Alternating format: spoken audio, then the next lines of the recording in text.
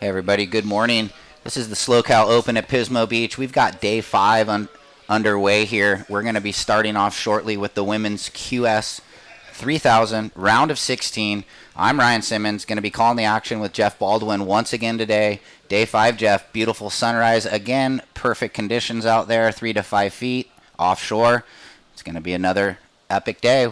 It is such a classic day. The moon set over Avila, the sunrise coming over Santa Maria, and I was up earlier at about 5:30, and the flag on the pole right here in the plaza behind us was hanging dead, and then at 6:15 or whatever, it just kicked in with that offshore. So again, we have well overhead plus A-frames kind of running up and down the beach. The rights off the pier are firing for the free surfers right now. And, we are settled in for day 5. What a day of action. Round of 16, and then in for men and women, into the juniors, and the round of 32 on the boys' side. Yeah, so we'll get to 3 of the 4 divisions today in day 5. This happy Friday, everybody. Might be early up, having your cup of coffee. I already did. There you can see what we were talking about, the beautiful sunrise looking down south through the valley. In this opening heat, we're going to have the youngster Reed Van Wagner in the red, Ella McCaffrey in the blue, Noah Clapp in the white, Leilani McGonigal in the green. We've got 16 women vying for this huge prize of this QS 3000. We're a couple minutes away from the start, so we want to make sure that we clear the water of the free surfers. It's been exciting, too, because a lot of the competitors in their post-heat interview talking about how they feel like it's some of the best Pismo they've ever surfed. So it's not just a moniker we're saying, and kind of, sometimes we get excited and say things because we're trying to make it more exciting. But this year it actually may be ringing true.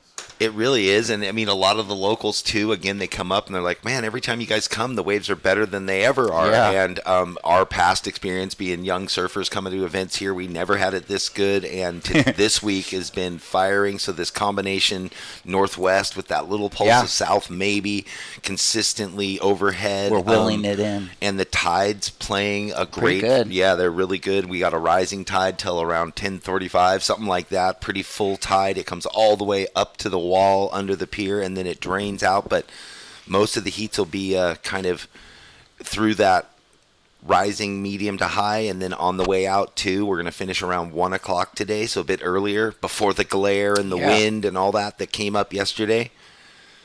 So once again, we're just a couple minutes away from the start, so we'd like to talk to the free surfers in the lineup to please clear the water.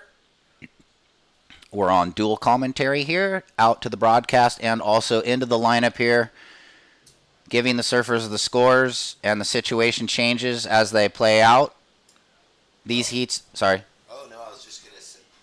Sorry there, Ryan. I was just going to say, heavy implications on the point side of thing, this being the QS 3000.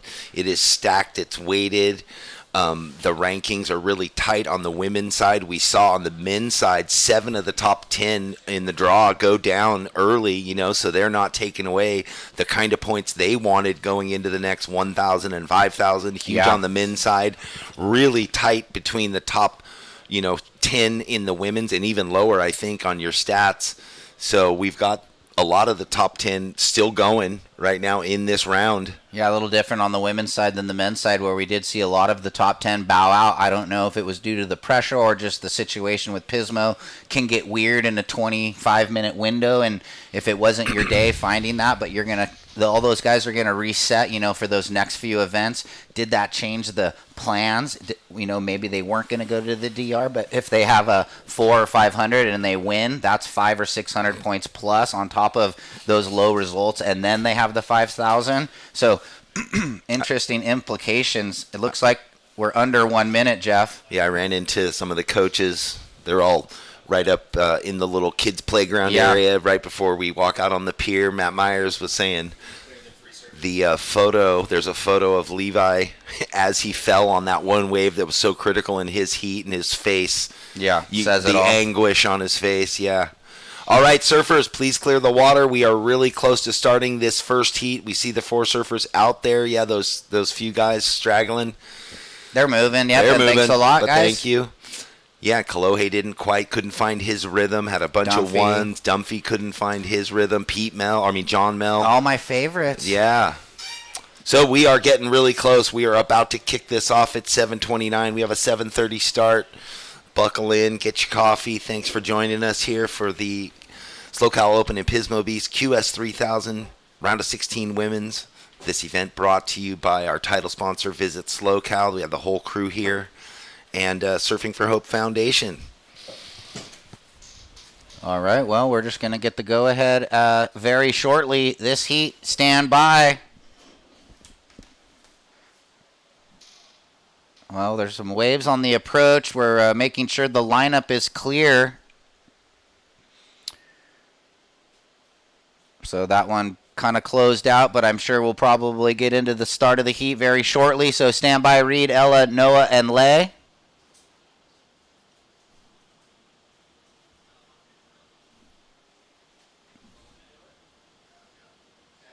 You guys ready? We are ready. Hold your position, surfers. I'm going to count you in here shortly. Hold your position, surfer. Going to count you in shortly.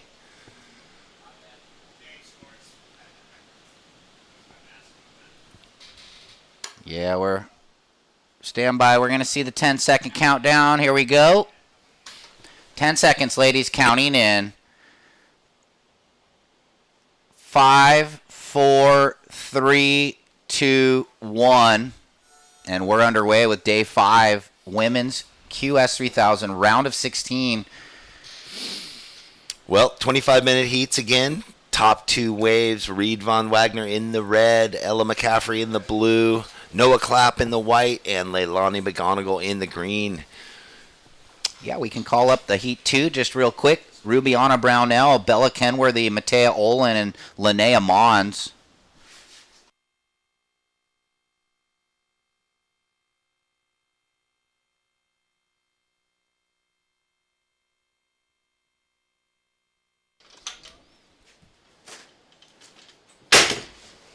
All right, we have Ella up and riding. Quick snap, slash down, kind of a slopey one. She's going to get out of that one. So, but we are underway on day 5. Happy Friday, everybody. Check in heat 2. 3 more days. Hopefully these lovely conditions can continue on. Looks like it's going to be another beautiful day today. Well, this is the best day so far. I mean, it's going to be the warmest day, I think, so far of the 5. A glorious Central Cal day in Pismo. I mean, look at this. Come up to the Central Valley. Like we were saying, we had the moon set and we have the sunrise. This is that beautiful replay of the opener there for Ella McCaffrey on her backhand. Well, when you guys were opening the container, it was hard to see the first turn, but in the replay, so a little better than in the live. So that's going to score. Here we go, up again. And she's trying the same backside vert hack. Stand by. I've been loving when I'm sitting on my ocean view patio. Thank you to the Vespara. I'm set right on that north side of the place, and I look right on the contest, and I look down in the parking lot, and I see all the the surfers changing in the dark in the freezing cold 6 a.m. and Ella's been on it every morning early. So that opener of blue drops in 3.5. Blue, your opener 3.50. So underway with a quick score. Heat 3 down the line, Zoe Benedetto, Zoe Chait, Eden Walla, Lily Colber. And then Heat 4, Talia Swindal, Bailey Turner, Kira Pinkerton, and Sanoa Olin. So kind of some really fun matchups on paper. Some heats, some surfers that we haven't really seen surf against each other just in maybe the last few handfuls of WQS competition. Well, and in this heat, just looking at it, Leilani, definitely the seasoned vet of them all. Not, they've all been in hundreds and hundreds of heats, but Leilani been on the tour, probably the oldest of the 4 right there. I would, yep, from for sure. Down in Costa Rica, Pavones. Yeah, it's kind of funny there in Heat 3, Zoe Benedetto versus Zoe Chait. Actually, they're the last 2 copper medalists in the ISA World Junior in the last 2 years for the USA, and now they're matched up against each other. Just a funny stat there. Yeah, who gets the feather in the cap? Well, Yeah. thanks for joining us here live on a crisp, beautiful morning in Pismo. If you're looking for a nice warm cup of coffee, a cappuccino, espresso, or anything, we've got the Iron Wolf coffee container right by the Surfing for Hope Foundation merchandise booth. Yeah, you can't miss it when you're walking out on the pier on your left-hand side. And even though it's early, get your name into that raffle for the Pedigo electric bike. Here we go, surfers paddling, and it looks like we've got Reed Von Wagner on her first wave. Oh. Wow, extends the Wait toes a and tail minute. and nearly pulls it off. Oh, no. And look out the back. Noah. Beautiful, big, open right. We saw a lot of these in the free surf. Couldn't get to the shoulder side of it, but a nice finish. So I think it's kind of an even opening bunch of waves for all four surfers. Or Leilani hasn't got one yet. Yeah, she'll be out the back with priority. Stand by. If Reed made that, would have been giant score, but unfortunately couldn't hang it. Here's Noah's lash. She had the slopey slow start, gets that setup turn, and then climbs it up and over. So stand by for an opener for White.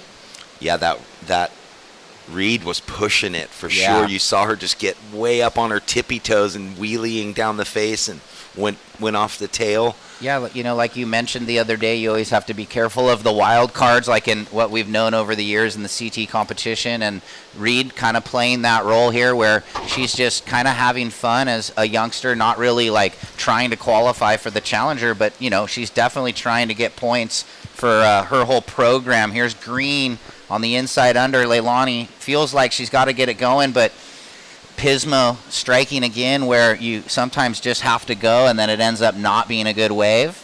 So yeah, back to just Reed being able to kind of go free form. Yeah, no pressure. What a great position to be in, Yeah. right? Not no holds bar. Just chuck it out there. Seems like that's what she's doing, and we love it. What is it? They call it, say, drop the rock or send it over the edge. I mean, yeah. So that was an interesting scenario there. Leilani with the priority and elected to go on that one funky wave. Yeah. Luckily, it's early days. Looks like that wave came in for White, 5.0 White, 5.0 on your opener.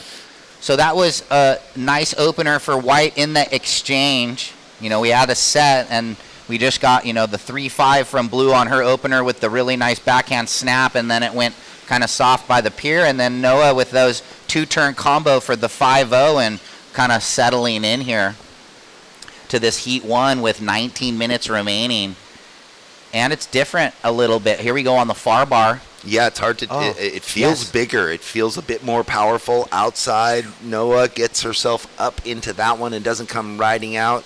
I think it's a little bigger too, I little think it's different bigger. angled. It's got a little more north tint to it. So Well, and again, because we've started at the same time every morning, 7:30, but that tide is a bit lower than it has been each day. So we're going to see it sort of move in and define itself a little more tucked. Well, we're just moving in with that tide, and we'll see those reform rights and that left into the pier sort of hug the sandbar a little more defined with that really low tide in the afternoon. I mean, it was out hundreds of yards, and so yeah, you're right. The right today might elbow up, and it might be a little triangle by the pier with a little more definition, huh? that's what it feels like. Yeah, good call. I feel like that you're making a good call there. Just we'll see on this angle, and then with that tide rising to fairly high. Look at this inside under green looking, but no. And with that really extended low tide, you can actually walk the sandbar. You see where there's deep water around the sandbank and the holes. Here we go. A couple waves. Looks like Green might have a look on the inside under lay. Feels like she needs to just get a score on the board. Wrap back, setting it up. She's kind of got that little back arm tuck, and then click, finishes it, Jeff. Oh, not over, one more, and then looks like we'll transfer to live action. Yeah, Ella McCaffrey will get the replay. She had a few nice opening sweeping carves and a good finish. Her for Ella McCaffrey, a solid wave now to back up the 3.5, and Leilani on the board with her left, a smaller foamy one, but like you had said, she wanted to get going after that first wave, and now she is in, settled in. Reed Von Wagner in the red with priority. Yeah, here's Leilani's wave, and I think it was a good call at this juncture. Quick little smooth wrap. gouges it again, and then these are always tricky, and the veteran knows to just get it done on the last two. Going to be a decent little backup score, and then Ella behind. Let's have a look at what she did. So she drops in, sees this long wall, cut back with the rebound, comes around the corner, Jeff. Yeah. Well, that opening turn, I love that she just gave the rebound a little extra kick off the whitewash. 3-turn combo. Nice finish for Ella McCaffrey. Yeah, stand by green and blue. We'll get those waves with 16:15 remaining.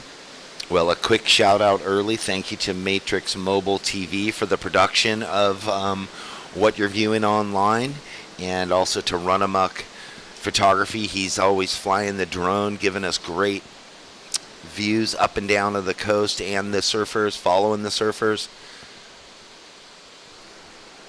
All right, Ella McCaffrey, your last wave of 5.83. Leilani, your last wave of 4.93. So right now, Ella in the lead, Noah in second. She has a 5 and a .97. Then Leilani with the 4.93. And it looks like this is Reedwan Wagner, who was pushing it on that first wave. She is fired up, ready to go today. Nice connection, foam climb, and that wave, getting really fat against the pier, but you don't want to waste too much time. Kind of that was similar to Leilani's wave, and let's just get another one under our belt real quick. Yeah, holding priority and not really maybe wanting to wait around. You never know when you're going to get hit with the 6-7 minute curse. This is Ella. Not sure. Yeah, and then here was the last of Reed. So, yeah, it looked like a stacking left. Comes around the corner. Nice carve on the open wall, and then really trying to eyeball where she wanted to get up on the lip there, and then, off the top, slash down, waiting for that score. So it seems like the judges are going to have to pair that, since it's a 3-turn complete wave, to Leilani's, and then Ella's a bit different on the right, got the big tail blow finish. And they have done that comparison. It's a 4.63 for red, so the situation stands. Blue in the lead with 2 scores, 5.83, 4.0. Red, you're in second with the 4.63 best wave. White, you're in third holding priority. You have a 5. And Leilani in fourth with a 4.93, so you're just looking at all their backups under 1.5, so pretty matched up between everyone, but then Ella's got the lead with that 5.83 good wave with 14 minutes, so just like we expected, this heat really close. So maybe we'll get a replay of Ella's wave, because we just saw the finish of it while we were paying attention to Reed's 4.63. I think it was that backhand hit. Here we go, have a paddle. So it came in as a 4. So in between all that, somewhere, a single, that replay we saw. And was that, I didn't know, was that a backhand hit? I didn't know. I didn't see it live. Here we go. Let's watch this. Oh, it was a left, a nice backup left for her. Just one turn. Cool. Wow. And she really flared the tail on it for that 4. So I like that, her staying busy. Well, yeah, that keeper score and the backup sitting fourth in the rankings, looking to better a 350 in the score line right now. So kind of coming down to this next exchange with 13 minutes. Look at this little wedge. So someone's having a look. Who's got priority? It's green, and it looks like Lay's going to go. It's a stacking right. Quick carve, throwing some water out the back, and then good timing there. It's all about the timing on these slopey slow. You really want to wait, let the wave wall up, and then far bar for blue. Here we go, Jeff. Yes, Ella McCaffrey down the way. A slopey start, but this wave going to give her another section. Oh, tough to deal with that oncoming rib, but she does well and kind of muscles it through the finishing section. So again, will that better the 4? She's just staying busy, and then Leilani McGonigal really extended her turn up through the lip on that second one. Beautiful right. That's that sandbar right we're kind of talking about that seems like it could get more defined. Ooh, Noah wanted it, but Lay said, nah, I got priority, and that was beautiful. Full extended backhand snap into an even bigger one. Yeah, driving out the bottom. It's going to be a lovely score for Lay there. So that's the veteran, and her kind of holding that patience, dropping that near 5 early when it kind of was a dicey call, and now 7-3-3 for green. Takes the lead, Jeff. Blue in second. We're waiting for her last wave to see if she betters her backup. She may. Red, stand by. We're going to wait for the last of blue because it might change it. So we'll save some words here. This is the wave. It was very slopey, as you said. She wanted to get aggressive and moved through that first section. Got more aggressive here, nice, and then just that's what we call the white water. It makes your board kind of cavitate. So just an edge catch, but just coming out of the maneuver, she pulled it cleanly. And Leilani, as you saw, okay. Now, wow, no, while that replay, Leilani got an inside one in the low priority. So trying to better the 4.93, we'll have to go back to that. It's a big playing field. So yeah, you know what? Nonstop. We knew that score was going to come in really healthy for Leilani on the 7.33 because when I was saying she extended the turn, you could see her. She didn't just finish the momentum up in the corner. She was pressing the whole rail down out through the bottom. Gotta love it. And those are those little nuances that the judges are picking up on, and that's what, gets you closer to excellent surfing. Speed, power, flow. All right, well, it's set. Last of blue, 4.93. Red with priority now needs 6.13. And white looking for the 5.77 with 10.5 remaining. So the youngster in red holding priority, looking for a good ranger, 6.13. And Noah in second priority, you need a 5.77. Plenty of time, 10.15. Little break in the action right here. Should be checked in, Heat 2. Rubiana Brownell, Bella Kenworthy, Matea Olin, and Linnea Mon. So a couple QS winners there. And then Rubiana, she's out of Costa Rica, who is kind of always like someone that I think the competitors fear. She's such a consistent competitor, and she's just ready to break through. That's kind of where the story of this event is, like, who can break through and get that either. Here we go, though, as we ramble on. Ella with a couple front side aggressive turns, looking to better what the score she got on the left prior, the 4.93. So stand by. Well, and I like that she's staying aggressive and busy. The rotation of priorities never really fallen into her being number one, so she just seems to, so far, she's been like the third priority. So she's keeping waves going under her belt. That's a 4.43 real quickly. Doesn't change anything for Ella. 9:10 on the clock. Priority red, white. Looks like a little something stacking. So mid-sized pier bowl. Not sure if anyone's going to have a look-see. No, you can see a little bit of some energy kind of going through Reed's shoulders, but she decides to hold the priority, wait for a better wave. Oh, look at this. Who's in the spot? Looks like red, Jeff. Is she going to go right? She does. Reed Wagner, such a strong surfer. This wave, these are those ones that sort of bend away, but it's cupping up for the, oh, wow.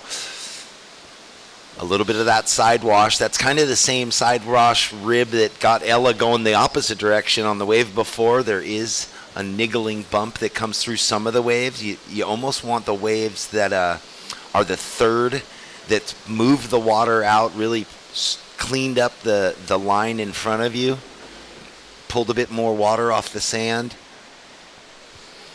So a 2.5 quickly for Reed, still needing a 6.13, priority white. Noah, you need a 5.77. Leilani in the lead, and Ella, you're in second place with third priority. Your last right was a 4.43, doesn't change your two waves, your two best waves. Yeah, so I guess you could say same situation unfolding for red and white.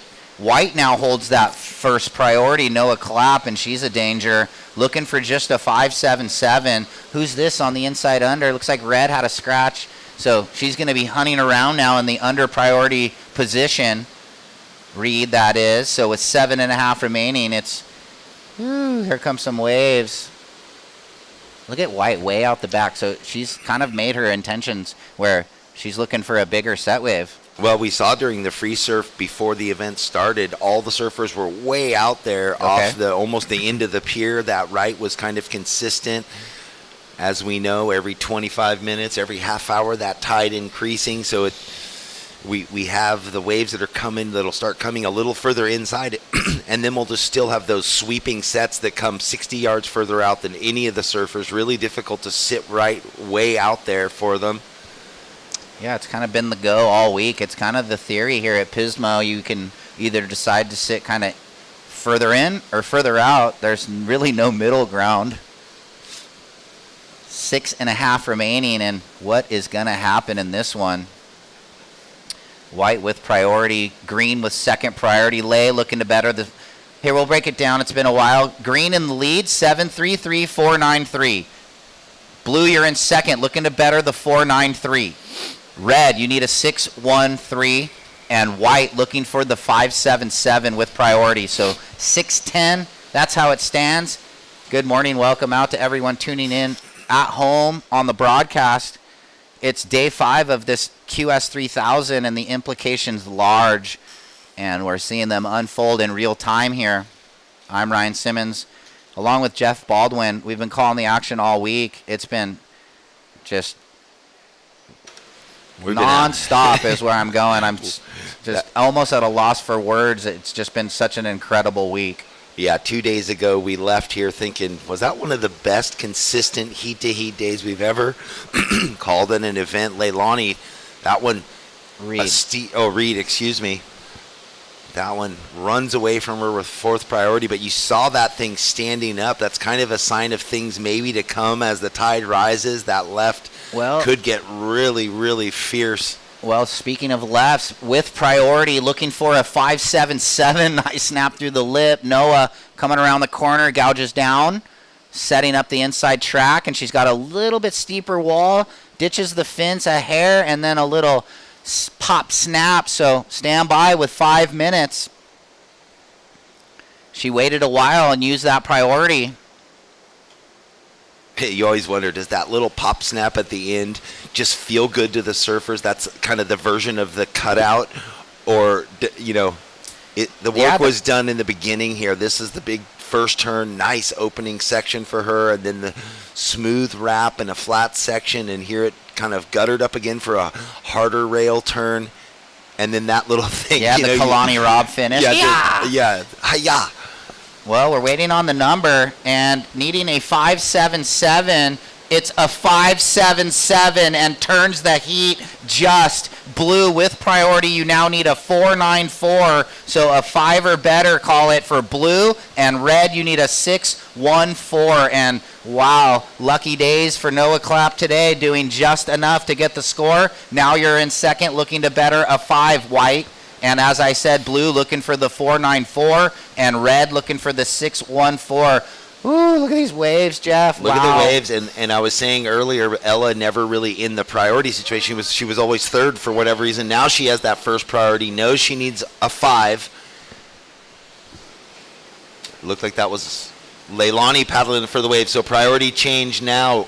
Blue, first priority. Red, second priority as they get cleaned up by this bombing set. That's washing fun. Through 3:30 on the clock. Oh, gosh. Things set up for Ella. So thinking about the 5.77 for Noah, maybe the little Kalani Haya got her that extra tenth of a point, but we don't know. Yeah.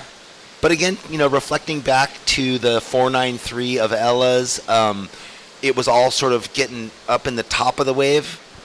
Noah got a carve down through the full rail there, similar to Ella's 5.83. So the judges really, weighing it out left and right. Use of rail, speed, power, flow. Just gets it right on the button. All right, ladies, there's 2 minutes and 45 seconds left. Ella, you have first priority. You need a 4.94, basically a 5. Reed, you have second priority. You need a 6.14.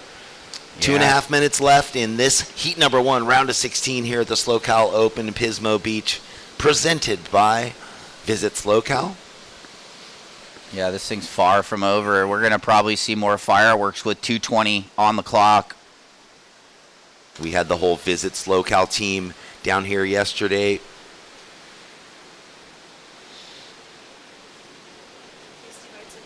Two minutes 10. Bites of heaven. I'll take it.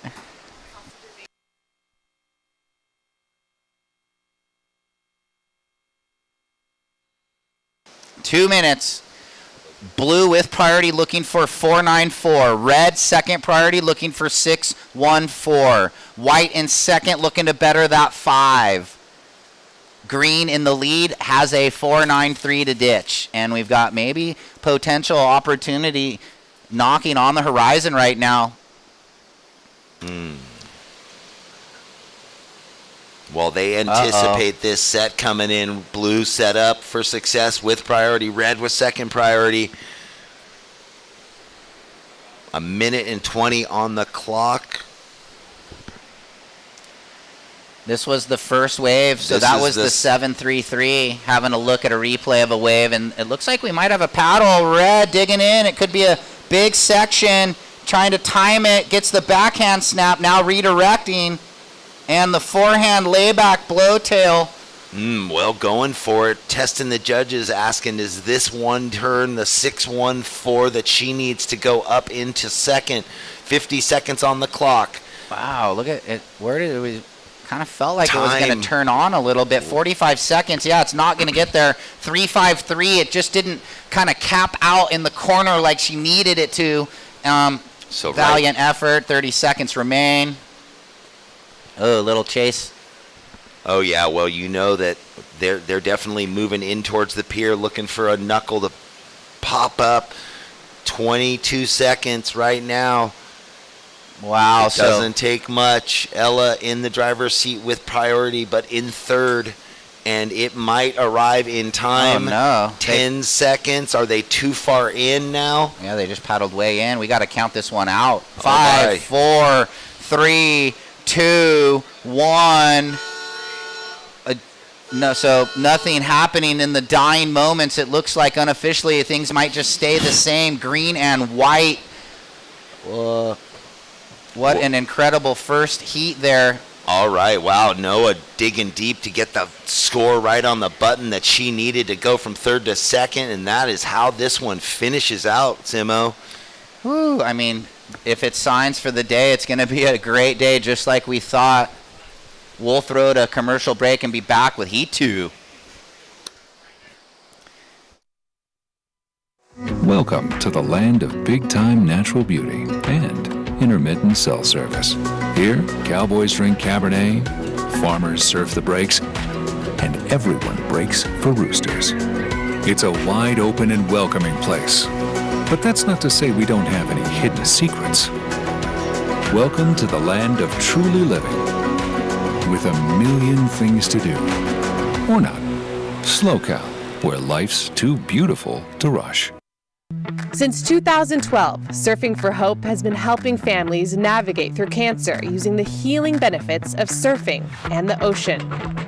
Each year, we host a number of surfing-related community events to shine a spotlight on the fight against cancer. Visit surfingforhope.org to sign up for one of our free beginner surf camps. And if you'd like to help out, you can donate on the site too. Okay, welcome back to Heat number 2, everybody. Thanks for joining us online here for the SLO Open at Pismo Beach. Jeff Baldwin and Ryan Simmons. We just saw Leilani McGonigal go through with that 7.33, and Noah Clapp got the score she needed right on the button, a 5.77, and she couldn't have asked for more. And then the waves just kind of go flat on Ella McCaffrey that had priority at the end. Reedwine Wagner gave it a shot on that closeout right, and that is how it ended. Leilani and Noah moving into the quarterfinals. How exciting for them. They are into finals day. Yeah, I wonder who the head-to-head matchups will be once we get there. That's always exciting. That's right. We shift from the 4 surfers in a heat to head-to-head. Yeah, two surfers. Yep, 2 surfers. Well, introducing this one again in the green, Linnea Mons, who just had a 2.33. Matea Olin in the white, Bella Kinworthy in the blue, and Rubiana Brownell in the red. Crazy Heat 2 here, huh? And let's check in Heat 3. Zoe Benedetto, Zoe Chait, Eden Walla, and Lily Colber. Well, an international field, the North America region extends a long ways from down in Panama up to Canada, I think. So that's why we have surfers from far and wide. Here we go. This is Bella Kinworthy getting started. It's a straight-hander at the moment. She goes right. She goes left. She's going to get a nice click off that oncoming section. And where will this go? Nice. Whoa. Super fast, explosive finish there for Bella Kinworthy. It's like that wave was a setup the whole time just for that one big turn. And now, look at this drone angle of the right setting up off the pier. This is what we talk about. Will it stand up for her or run away? It ran down the sandbar too far. Rubiana doesn't get anything out of that one. Now it's Matea's turn on her forehand. 2 turns. That pink, is that a CI? Or no? That's the Mayhem, excuse me. I saw it yesterday in the interview, excuse me. So our Canadian surfer who flew down this time didn't elect to drive. The replay here, this was the sort of straight-hander I was talking about, Bella Kinworthy. I like that she got the really precise click. It set her up for this. So right now, Bella with the best wave so far. Waiting on those scores to come in for all the surfers.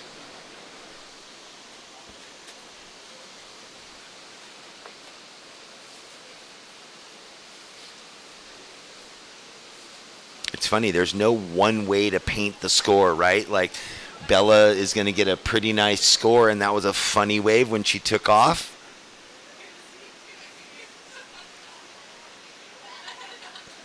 As far as it kind of straight and flat, she had to go left, go right. It was all set up for the finish turn, and she gets a 5.17, so a nice opener right there midway. Good points for Bella. A 3.17 for Matea, and a 2.33 for Linnea. Throwaway score for Rubiana. Priority is green, red, white.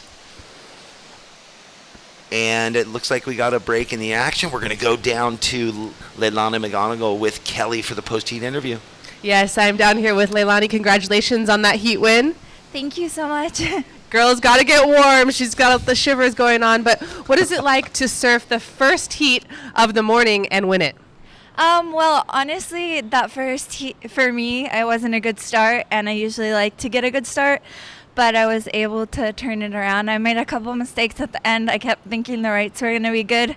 With the glare, I couldn't tell if it was going to be a 2-turner or a closeout, so I made a couple mistakes there, but recognized them and clean them up for the next one. There you go. You did get that 7.33. Talk to us about that wave. Yeah, it was a nice wave. The wave before was also really fun. I think Noah had priority, and she missed it, so I was kind of stoked to be able to get that one in the inside afterwards. So I'm excited to get good scores and hopefully get 2 of those in the next heat. I know you usually travel with your family here. Are they all here again? Yeah, I have my grandparents here, so I'm very excited to be here with them, and also a really good crew with the Costa Rican kids, and Alex is here from Initiative Surf coaching us, so it's been really nice to have the support in these events. Well, it's great to see you, and we'll see you later. Thank you. Un saludo a todos que están apoyando allá en Costa Rica y vamos para encima, por allá. Go get warm. Back to you guys. Yeah, go get warm. All right, I like the paint job there.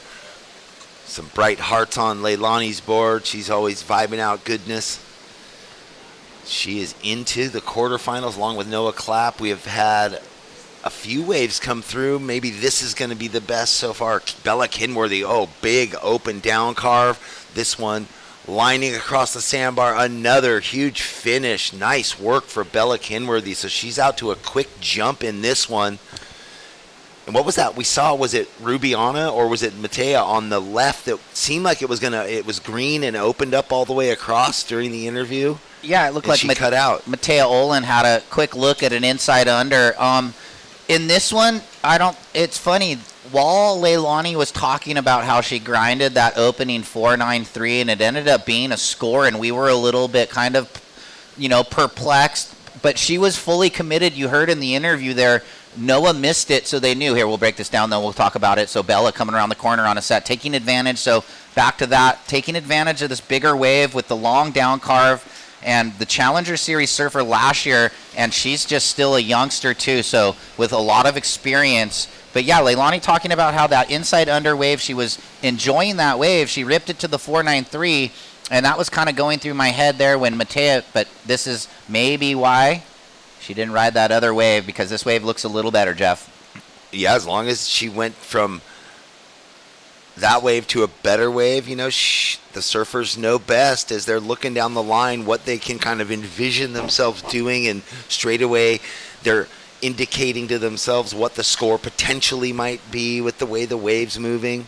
Well, the last of blue came in the set left with the two big carves. 8.0, Bella way out in front. She outlasted the Groms yesterday. It was a nail biter just getting through. I think it was Olivia Storr kind of nipping at her heels, and she needs a big result, and that is going to help the cause. 8.0 for Bella, 517 backing it up, and now Mattea gets a 4.5 in white, and not much doing after that. We have priority with green looking for a good wave. Linnea Mons and Rubiana Brownell in second priority, also looking for a good wave, Jeff. What? Well, we definitely know, and especially for all the surfers watching online, back at the hotel room or whatever, where the judges are going with the scores. We see the 8 of Bella, big open face, set wave, 2 carves, clean rail from rail to finish. To Leilani 733 on her backhand, big high carve, and then strong finishing turn. Little replay for the fans at home. Nice gouging rail carve, maintaining that board speed, and then decided I'm going for the big single after that, not trying to fit in too much. The little bit of the less is more sometimes is good. It worked out there. Excellent range score, 8.0, and putting pressure on heat 2 early. And then what I was going to lead into is we know where the mid-range 5s are. We know exactly what those are right now so far from the last heat to this one. She's all charged up. She's up again. She doesn't really surf a lot of waves in her heat. She's kind of like Mattea David back in the day where he would only surf 3 waves when it was 3 waves. And Bella is kind of patient like that. You just, right, in heats, she does just what needs to get done. But right now she's staying active. I like it. And look at this out the back. Oh, Mattea on a bomb. What a heat. I mean, it's pumping, Jeff. Very contestable big waves. So a late floater there for Mattea. The first turn, really nice carve. That one will be what seems to be her best wave.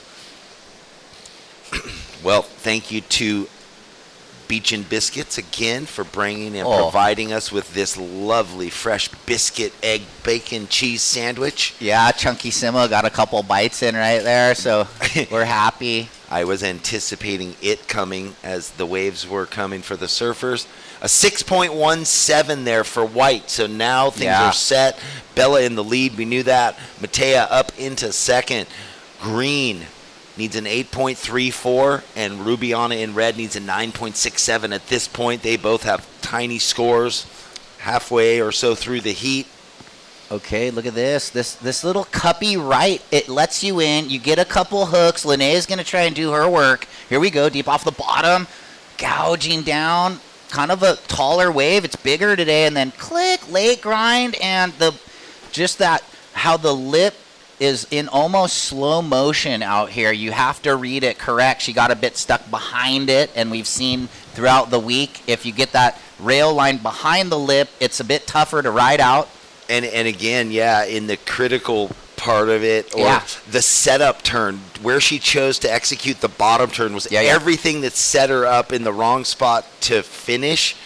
She went a bit down the line, and that wave required a bit more of the vertical attack. Isn't this interesting, though? It's just funny how things work out. In the next heat, checking in, we have the last 2 copper medalists at the World ISA Juniors for USA. Zoe Benedetto 2 years ago in El Salvador, Zoe Chait recently in Brazil. And I didn't even notice, but it's the same for the silver medalist, Linnea Mons, recently in Brazil, and Bella Kenworthy 2 years ago in El Salvador. Yeah. Just weird.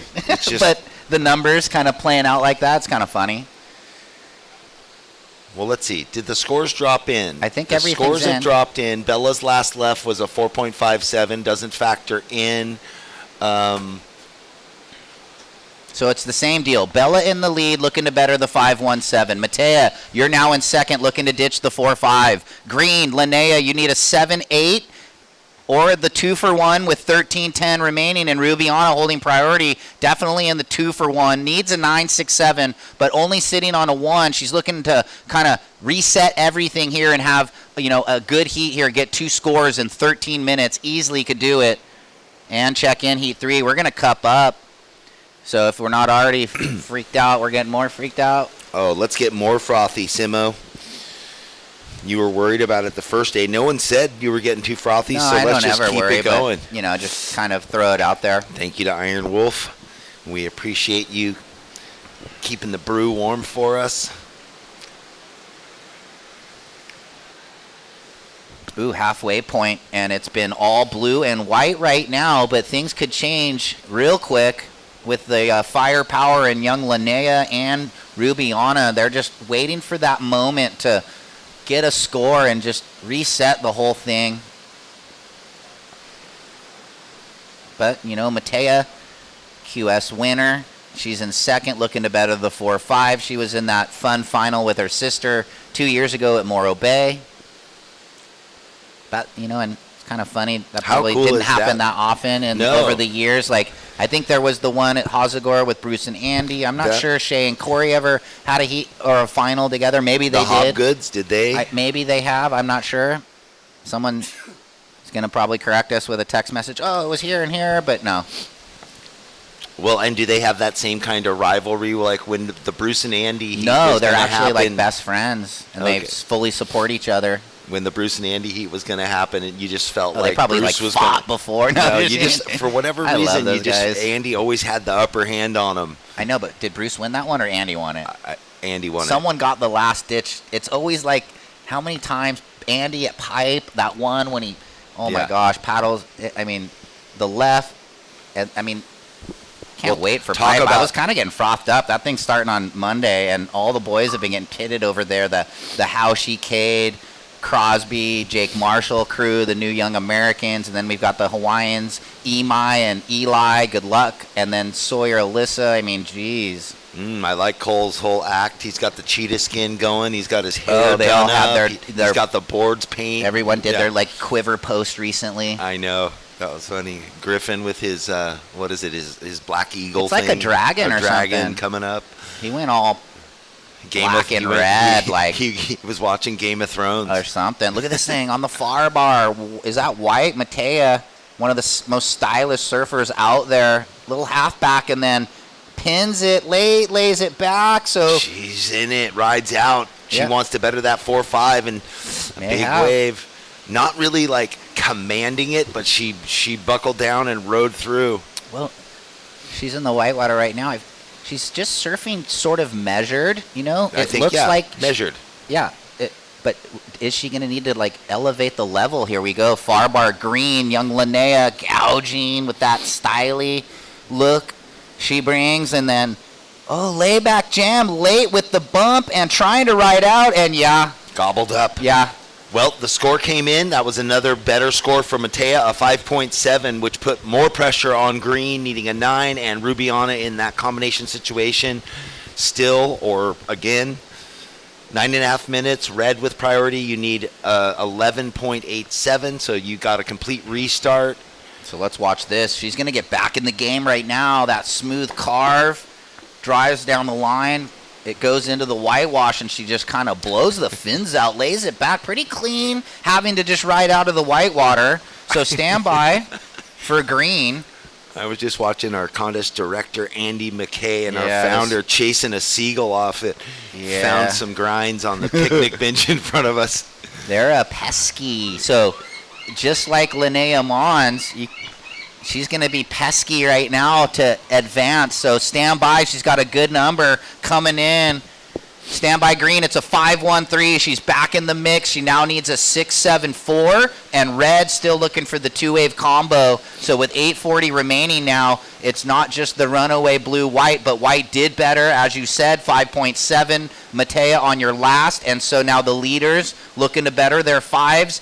And Linnea in fourth priority now needing just a 6-7-4 with 8.5 remaining. Well, that's another cool takeaway, right, for everyone the surfers that are coming up, they're watching, they're going, okay, they got to catalog the scores, kind of get a read on what the judge was looking for. And as you said, measured surfing there from Matea. She wasn't pushing it. It was a bigger wave, comes off with a 5-7. Little inside under for Linnea. If this thing will stand up, Jeff. Good choice of waves. This one could work in for her. Nice work. And then pins it vertical. Look at a little combo angle for the fans at home as it looks like, who's that out the back? Red finally getting underway here. Waited a while, and the longer you wait in the 2-for-1, it just gets tougher and tougher. So we'll see what she did there to maybe produce an opening number. Well, it was by far her best wave. We know that. The opening 2 turns were really nice. The water had pulled off from the first wave of Linnea's, but then it ran away from her, unfortunately. 7.5 minutes. The 2 lead surfers out the back with priority. Yeah, Bella, first priority. White, second priority.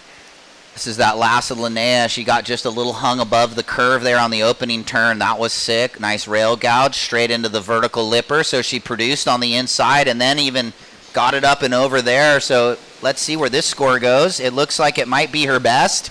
And it'll cut down on that 6.74 needed. Standby green with 7 minutes. And this was Rubiana. Nice gouge. Kind of like Leilani's wave, but then hits it there. And if she would have had that opportunity, then it would have been like really nice, but it's going to be decent. Stand by. That first turn was beautiful. Yeah. I mean, it was precision. It was fast. It was gaining speed. It was everything. And the wave let her down a little.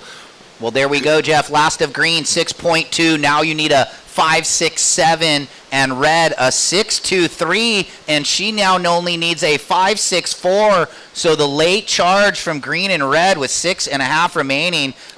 Green now looking for just the 5.67, one more through, and red needs a 5.64, ladies. Priority blue, white, and then red. Well, a great example of you're never, ever out of it. There we see Rubiana from a combination situation needing almost a 12. Gets a great wave there, a 6.23. She was ready to do more. The wave just faded out on her. And now, like you said, both surfers needing mid-range 5s. Yeah, you know, it was a little bit of like blue and white sitting out the back, kind of cozy. And then now that, you know, their ears are going to get kind of perked up a little bit and they're going to be on edge. So going to be looking to better those 5s, as that was always the program. Green now looking for the upper 5, and same with red. Well, at this point in the event, right, no safety surfing.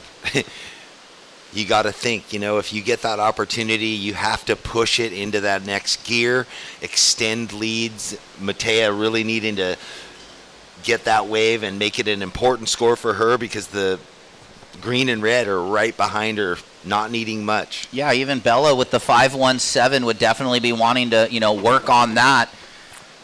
Look at this fourth heat. Talia Swindal, Bailey Turner, Kira Pinkerton, and Sanoa Olin. Are you kidding me? Someone way down on the far bar. It's going to be Linnea trying to get the runner right. And that wave had a corner. It seemed like she was just a few yards too deep. What does she need? Oh, my gosh. You know, so look at that wave. It's like a right point. Yeah, we know it's still going. So wow. So stand by. 4.5, ladies. 4:30 on the clock with more lines approaching. So she's in that area down the way where maybe not, you know, being in the low priority isn't going to affect. She can pick and choose the left or the right that runs away down there. Oh, is that her? Way over. Oh, here we go. Out the front. It's Bella coming around the corner.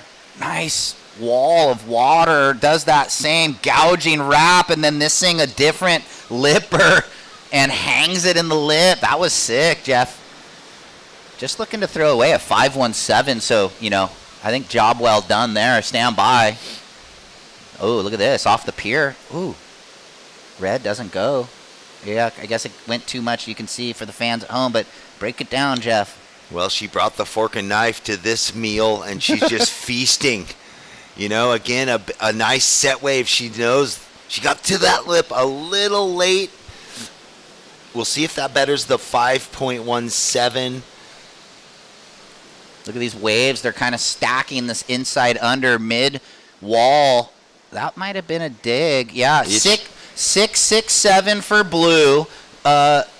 Extends the lead. White with priority now, looking to better the 5-7. Green in second priority, still looking for the 5-6-7. And red looking for the 5-6-4. So with 3 minutes remaining, blue got the job done. Set wave, couple turns. Gonna better that 5-1 and feel a little more calm now.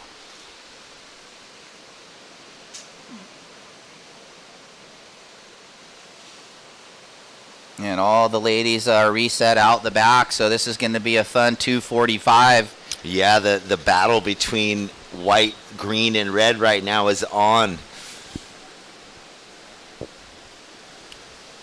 So coming up next, Zoe Benedetto, Zoe Chait, Eden Walla, Lily Colbert. Just a who's who of American junior surfing right there in that next one.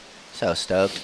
Look at this. Doesn't it feel good to say that after all these years? I mean, yeah, you know, I mean, we're in that kind of a new heyday. It was something that it was something I wanted to banter with you about. We'll get to it today. It was something it was so exciting. I think yesterday it was on my mind and then we never got to it, but we're going to talk about it. Just how we went through those years where it was, we didn't get a lot of qualifiers, and then last year what we saw happened, and then I think we're just in for that in the next phase with a lot of these next generation surfers. They're just really good. But here we go. Well, let's break down this 145 remaining with a couple waves stacking. Look at this. Well, I'm a believer. You know that, and it is on right now. White priority, second priority green, third priority blue. Red trying to sneak under. Here's blue on the inside under. That 5 paddles inside could be a good call. Oh, turning the rail over. That was sick. And then finally getting one to kind of, let it go here. Bella. Well, this is a victory lap. What a finish. Don't come off. She does come off. It's a throwaway in the end for her, but she's out in the lead. The battle really is with Matea, Linnea, and Rubiana. Yeah. We're just got tongue twisters up here. 1 minute left.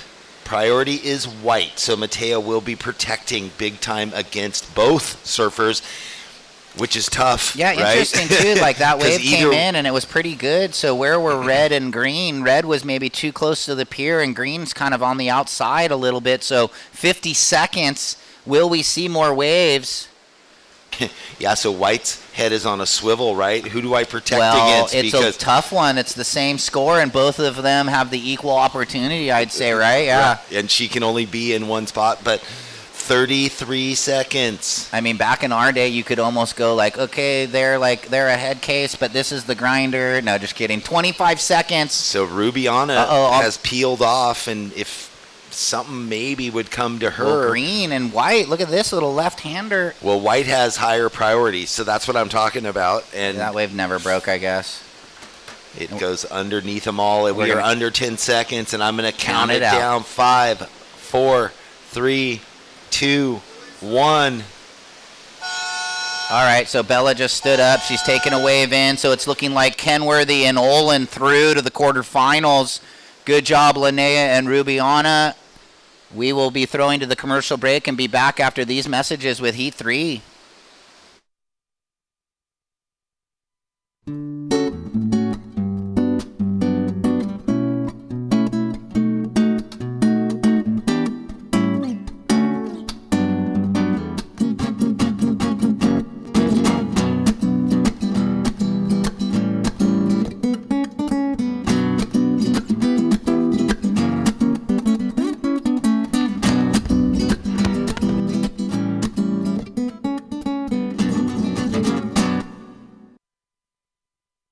In the 805, we live life on a different path. Where medals aren't given, they're earned. Where stories aren't written, they're lived. And legends aren't born, they're made. It's not just what you do, it's who you do it with. This is 805 Beer.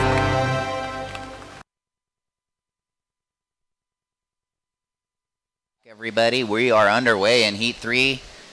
In the water, Zoe Benedetto in the red, Zoe Chait in the blue, Eden Walla in the white, Lily Colbert in the green. And look at this thing stacking. Who's in the spot? It's a bomb set for blue. Zoe Chait Oh, this one's going to carry all the way down the entire length of the competition zone. That pink board flying through that foamy section. Look at how this thing's standing up on the inside for her if she makes the reform. Oh, it's hitting the bank. Perfect. She's got the full Rio. What's she got to go at the finish, Jeff? Nice timed lipper after the couple big carves. Look at these rides are just the one behind roping. it. Well, we're free surfing. Oh, sweeping yeah. cutbacks. So plenty. Good opener for Zoe Chait. She's from Half Moon Bay. She charges Mavericks. It's a 6-1-7. So a great opener there. And priority with red. No scores for white or green, just up and outs. And again, it's funny, right? How people might ask, what's the difference between that? That was a bomb set. She rode it all the way through, but it was just a bunch of, although a beautiful wave, it lined up perfect. We were excited. Lots of open, sweeping, carving turns. She never got to get super critical in the lip. The wave just didn't offer a vertical section for her to attack, and that's what really pushes the points from that 6-ish up into the excellent range. Yeah, maybe we'll break it down on the replay if we get that opportunity. Well, what we know is that there's bigger surf today. That I was talking with, I think it was, with Lucas Austin yesterday again. He's like, oh man, some of those sets, when they're just wash throughs, you don't want to go out to them. You have to wait for the more tucked in waves, which we're seeing. And he said yesterday, I think it's even going to get more consistent and have more wash throughs. Oh, wow. But possibly, though, what's going to happen when we get into the men's round, as the tide's coming higher and higher, those wash throughs won't matter, and the inside will get just so refined. I'm hoping for that. Yeah, I don't want to see too many wash throughs. Yeah, unsurfed wash throughs and duck diving. We're here for surfing, not duck diving. 6-1-7, Zoe, on your opening wave. Where is she? Oh, she's out in the channel down on the far bar, paddling back out. Let's break it down. So, comes around the corner, gouges it down, rips it in the second half, and another one on the rail. And we have, as we finish this replay, Zoe Benedetto will get her opening wave as Zoe Chait finishes here. This was the 6-1-7. You know, I think a little bit too, like just that finish, she was a bit early. So if she would have pinned it a bit better, it would have elevated the score. And yeah, you're right, it was a bit carvy, but yeah, it was on the rail and it's a 6. So she's going to be stoked, I think, with that opener. And then this is what Zoe just did during that replay, Jeff. Yeah, Zoe. Well, she really put hammer and tong into that last section. And we know she's just in rhythm and loving her boards. Where she's placing her foot on the tail, she's getting that extra, pop every time she finds a good lip. 5-6-7 for that finishing turn from Zoe Benedetto. So straight away, blue in the lead, red in second. White in third, needing a 4.45. They all just have one wave. We like to get 2 waves in the score line and then really buckle down. But what's important is priority is green, white, blue. We do have that priority monitor light box above the judges so the surfers can peer in and see where they are in the rotation. High priority gets pick of the lineup in any wave they want.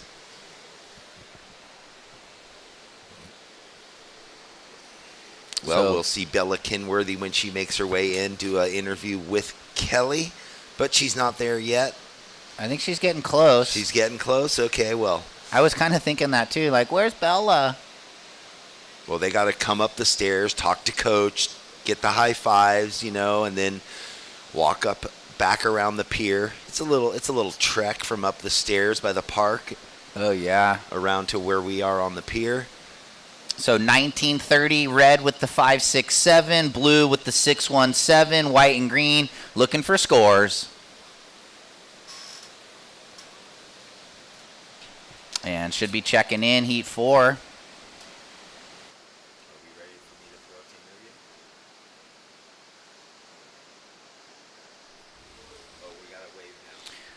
Well, we got a wave right now, up and riding. Our surfer in blue, this is Zoe. She's onto an inside one, but this one's giving her a vertical face to work with. Surfing into the shadow there. Nice finish turn, carrying a lot of speed. That's a great second wave for Zoe Chait. And now that she's finished, we will go down to Bella Kenworthy and Kelly for this post-heat interview. Yes, congratulations, Bella. Oh, thank you. Into the quarterfinals you go. How does that feel? It feels really good. I'm happy to put a heat together. And talk to us about the best wave of your heat. Yeah, it was just, it came right to me and I had priority and it gave me 2 good sections, so I was super happy. And you have the rest of the day off, so how will you spend your time? I'll probably just hang out with my family, go surf again. Do you have any morning ritual that you do before your heat?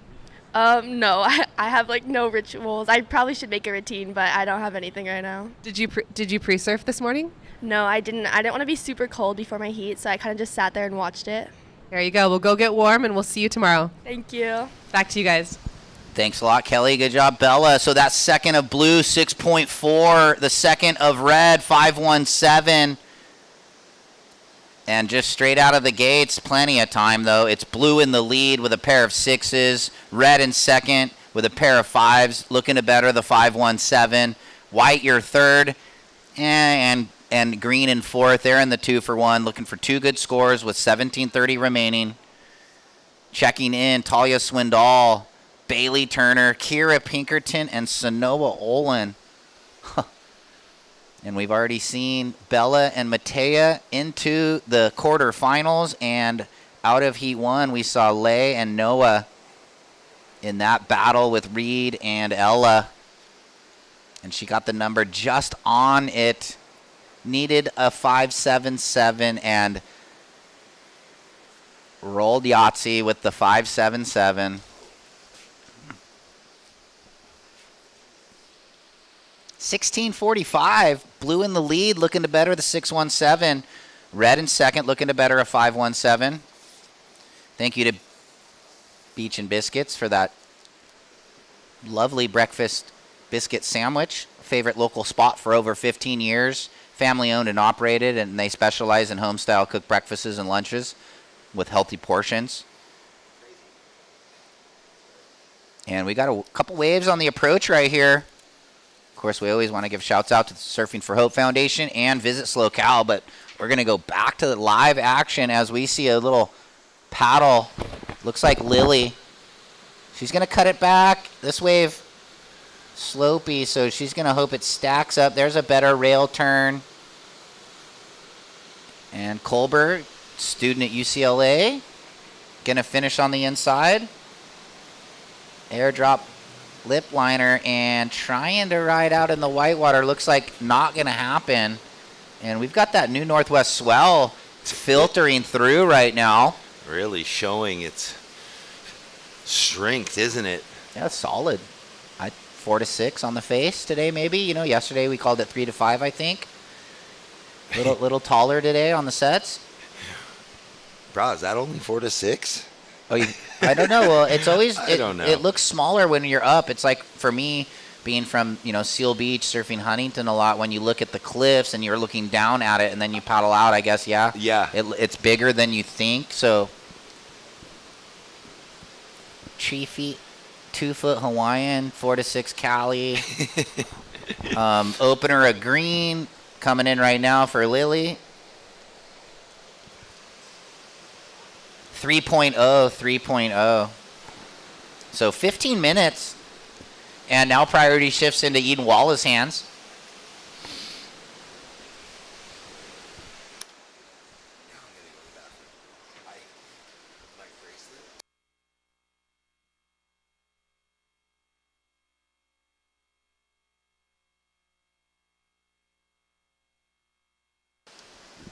So checking in, Talia Swindal, Bailey Turner, Kira Pinkerton, and Sanoa Olin.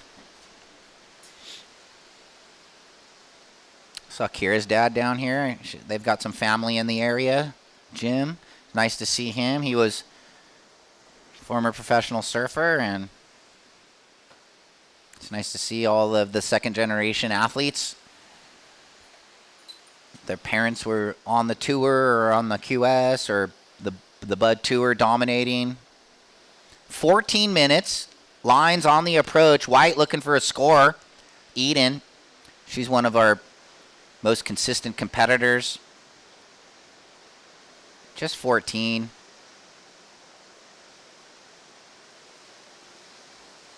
And all 4 of these ladies have had ISA World Junior experience. So they're grizzled, as I said on that one day. Here's White. She's going to try and get that score. Pressing, and nice float. So it looks like she's setting up for the inside here. She didn't go too big to start, so she's going to try and button it up on the inside. Little half wrap deep off the bottom and a nice finish. Will she ride out? She does. So I think she's going to get on the board with a score there. Young Walla ran into her dad this morning, getting that early morning cuppa. Just getting ready for the day. They're always charged up. Surf family. Ocean family out on their boat, fishing all the time, spear fishing, living the life. So she's going to get on the board here. She's always a threat in a jersey. 12 minutes 45. Here's that replay. So just some busy work and then a nice finish. So it's not going to be crazy, but it's a nice opener for her. Just have the one before. Stand by. Fun heat unfolding. There's the halfway point. So these 25-minute heats give the athletes a little time to settle in. Judges having to think about it. We'll get that score out to White shortly.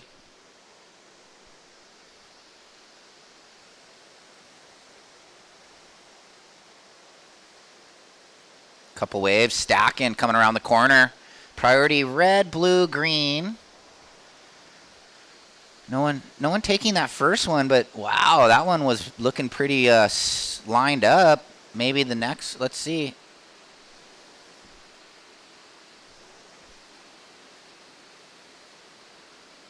Looks like we're watching some replays from earlier. That was a different angle of the 6'4" of Chait.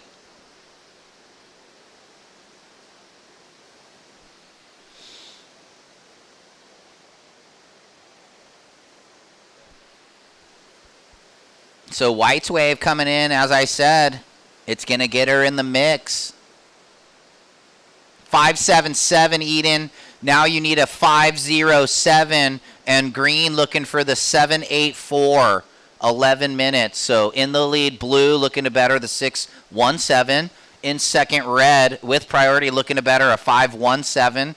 White now needs just the 5.07, and Green looking for the 7.84.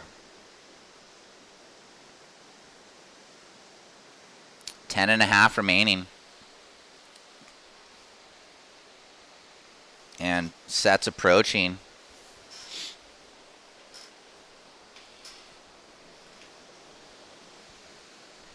We'll just kind of settle in here. This heat looks like Red having a look-see here. This thing looks like it's got a nice wall on it, so Benedetto is going to take advantage of that priority order, carve it back, and hope this thing's going to run the bank here. Smooth swoop. Builds that board speed. Kind of digs those toes in. There's that patented snap for her. And she's going to look to clean it up on the inside. It looks like she's got a double up. Snaps it up through the lip there and just out the back of the wave. So stand by, though. Looking to better a 5.17 for her.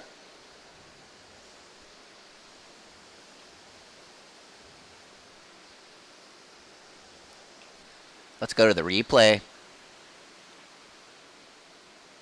Sees that she's kind of got the double ridge in the wave, so just biding time. Couple nice smooth gouges, though, on the rail. Here builds the board speed and turns that snap over.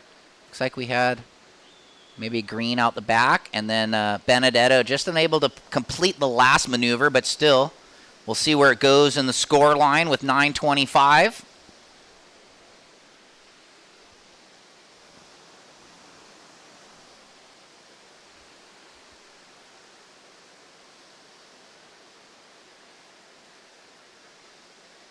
And it looks like Lily might get her best wave.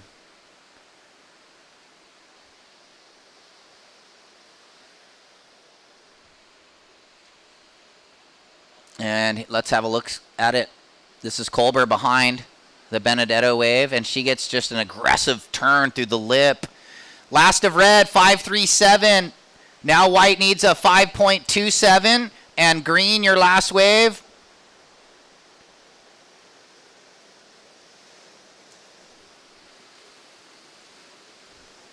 .477, Lily. You need a 6.27. So priority order: blue, white, green. Green in third, looking for a 6.27. White looking for a 5.27.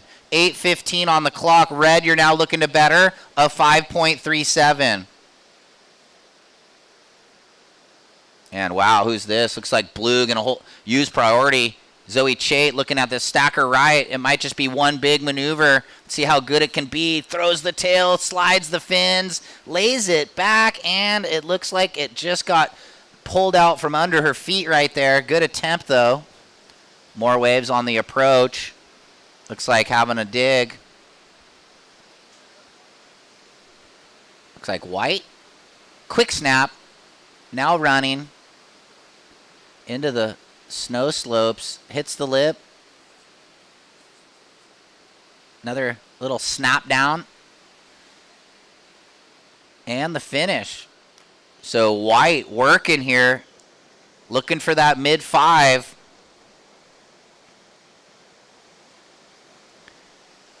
.745 remaining. And Chait had the big throw tail, unable to ride out, so she's pushing the limits there. Red, your last wave, 5.37. That's now your low. We're waiting on white's last wave. She's looking for a 5.27, and there's just under 7 minutes remaining. And Lily, you need a 6.27 right now in priority 1. So like that last heat, Lily and Eden not needing too big of scores to get themselves into it, and they're out there. Yeah, different angle. Eden's wave throws the rail down, comes around the corner, hits it through the lip, and negotiated the froth pretty well. Had the down the line snap, and gets the finish. So stand by, looking for a mid-5. Man, the beach break events providing, like the juniors world event down in Oceanside, same kind of thing, you know, reform rights and lefts. Little point waves happening at these pier sandbars. Zoe having an amazing finish there, runner up. What an event for her. Ooh, up and out for red. So we're still waiting on white. See where it fits in the scale. You know, there's a lot of scores in that range, actually. So Zoe, a quick throwaway as we just saw her up and out. And where will this one go for white, needing the 5.27? Did a lot of work on that right. 5.5. Oh, it's well, low. we'll just see. Let a couple more drop in, but it's close. 5 minutes 20.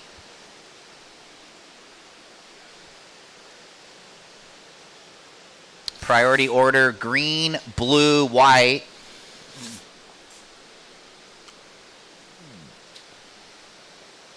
It's a 5.27. I think that is the number she needed. Just red, you now need a 5.38. You're in 4th priority. You're 3rd in the heat. And green, you need a 6.27. So white does just enough. Turns the heat with a 5.27. You're in 2nd. That's now your low. Red, you need a 5.38. And green looking for a 6.27 with 4:40 on the clock. So another one. Wow, 2 heats in a row. Matea in the heat before got the 5. No, Noah. Oh, Noah. Sorry. Just on the number, yeah. Just on the number. Now a 5.27 for our surfer in white goes into 2nd. Now Zoe up against it with that 4th priority because she had taken that right and cut right out.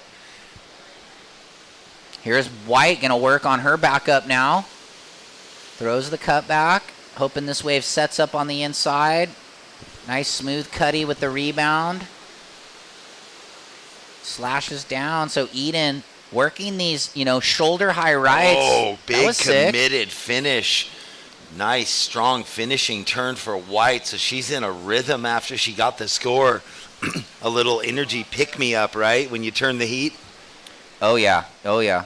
And, especially when you've been kind of down in the cellar the whole heat, and then you get that comeback. But here we go with Waves stacking. Oh, and clean up aisle 4. Clean up on aisle 4. So, yeah, Aiden with the opportunity to better her position and put a bit more pressure, which she is going to do when the score comes in on Zoe Benedetto. A little bit more. Yeah, they can't hear us at the moment, getting washed through. A 5.6 for Aiden. So now Zoe needs a 5.71 and Lily needs a 6.6. We'll have to break that down once they can hear again. Yeah, red, you need a 5.71 and green a 6.6 now. With 3 minutes remaining, it's Zoe Chait in the lead, Eden Walla in second. Benedetto, you now need a 5.71, and Colber, holding the first priority, needs the 6.60.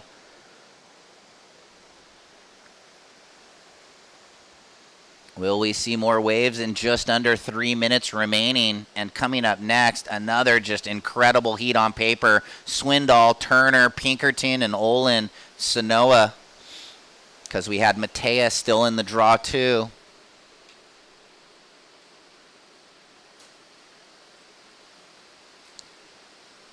So in the water, blue in the lead, white in second now. Last wave, 5.6, white.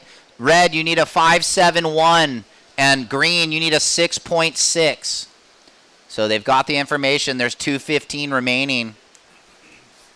And the drum roll is on right now.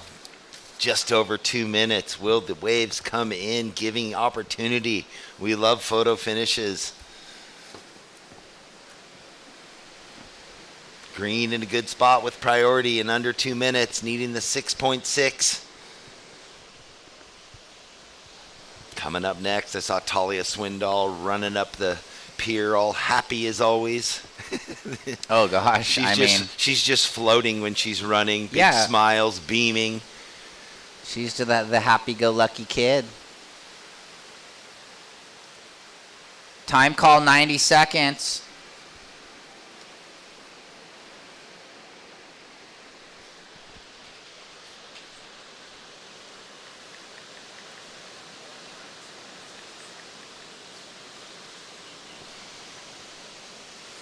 Looks like White just not deciding to go on that little far bar runner with 110.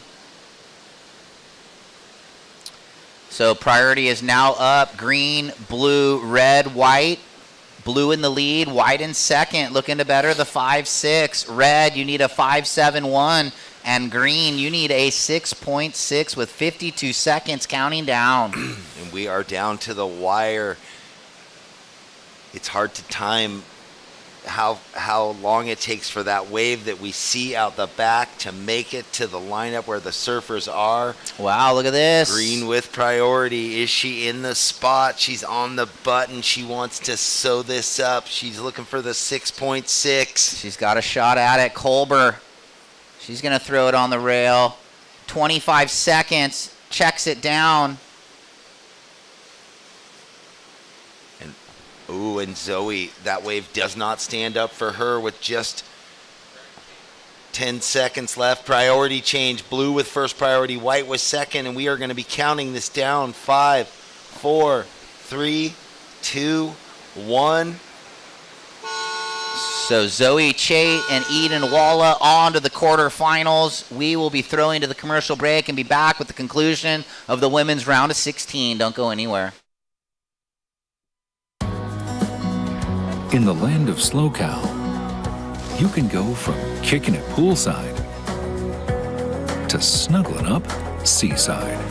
Start planning your journey across the land of Slow Cow now.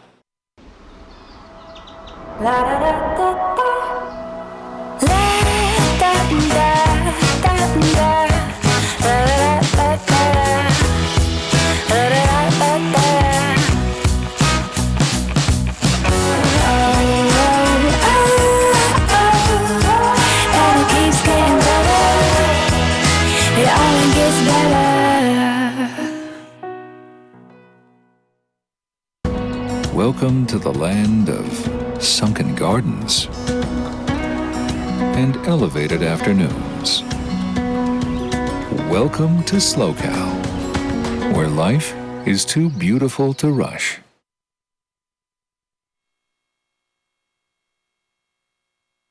All right, hey, welcome back, everybody, from that commercial break. We're into Heat 4. We've counted down and started the heat. Oh, we had a quick little, the two surfers advancing through, Zoe and Aiden giving a nice little hug to each other, a high five after getting through that. Round of 16 into the quarterfinals. Yeah. Big jump in points for both those young ladies. That'll help. And look at this. Who wants the inside? And it's Blue, Bailey Turner. Well, she surfs Huntington Pier, so you got to be a grinder. Whoa, layback snap. Coming around the corner. Floats it. So, little two-turn combo. And now out the back. Is that Green Sanoa on the backhand for the single? Oh, she risks it and comes out. Big jump off, rides through the foam. So a one-turn, big hit for Sanoa to start. Not much time wasted, Take a set, get a turn, jump off, back out in the lineup. Did go a little sus at the end of that last heat. Just a couple of those Eden grinding the shoulder high runner right. This is Talia in late. So, you might not get sets. Ooh, we got men's coming up next. Checking in, Taro Watanabe, Jacob Zake, Taj Lindblad, Kai Kushner. Here's Bailey's opener. She's you could just see how excited she is doing those little chip hops right there. So the little layback jam and the float. She's up here with her mom, Jen. Dad's probably online. What's up, Ryan? And this is a different angle. Jams it, layback drifts, kind of sick. And then late float. So Green, you got a 3.5, and Blue a 4.17. So the quick start for Blue and Green. And we're just kicking off day 5 here, and it's firing. Happy Friday, everybody out there. Hope you enjoy your day. We know we are going to be.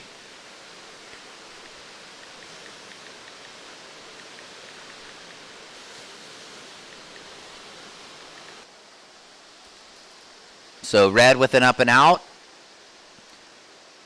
Blue with the 4.17 and green with the 3.5. 21:50 on the clock, so early days.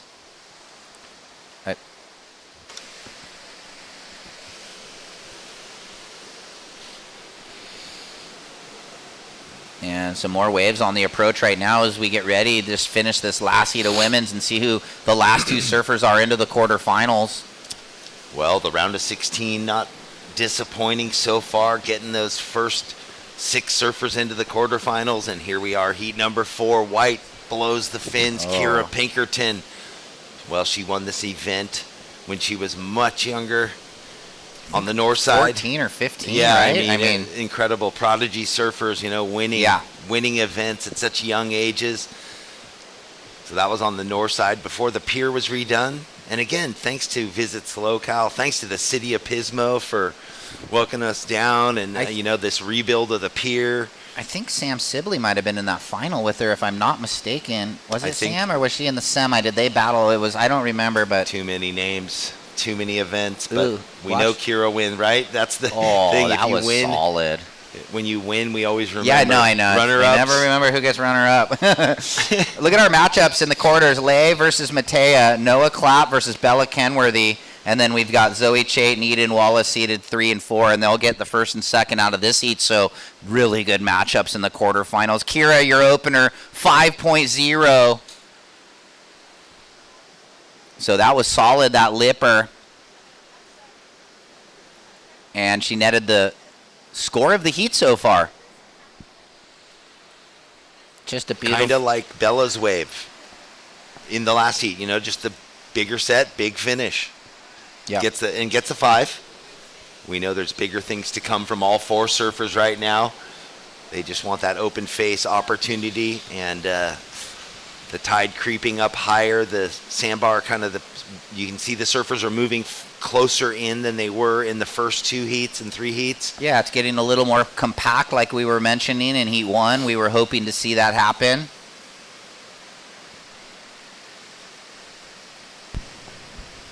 So with 19:30 remaining, we will throw down to Kelly. Take it away. Yes, I'm here with Zoe. Congratulations on that last heat win into the quarterfinals. How are you feeling? I'm feeling pretty good. I'm just stoked that I got my 2 scores in the first 5 minutes. That definitely took some of the stress away, and yeah, stoked. I have to ask you about your big wave surfing, and how does that complement your contest surfing today?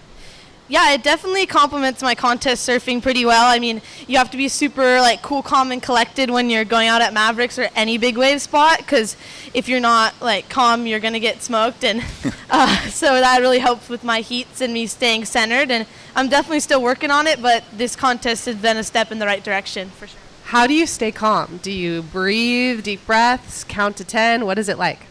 Yeah, I definitely do some like breathing exercises, some meditation. This morning I actually like jumped into the freezing cold pool at our hotel, and that really helped. So yeah, just different stuff at different events. Love it. Well, great to see you. We'll see you tomorrow. Thank you so much. Back to you guys. Thank you. Nice interview there. I love the insights from Zoe. And you think as those bomb sets, you know, we're calling them bomb sets, are rolling through, she's like, this is child's play. What are you talking about, man? You know, when I'm out there with everyone at Mavericks and it's 8 million feet and actual survival mode, this is not survival mode. Yeah, so during that interview, yeah, right. She's just thinking it's, yeah, kids play. 617 drops in for Sanoa on this wave down the line on the south corner. So Sanoa just kind of biding her time, and then watch how good this turn is, and you'll see the reason why. Perfect timing. Big fan. 617 for green. And then Talia had a wave behind. It was a 217. I think this was it here. She scratched into that thing just, and then this thing even more slopey than Sanoa's. And just the top turn lipper for the 217 there. So green in the lead, 617, 3.5. Kira, you have the 5. And Bailey, you have the 417. And Talia really going to be looking for 2 good scores. But here's those waves coming around the corner, Jeff. Look at this. Boy, oh boy, sweeping rights. Funneling into the lineup, taking off deep behind the section, gets around it right now, set up for a great wave.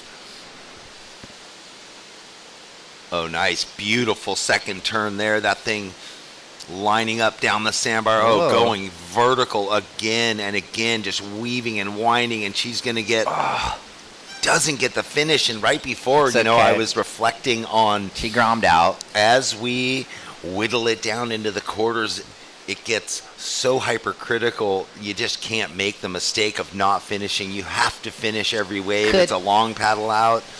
She got good turns before, but to complete is so crucial. Here we go. Kira right behind. Yes, you're right. Gouges down and then click. Good timing. When you decide to do 2, you got to make the right decisions on the check down. She did there. The timing was right.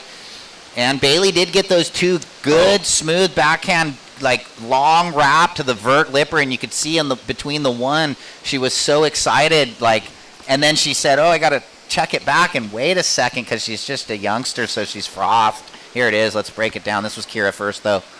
The last. So she sees it here. Nice half rail. Keeps the nose straight to the beach. Doesn't overwrap it to allow her to get that second maneuver. And then maybe we'll get the Bailey replay, but we'll wait on those scores. Well, Bailey got a 5.43. Already in. Kira got a 5.93. So new situation. But yeah, when you start playing in those mid-range 5s that you could have maybe turned into a 6.5, or, you know, it really is making a difference. We've seen in the last 3 heats, the 3rd and 4th place surfers only needing those 5s. 2 times they've come back and got the score. Yeah, so that was where I was saying she wanted to get into the lip. She had to wait for the 3rd turn to come around the corner. This is that 5.43 from Bailey. And so a new situation, white in the lead, trying to better a 5, Kira. Green, you're second. You're bettering a 3.5, Sanoa. Bailey, you're now third. You only need a 4.25. and red in the 2-for-1 or a 7-5 with 14:45 remaining. So fun, the conditions right now. Who we got next? Taro, Jacob Zake, Taj Lindblad, and Kai Kushner checked in.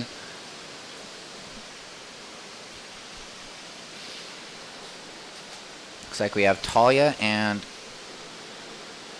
Sanoa sitting by the pier, and then Kira stretched out down the line, and Bailey a little further south. Priority green, red, white, and waves on the approach. Wow, so it's none of the lefts have been a factor at all in the last little heats. It's all coming off the pier. That right, oh gosh, dominant at the moment. Green has priority, and she uses it. A nice head-high green face for her.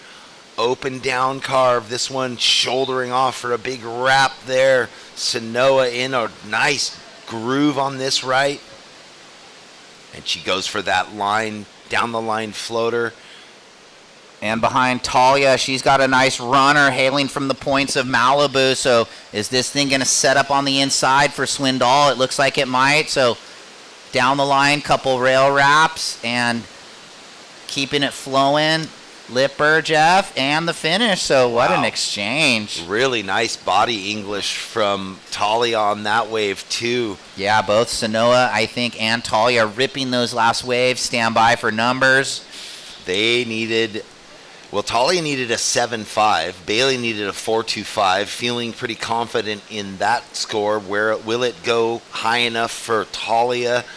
When we get the replay, we'll really dive into it. Yeah, and Sanoa just needed to better the 3-5 here on this wave. So had the 3 gouging turn. She's the power surfer from Tofino, Canada, an Olympian, actually going to be in Chopu 2024. Ooh, my heart's racing just thinking about that. So stand by for the numbers. No signs yet of the scores. This was the replay of red behind Talia. So she gets going here, cuts it down. Comes around the corner, throws it on the rail, swoops it back, and just busy work, but solid. Down the line snap. Really worked on her forehand in the last 4 months, 5 months. Well, you could see she didn't change her feet throughout that whole wave. She had that front foot a bit more forward in that driving stance because it was a down the line wave. But yeah, even though it was horizontal in some of the turns, she was burying the rail. She was pressing hard. Yeah, and that's what she's really worked on, where she was a bit flatter in the past, so she's turned that rail over. Stand by. Scores looking healthy for both green and red. This is going to shake things up. Stand by. 6-4-7 for red, 6-7-3 for green. Green in the lead, white in second, looking to better the 5, Kira. Blue, you need a 5-5-1 now, and red needs a 4-4-6. So Talia does the work. Sanoa really does the work and gets herself into first place. Priority with white. Kira, second priority with Bailey right in it. Needs a 5-5-1, and that requirement much farther down for Talia. And here we go. Kira on her backhand. We've seen her on her forehand. She's so consistent at surfing big. 2-turn combo, like what she need, what she looking for, trying to better a 5. Stand by. Methodical approach, but powerful. So, like you were saying. Ooh, this is a fun one, Jeff, with 11 minutes remaining, and we still get to see these ladies rip. I know, I like it when everyone's on the board kind of in a healthy position, yeah. And you got 11 minutes to go, and we get to watch the interplay happen. Let's break this down, Jeff. We got the replay of Kira, so just deep bottom turn. So that was on the rail, but clean, and then into the lip. So trying to better a 5. Hold the phone. Stand by. And it's going to be a nice score. No judges have anything in, just mean the way that she surfed it. And again, though, it was like second gear surfing for her. Stand by for the number. We'll see if she betters a 5. It may or may not, kind of in that range. It doesn't. 4-8-3. So still looking to better a 5. Still sitting in second, white. Blue with priority now. 5-5-1 is the requirement, Bailey, and Talia 4-4-6. So Kira is not safe with the 5 in the score line. She knows it with 10 minutes remaining. We got waves on the approach. Sanoa with the pair of 6s looking to ditch the 617. Consistent Look at these waves. We are having so much fun. Thanks for joining us. If you're just getting down onto the pier live here, a beautiful day in Pismo Beach. We are into heat number 4, the round of 16 at the SLO Open. This is a highly rated event.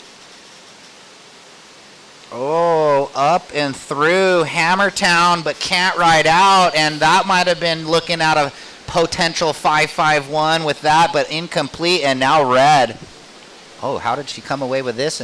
Second prio, gouges down, swoops it back, and finishes. Well on her way to looking for that 4.46. How did she get that? You wondered. She was under priority. She didn't have first priority. Well, Sanoa holding first priority, maybe looking at that. She's got a little better requirement, so I think she thought the better of it would be maybe the call there. Like it might not be a 617 for her, so she'll hold the priority in the crucial moments. There it is, Jeff. And that score comes in, Talia, a 5.10. So Talia now into second. Now Kira in third with second priority. Kira, you need a 5.65. And Bailey with third priority, you need a 6.15. And the good news after that exchange there for Talia, she gets the score and didn't ride it all the way in, and there's no set, so she's going to be right back out in the lineup. No time wasted, so to speak, in that 2-for-1, go into second, and right back in the mix. Coming off the equal third, Talia Swindal at the WSL World Junior 2 weeks ago at Oceanside Pier. Her biggest result to date, kind of flashing her onto the world stage. She had that huge floater a couple years ago in the ISA World Junior where everyone was kind of like, oh my God. And then here we go with a paddle, the grommet. Blue, she's going to try and grind out the score. Bailey, quick slash. She's going fast. The stamps board's working good, coming to the inside. She might need to go crazy as she does with the big layback drifter. Okay, we can see the influence of the tide. Somehow it seems like it really changed how the waves are moving on the sandbar. They're farther in. They're right in front of us. They're not on the pier bowl as much. And the wind's freshening offshore just in the last 10 minutes. Well, it's chilly up here in our midship container, I can tell you that. 7 minutes and 10 seconds. Priority is with Sanoa. Second with Kira. And up and riding again. Talia wasting no time. Like we were just saying that, whoa, there's the wind. There it is. Exactly. The offshore got the best of her right there. She had low priority, third priority, a quick throwaway. She'll get right back out in the lineup. And what do we got? Sanoa doesn't. She's outside. It gets Kira's going to get this one. Nice. Big down the line, through the nose, up over the lip. Carrying a ton of speed, looking for this thing to get vertical if it does. So it's a flat end, but she does well to throw the tail into it hard. Kira needed a 5.65. Stand by, a couple nice carves. Yeah, touch and go. Well, of course, while we wait for that wave, we want to thank 805 Beer, Meathead Movers, Mid-State Containers, American Riviera Bank, Alpha Fire, Unlimited Peak, Wi-Fi, Sex Wax, Pedigo Bikes, Pismo Beach. Let's break this thing down. Little check down, seeing that she's got the point runner. So Kira coming around the corner. Nice gouge there. She's always throwing water. Hits it, little layback drift, looking for a 5.65. It's touch and go, as Jeff said. It's a maybe, yeah, maybe no situation. The score is dropping in. Throw the high, the low. It's that close with 540. She may just get it. 5.73 turns the heat. Red now needs 5.19 and blue 6.23. So, wow, we've seen just some incredible close waves where the surfers are just getting the number. Well, no one's running away with it. No one can push it into the 7 range and really like settle in and put that much more pressure. So each surfer, when they drop into third and fourth, only needing those mid-range 5s and low 6s. Making it fun for the fans at home watching. It's just been an incredible contest. And we are down to 5 minutes. They don't know that, but the the set's bombing in on their heads. yeah, they got cleaned up by this set, so it's just been pumping all morning. Coming up next, the men's round of 16, 4-man heats, top 2 advancing into those man-on-man quarters. What a day of action. So we're down to the last just under 5 minutes of this 4th heat round of the 16 for women, determining the quarterfinals to come on finals day. Going into that men's round of 16, it's going to be fireworks, Simo, and then into the junior men's, which again is going to be such high level. We love it. Bomb out the back. This is Sanoa, our heat leader. Big tail tap there and rides out into the flat, jumps off quick. Yeah, putting those magic sharp eyes under her feet to the test. He's been making boards for her for quite a while, a couple years now. How many boards does that guy shake? He has a big team. He's got now. a full squad, I know. Full squad.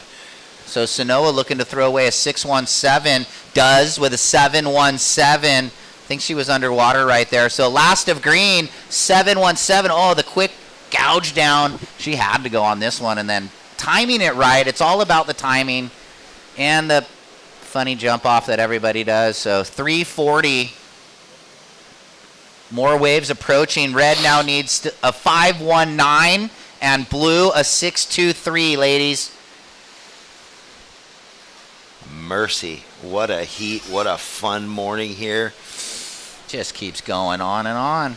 I got up into town last night. Do we have a break? We No. don't have a break. More surfing happening. It Bailey. is live right here. Oh, wow. Whoa. Whips it into that upside down section, comes undone. Bailey, nothing doing for her, so she'll drop down to the lowest priority. I like how she's going for it, though. Just needs a 623, though, so maybe time to kind of buckle in a little bit and grind out this score. She's just been throwing caution to the wind the last couple waves, and, you know, it's not much of a score needed for someone with her caliber of talent. All right, we've got the set is rolled through. We've got 2 minutes and 45 seconds left. Talia in the red with first priority needs a 519 now. Crisp offshores. That tide has crept in a bit, and these rights and lefts are really moving in on the sandbar. Will she get that opportunity? 2:30 remaining. Oh, yeah, she's got the first priority now that I look. P next to Red's name. 519 needed, and then Bailey just looking for the 624. And to reiterate for Pinkerton, looking to better your 573, Kira, and now Sanoa looking to better a 673.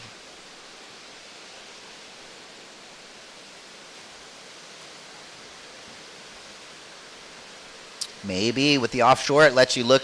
You can see the corduroy a little further out. And this was that replay of Sanoa's last. Kind of, even the first turn, like whipping the down carve in the right portion to make it look a bit more exciting.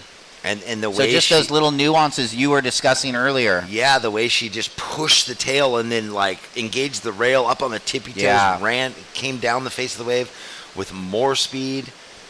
You know, when you get the judges on the edge of their seat because it's extra, that's when the scores go extra. We know that, but it's easier said than done. A minute 20, something creeping around the corner. Red, white, green. Well, the scores can come in so many ways. One big hit. Red looking, and she's going to use priority. So here we go. Talia Swindal committed to this wave, and it's stacking. Will the offshore let her get a couple maneuvers? It's a long gouge, and I think she's going to need a big finish. Oh, she'll get there. Click. What is it? Lays it back. Sorry. No worries. We're canceling each other out, Simo, with excitement. Talia's still going. She's grinding it out. She wants more. So with 45 seconds, we'll just wait and see if that was a 519, and now priority with green, our heat leader, so she's kind of safe. Yep. Second priority with blue. That is what's critical because Bailey needs a 623 with 30 seconds left. And Bailey is going to get an opportunity. It could be a photo finish. Well, maybe now she has to go Grom huge. Ripping down the line, blows the tail, extends it, can't ride out. Stand Going by. for it, though. 15 seconds. Priority green, white. We're waiting on reds last. Looks like it's going to just count out, Jeff. You want to count it? Sure. 5, 4, 3, 2, 1. As we wait for red score. Oh my, and Bailey had her opportunity. I mean, she had the wave and just came unglued. So I think we'll throw to commercial break, and we'll let you know how it all unfolds on the other side. But we might watch her last wave for the judges. Here we go. So don't go anywhere, actually. If you got up off the couch, went to refill the coffee. Driving, whipping it down. You can see that offshore. Yeah, the first turn. I mean, she had to really extend it, but it's all about the finish. Stand by. Needed a 5.2.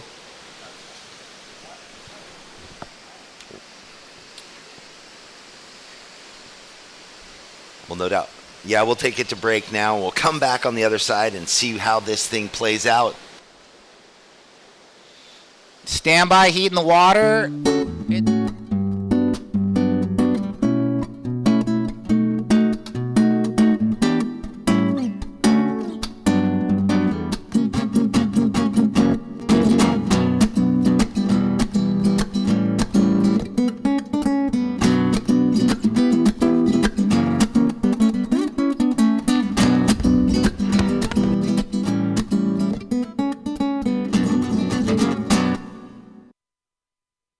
The world has changed, and the workplace has evolved. The option to live free of the commute and busy work life is here. Midstate Containers specializes in custom remote offices ready for your new journey. Customizable in every way. Our team is ready to reimagine remote working with your specific needs. We are excited to help create the new workplace so you can embrace more of life.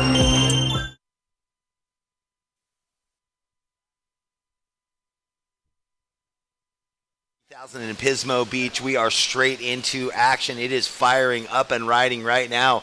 Taro Watanabe, Heat 1, round of 16. So we had another wave ridden right before on the break. Jacob ZK, our surfer from La Jolla, riding his Rusties. Finds one of those high tide lefts, one of the first ones we've seen stand up like that so far. We just had a photo finish at the end of that last heat. Talia Swindal coming from third into second, making it into the quarterfinals. Sanoa taking the heat win.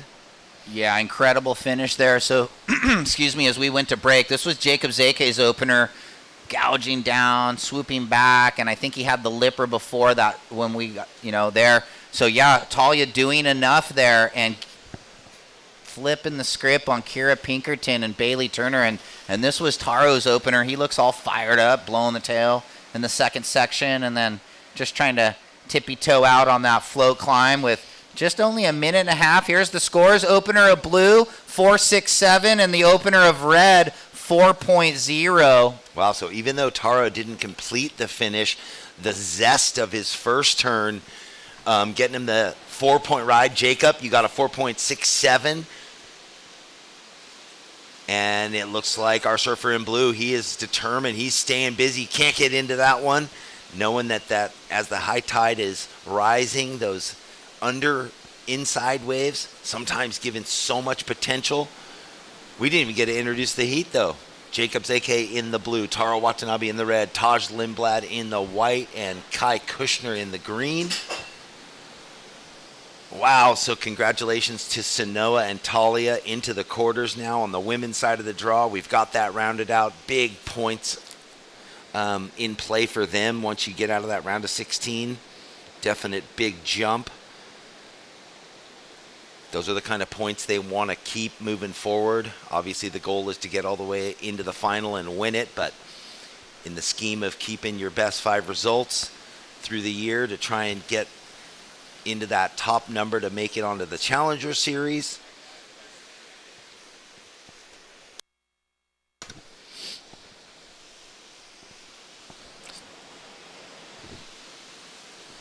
So we are waiting for Taj and Kai Kushner to get started. Then we'll have that priority rotation set. Taro and Jacob out with a pair of 4s real quickly.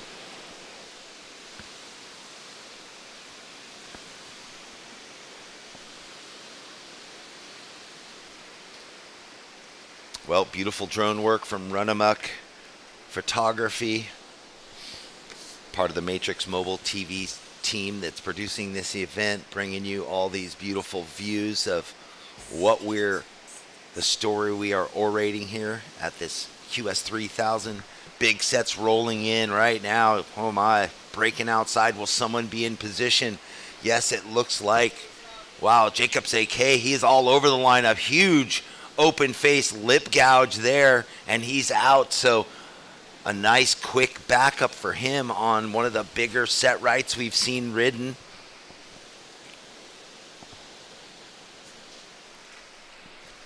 That wave kind of determining the line that he chose, but still carrying a ton of board speed, riding down all the way through the lip.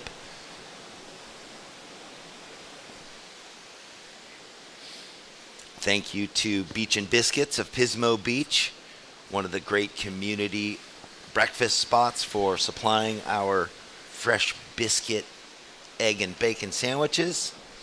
Thank you to Iron Wolf Coffee for continually brewing up the Java for us. And for those of you coming out today, just here walking on the pier, if you need that morning coffee, check out Iron Wolf. They've got all sorts of cappuccinos, espressos, different espresso drinks, and they've got the drip coffee that's nice and strong. Jacob, your last wave, a 3.83. 3.83 for Blue's second wave. 20 minutes on the clock.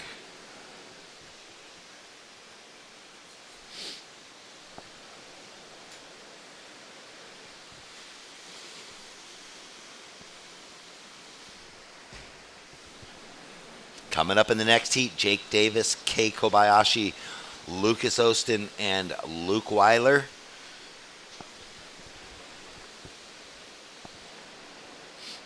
Well, it seems like at this point of the event, we know the formula that Tosh Lindblad and Kai Kushner have been implementing on their wave choice, what they're doing on the waves.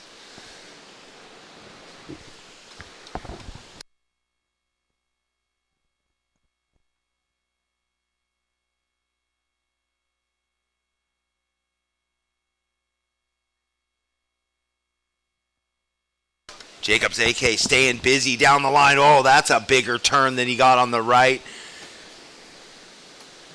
Making a statement here, our surfer in blue from La Jolla. The antics have changed from softboard step off to serious in this heat. We've got riders up. Kai Kushner now on his forehand, still riding that happy every day, loving it. Big tail blast on the forehand. And did someone go right? Yeah, let's check out before we go to interview. We had some big waves ridden. It was Taro that split the peak with Kai Kushner, so got a few waves to catch up on. Look at this, Jacobs AK. That wave, it doesn't look as big online, but he did get one big meaty hook there. And then Taro Watanabe on the right, looking just fast and as lively as ever. Oh, nice two-turn combo complete for Taro Watanabe to back up the four. And then it's Kai Kushner on this forehand getting his opening wave. Again, just extra emphasis, blowing the tail over the roof of that wave. We got those scores to come in, surfers, but I'm going to throw to the interview, so we'll catch you up in a minute. Kelly, take it away with Sanoa. Yes, I'm down here with Sanoa. Congratulations on your heat win. Thank you. You and your sister, Canadian sisters, at it again. I'm just curious, how do you guys support each other in and out of the water? Yeah, I mean, me and my sister are really close, so it's super nice to have her here because we're like best friends. And then on top of that, you know, we surf with each other every day and train with each other every day. So we know what each other are capable of, and we like to push each other, support each other. I say each other a lot now, but yeah, I think just because we're so close, yeah, we're just the best support, or she's the best support I could ask for. That's incredible. And I just had to ask you, too, what are you thinking about when you're out during a heat in your mind? What's going on? Yeah, kind of before the heat, I'll go over a bit of a game plan with Matt Myers, the coach I'm working with, and just trying to keep like my goals going into the water in my mind and focusing on kind of what I need to do personally to put a good heat together and make it through. Well, you did it this morning. Into the quarterfinals you go. Congratulations, and we'll see you tomorrow. Thank you. I just want to say hi to my mom and family at home and to the crew here. Thanks, guys. All right, back to you guys. Thank you, Sanoa. Congratulations. Right now, live action. Tosh Lindblad finally gets his opener. Like I was saying, he has his formula, those big, sweeping, full, committed rail turns, and then he's finding one with so much vertical face to completely obliterate Tosh Lindblad down the line. He is not done. He's like turn 12 and kidding me? Going to Santa Maria.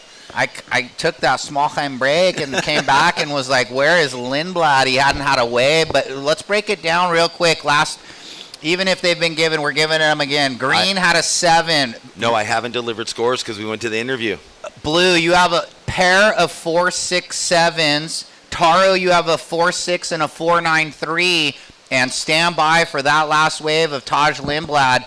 Right point heaven. Are you kidding me, Jeff? But hold on, let's see. We're waiting on that score for Tosh. It was a beauty of a wave. 16 minutes.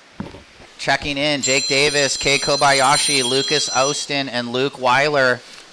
And here we go. This is the wave. Lenny opened up. Well, where will this score go? The judges haven't seen a wave this complete so far today.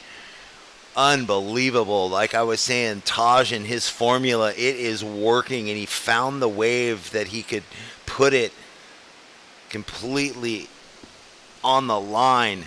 Ooh, he is surfing so big and strong. It just never ended, really. So wow, you saw funny. him excited after about a 7-8 minute wait. So just to break it down, Kai, your opening left, a 7.0. Jacob, now your last wave, a 5.4. So there you go. And then Taro, your last right all the way through, a 4.93. The one before, a 4.6. Waiting on Taj's score because that's going to really determine then what's going on. We do know that green has first priority, red was second priority, Jacob with third priority, and they're not listening. They're just too busy surfing because they are frothing. Kai Kushner, man, the way he stays so low and centered, he is mistake-free. I don't know, who is it reminding me of right now? So we're starting to see the initial... Oh, someone on the inside. Looks like White on the way back out. Taji going for the big air. There we go. Oh, he comes unstuck. I was going to say earlier, but I didn't want to jinx it. We haven't seen him go above the lip this entire event so far. And there we go. This is the wave from the different angle. So he starts out with 2 good cutties. Oh, that boy. second one, very powerful. And then that one, I mean, maybe even a little more spray, and then draws off the bottom, and we transfer back to the different camera angle as he goes lipper, gouge. So, I mean, he's had already 6 turns. He didn't, Not like you're counting, he didn't but leave anything. No, he no. licked every crumb off that plate Yeah. for sure. He was loving what they fed him. like my dog in his bowl. And now he's got a backup to score. It's going to be a throwaway because he didn't make it, but 8.5 for Tosh Lindblad on that opening right. Barn burner, what a way to get going. Yeah, and to wait 10 minutes almost. All right, so let's see. We still have scores coming in for Kai's second wave. Which will shake things up because it looks good, and he had the 7. It's a 6.17, so green in the lead. White in second after the last 2.5, the inside runner. Blue, you hold priority. You need a 5.61 now, and red, you need a 6.08. Oh, my goodness gracious. So great work by Kai Kushner. He's been staying over by the pier, opens with the 7-point left, so consistent. Gets a 2-turn combo on his backhand to a 6.17 into the lead. Taj, after the score hadn't even been delivered yet, excellent score, 8.5. Falls on that air reverse. He was so close to making it. Who knows what happened then. 2.5. He's in second. Jacob Zeke with priority. Jacob, you need a 5.61, and Taro with second priority needs a 6.08, and they are just not going to stop surfing. Here we go, Kai Kushner now. He's down the way. He's out of there. That wave catching his rail, going against the grain. Maybe Who's Taj. He's like, I'll just go for a big air reverse on the inside. I'm calling it early. Yeah. It doesn't set up for him. I mean, you mean he's pretty looking for that for sure. I mean, you think way in there, he's looking at that green Wally wave going, I'm not just going to blow the fins. I'm going to fly out towards the beach and stick something dynamic. Oh, I see Lucas Austin getting ready. You know, he's going to be putting the thing on rail. Yeah, brother, go get him. What do we got? We got Jake Davis, Kei Kobayashi, Lucas Austin, and Luke Weiler. Wow. Wow, Lucas Austin coming off a runner-up finish. There we go. We remember runner-ups. Okay. Kai working on that 617. So backhand snap. That one was a little better. Deep off the bottom. Nice vert hack. This thing might well back in the channel, but no, it grinds down the line. So still 3 turns. 11:15 remaining in the lead. Green looking to better the 617. White, you're looking to better at 2.5. You have the 8.5. Blue, you need a 5.61 right now. And red, you need a 6.08 with 11 minutes. Man, well, this wave of Kai's better the 617. He didn't get the finish turn, but he definitely got some beautiful stuff done before that. Yeah, judges say no, 5.3. Oh, 5.3 came in quick right as I blinked. So yeah. Nothing's changed. Jacob Zeke, who has been surfing big, but I guess you got to say that the 4.67 and the 5.4, they just haven't, he hasn't had the type of wave to attack it vertically. It's been a bit horizontally. Taro Watanabe with a 4.6 and a 4.93. All 4 surfers. Yeah, they're just looking for that good wave, really. You know, Jacob Zeke's had some shorter waves, but he's ready to lock in to get a good one. He's sitting on the first priority, looking for a 5.61, but could be a bit skewed with Tosh sitting on the 2.5, so yes. He's thinking he wants that 7+ number, Avi. Yeah. Yeah. 8s or lates. Well, I like that both Jacob and Taro aggressive. They were taking off right away. Jacob surfed a few different types of waves. He was going for it on those big walled sets, saying, hey, you know, I've seen big one turns get huge scores, so let's test it. And now down the way, way down the way, this is Kai Kushner. He is all over the lineup. It's in that deep water here, so he's just working the backhand carve, and then now we're getting into the double up.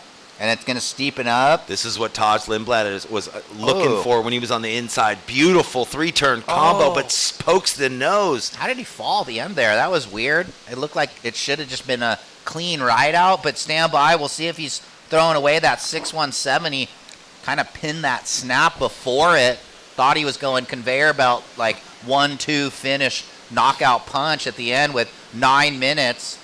Let's break it down. So it's that long wall on the far bar where it's very in the deep water right here, so it's just setup work.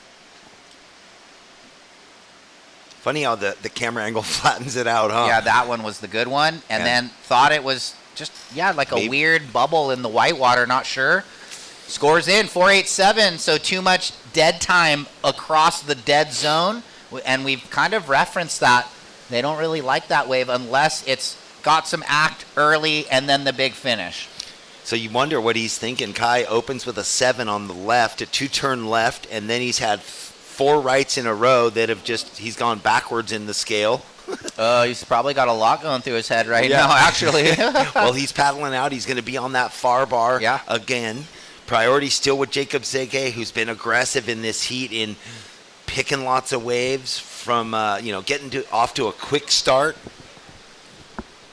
So it's going to be an exciting exchange, like you were saying, that Jacob, although he needs the 5.66 or 5.61, is surfing for something much bigger. Same with Taro with second priority, knowing that Tosh has a low 2 in his score line, which he's going to eventually throw away to back up the 8.5. So, well, I mean, that's the precarious situation of the surfer in second right now, sitting on that low score, 2.5, kind of leaving that door a bit ajar for blue and red. He could flip the script. He needs a 4.67 to go to the lead, put him one spot out of worrying about the single surfer flipping it on the, advancing surfer. So really what the surfers are looking at, if Tosh were to get another one, hypothetical, gets his 5, gets his 6, he's going to go in the lead.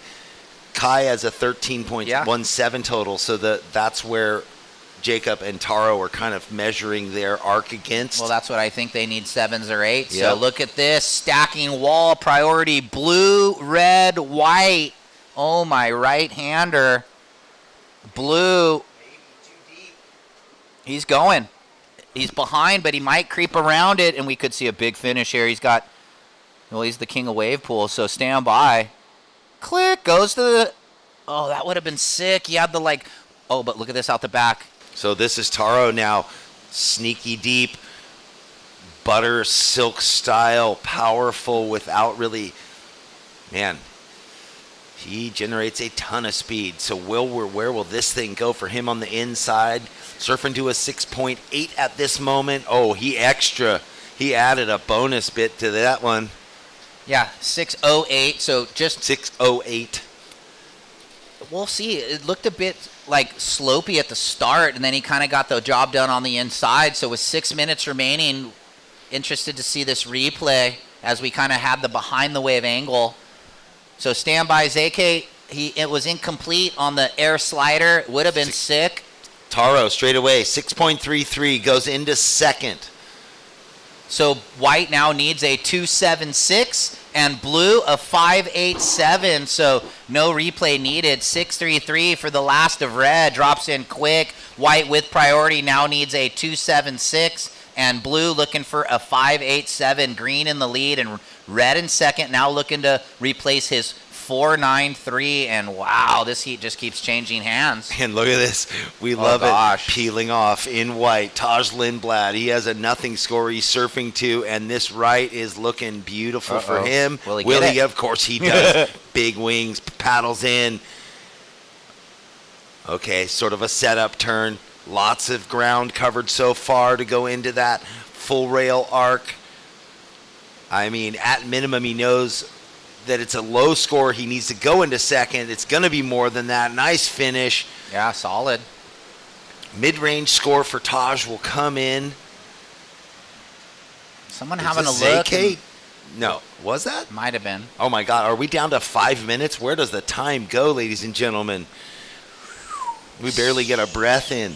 Stand by, white. Score's already dropping in, and it will flip everything. Last of white, 5.37. You're in the lead. Green in second, looking to better the 6.17. Red, you now need a 6.85, and blue looking for the 7.77. Well, 4 minutes, 25 seconds. Our math tabulators definitely are still working, Simo. I mean, that's exactly what happened. Now Taro and ZK surfing to Kai Kushner's 13.7.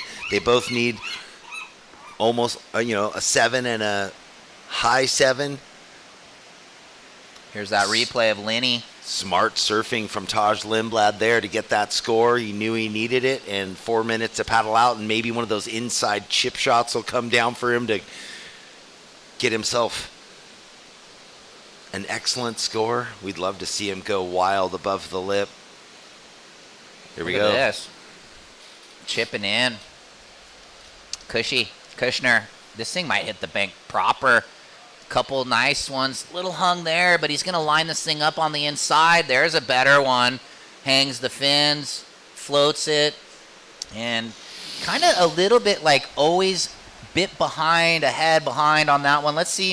And when you saw after his first term, he had to kind of do that quick 1-2 bounce, pet the kitty. Yeah. Kind of was off balance, so that's not going to be...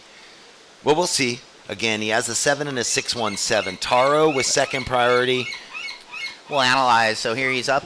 It's a mid 5, 5.23, so it doesn't factor in. That was the cool. hang up right there. It was pieced together nicely, but it was a bit jumbly, I guess. So that's why it came in under the 6.17. Still in second, looking to dodge the Taro ZK, and they have priority 1 and 2 now. So blue with priority 1, looking for the 7.77, and red looking for a 6.85 with 2.5 remaining. This big white seagull in front of us keeps squawking. It wants more donuts. Okay, here we go. Who's that? Is this red down the way? It's Taro Watanabe. He's got a lot going on. This is a beauty. Well, just a lot of open-faced carves. There's the better, more vertical. Down the line, will it go vertical again? Big sweeping arc. He's got something more on the inside. Will he go into the lip? He does. Rips the finish. Looking back at us over here, so solid surfed wave, those 3 slashes, and then he gets it into the lip on the inside. It's stand by right now with 150, priority to blue. Well, I mean, he couldn't have surfed it much better. He buttoned it up nicely. Let's see, is this a 6.85? He's He's running out on the open wall. He turns the rail under. I mean, he's even better. Yeah. And then again, so 3 similar snaps that were nice. And then he's in the lip projecting out on the open wall, kind of mixes it up with the cutty and the clean finish. So stand by. It's going to be close. I mean, he's given the judges a lot to think about with that whole wave, because even in those flat sections, he was fully gaining speed. He was pushing it. He was adding extra tail pressure. That is Kei Kobayashi in the next heat, who's paddled way down on the end. Kei, make sure you stay way south if you're out there for the next heat, please. 1 minute remaining. Last of red, 7:03. Green, you need a 6:37. And blue, you need a 7:96. So green, priority change to white, green. Green, you're in second priority. Kai, you need a 6:37. And blue looking for an 8. Who's this? Is this white? Is this Taji? Taj? Yeah. And then up ZK. deep, is that ZK? Well, oh my, will he pull it? He does not. And now Taj Lindblad flying down the line, and it looks like we're going to have green behind him, so it's a photo finish. Ooh. We're just going to have to play it out with 25 seconds There's left. your air you wanted from Lindblad, and we go back to live action Kushner. And he's out of there, nothing. He needed a 6:37. That will not be that score. 15 seconds. And the set's just bombing through, kind of going to wash everyone in now. 10 seconds left. Blue up. ZK on the inside. 5, 4, 3, 2, 1. Had the rail gouge, the air reverse, looking for the reform, so he's looking for an 8. Stand by. It's Lindblad and Watanabe as we stand now. Yeah, you got to think that was ZK's landed a lot cleaner ones through his career. That one he landed, he had to pet it out.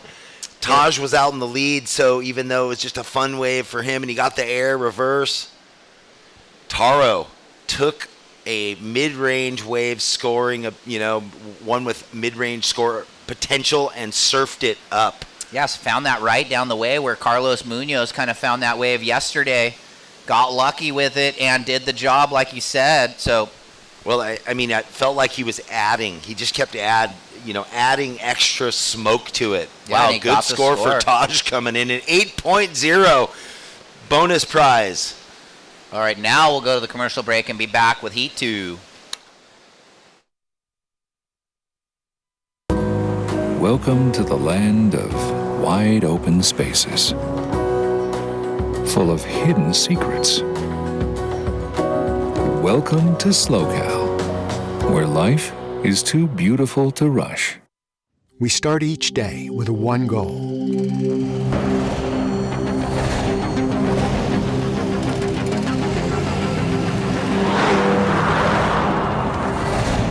With our state-of-the-art network, we provide reliable, high-speed internet to the Central Coast with no contracts and no limits. Visit peakwifi.com for plans and coverage of our rapidly expanding network. Welcome to the land of complex wines and simple pleasures. Welcome to SLOCAL, where life is too beautiful to rush. All right, welcome back to all the viewers at home. Thanks for joining us, tuning in here. We are into heat number 2, round of 16. That was just an incredible last heat. Comeback for Taro Watanabe, needed a 6.83, got a 7.01, turned the heat into second. Taj Lindblad with an 8.5, and then he bookends it with an 8, which he didn't even need, but it was amazing anyway. So a huge 2-wave total for him. Taj and Taro into the quarterfinals. And here we are right now. Jake Davis in the red, Kei Kobayashi in the blue, Lucas Ostin in the white, Luke Weiler in the green. It is getting exciting here. The tide rising all through the morning. We completed the women's round of 16 and established that quarterfinals. Those 8 surfers going into finals day, and that's what we are trying to establish here. We have our first 2 set into the quarterfinals. How they reseed, I'm not sure, but just like 1, 2, and then 2, 1. So the first in the first heat will surf against second from the second heat. There we go. So it's pretty simple. But as this heat goes through and the next, we'll know. Cup number 3 being delivered. Oh, we're keeping it real here. Fueled on caffeine. Epic conditions here. Incredible Pismo. You know the surfers are so fired up. There's definitely some that lose. It's challenging. They get on the wrong side of whatever it might be, the wash-through sets. They don't have priority. But all in all, this entire week has been pumping surf, high quality, incredible performances by everybody. And right now, up and riding, is this Kay? No, that's Luke Oh, Weiler. that was Luke Weiler. Sorry, the pole got my way. Green, Luke Weiler. And you really see how the tide's changing it. So a nice opener for Luke. Yeah, sick little layback blowtail. Kei Kobayashi way down the way. Look at this thing off the pier, though. It looks like Louis Austin. Lucas, here we go, up and riding, wrapping it back. So this kid wants to get on the Challenger. Down the line, power hammer, and finishes, and he lays it back and hangs it. So, hello, good opener. I had to clap in the booth. Firing me up. 22 minutes remaining. Well, that would be for him to come off a runner-up finish at the QS 1000 at Morro Bay, dive into this 3000 and potential to go into a quarterfinal and almost double the points of what he got in getting runner-up there. That's the weight of a 3000.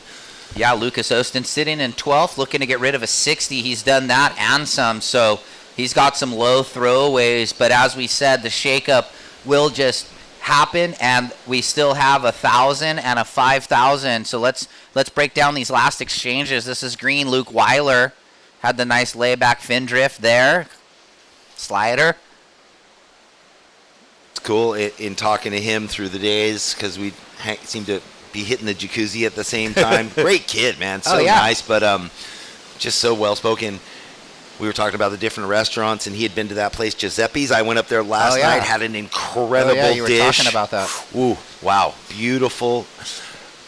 Speaking of beautiful, Lucas Austin's wrap to snap, and then just full commitment. I mean, that could be a big score, but 5-1-7 for green on the layback slider. Standby white. Yeah, I went with the butternut squash nochi. It was so good. Oh, wow. Pulled pork, apple. It was delish, man. White, your opener, 8-8-3. 8-8-3 for Lucas's opener, and the Austin cheering squad jumps up in excitement. Did you think it was going to go anywhere other than that? No. Opening turn, again, the push through, extended rail all the way to the bottom. That was gnarly. Into the next setup turn, and the finish, just gotta love it. Punctuation points everywhere. Clinical. This event, hosted by the Surfing for Hope Foundation, we've talked about them, and we're going to talk about them again because without them, we can't have these events. Nonprofit organization created to ease the difficulty of cancer through the healing powers of surfing and ocean life. San Luis Obispo County, they're hosting free surf camps for cancer survivors and their families, and they do a lot of other fun stuff, but we're going to be focusing on the lineup real quick and getting ready for that post-heat interview. Tosh Lindblad feeling comfortable, staying at the ranch, hanging out with his horse, and dropping a couple snowmen, pair of 8s out there. Wow, coming in with a 16.5 two-wave total. Consistently through these last bunch of events, he keeps wrangling up scores like that. He had a little bit of a sketchy slow start, though, so he might have had a little nerves. Well, no. All right, we are ready. Kelly, take it away, Tosh. Yes, I'm here with Tosh. Congratulations on that heat win. How are you feeling? You got an 8? Yeah, I'm feeling better now, that's for sure. Talk to us about that 8. Yeah, I was actually stressing because I sat for like 12 minutes, and I was, pretty worried. I didn't see one wave I wanted to take off on, so I was just waiting, and I wasn't cold or anything, so it's kind of just like, hopefully it'll come in, and then it did. It kind of like bounced off the pier, and that's kind of the one you want, I think. not cold sitting for that long? How do you just have a burning furnace in your body? I guess when you're stressing or nervous, you get all warm. All right, well, congratulations, and we'll see you later. Yeah, thank you. Back to you All guys. right, Tosh. Yeah, I was talking about that too. I'm like, he's just sitting there. He has his game plan. You know, he has his formula. We've seen it through all the heats. We know the waves he was looking for, and he just talked about that. He didn't see anything that he liked to put his game plan into action, and then it came after quite a long sit, and then nails an 8.5, and then gets the bonus 8 to finish. Gets to test his board above the lip. Outside of the first 12 minutes, it was a perfect heat. Look at Green sneaking into this wide one. Weiler, here we go, coming around the corner. Gouging down. Patiently waiting to float through that. And now the wave's going to stack up on the inside and just glassy butter. Nice lipper. And he's going to throw the reeve on the end bit. So a solid wave from Luke Weiler. Increíble. Look at that. Sneaks one away down the line, the far bar. That is the challenge for the four surfers in, you know, like, do you elect to sit and wait up there and look for that right that comes off the pier like Tosh found? Do you stay down to the far south and get that left coming in? Do you hang out wide like Luke Weiler just did? What an opportunity that he took advantage of just there. That's going to be a really healthy backup. Take it away, Ryan. Yeah, I mean, finishing this inside with the lipper, already had a couple maneuvers out the back, and then just the butter reverse at the end. And so stand by. We've got live action. Red having a look now. Jake Davis is going to get to work. He gets the down the line slash. Gouges back, and now looking to set up the inside here. So big Jake Davis looking to finish. You can see him eyeballing that whitewater.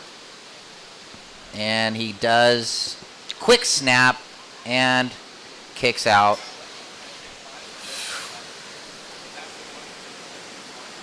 Jake looking like he let out a bit of like steam on that first turn after sitting and not getting a wave till right then. He's like, all right, I'm gonna take it out on this wave.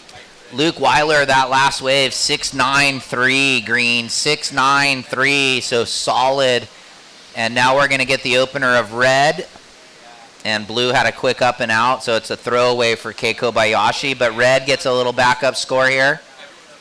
Oh, look at these sets stacking coming around the corner. 4.33 red. Priority with white, and he's got the almost 9 number, and he's got waves on the approach right now. Ooh la la, look at this. Is Lucas just licking his chops right now with priority and an 8.83, or is this thing going to break too far out? Kind of like he and I were talking about in the jacuzzi. He just got annihilated by that one. He had a look at the first one, but it wasn't the go. Yeah, and the second one cleaned it up. You can see him there having to think about this one, but that thing's straight hander, so he's going to let it go through. So the wash through's definitely a factor. Real quick, check in. Philippe Chagas, Corey Arambidi, Dimitri Polos, and Alan Cleland. I was saying former winners there. How both Alan and Dimitri remind me, their style, where they're positioned on the board, and they both ride the Timmy Pattersons too, right? Okay, I'm not sure, but yeah, maybe. Well, I know Dimitri does. I'm pretty sure Alan does. Okay.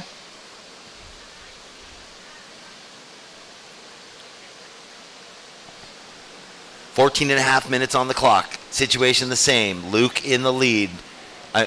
Lucas in second with first priority. And we've got, he might be out here for this one, Jeff. He's looking, but nah. Too much, just too walled. I mean, you think that before they went out, they saw Tosh get that right and Taro down the way. Now, they know there's the real shouldery good ones, you know, unless they need a desperation walled one-turn wave. You don't think that Lucas or Luke Weiler would really go for it on that? Yeah, so a little bit of green and white being selective, and then red and blue, they're going to not want to be selective and get it going. Green, your opening waves, 5.17 and 6.93 time call, 13:30. You have second priority, Luke. Look at this set. They're going to get washed again. I know. This one's going to break. Look at him. Lucas That's the is biggest kicking wave of the and week. He's kicking and paddling. He's like, that's a 10-foot face. Sure. Paddle sideways. Let it diffuse a little energy.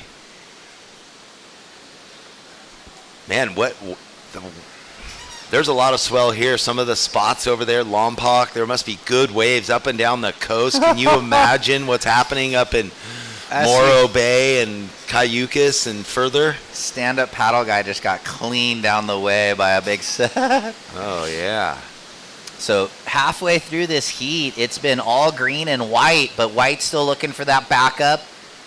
Is the river mouth? Did the rain blow anything out? Is there like some firing sandbar at the river mouth? So halfway through right there, 12 and a half. Well, thanks again to Beach and Biscuits here, local establishment. Beach and Biscuits in Pismo Beach, family owned and operated, specialize in home-style cooked breakfasts and lunches with healthy portions. Yes, they do. And their homemade biscuits. They are 3 years running, donating meals to the WSL staff and the Surfing for Hope Foundation volunteers. So thank you very much. Today was a bacon and sausage biscuit. Incredible. I love it. Like I probably won't have another biscuit sandwich until next year when I'm here again. Oh, I will.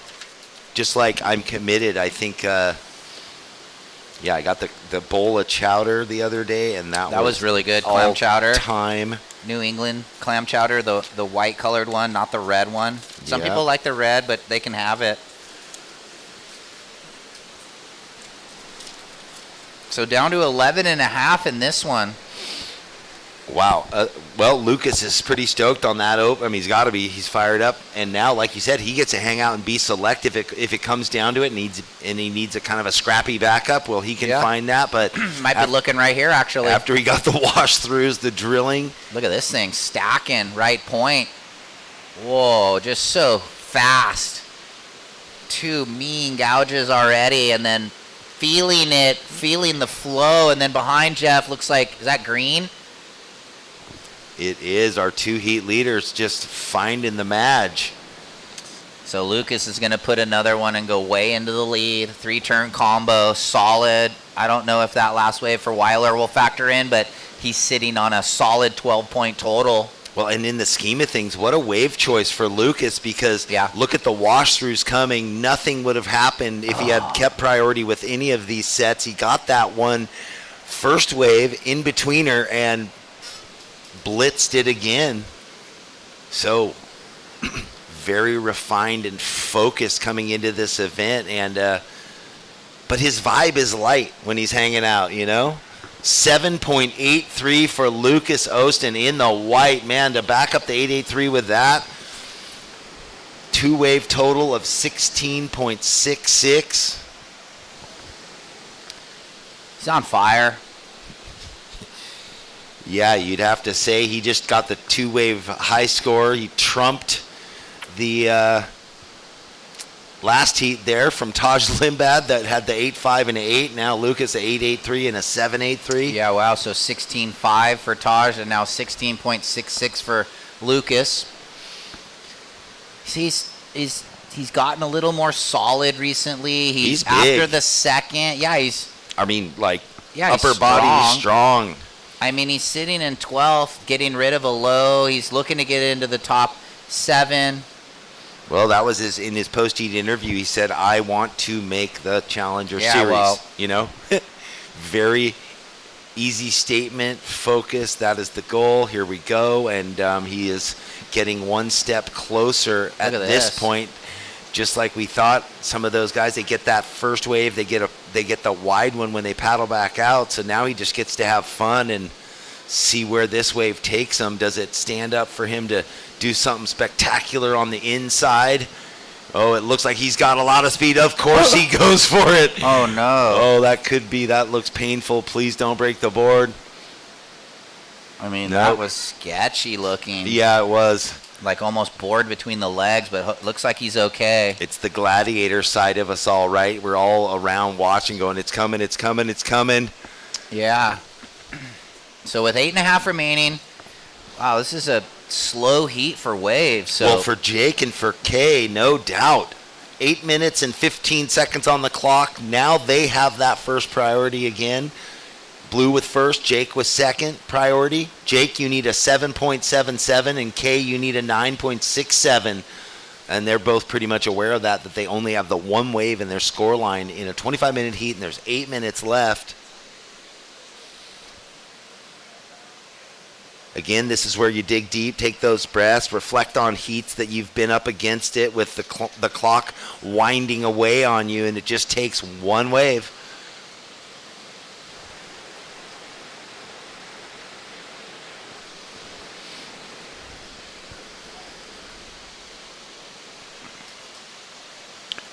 Hey everyone, thanks for coming down and joining us on a glorious Friday morning.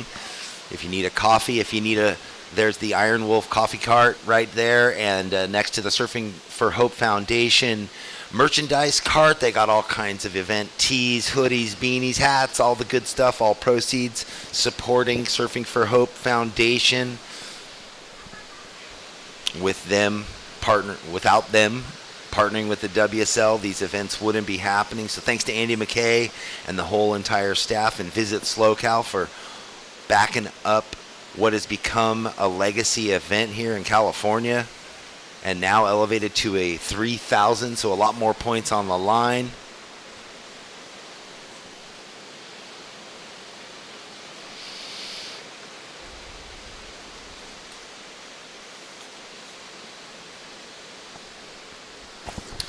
yeah, so just the 4 heats here in this men's QS round of 16, and then where we will be transferring into the Pro Junior Men round of 32, where we'll have some fun heats there, and you'll see some names that you've seen in the QS 3000.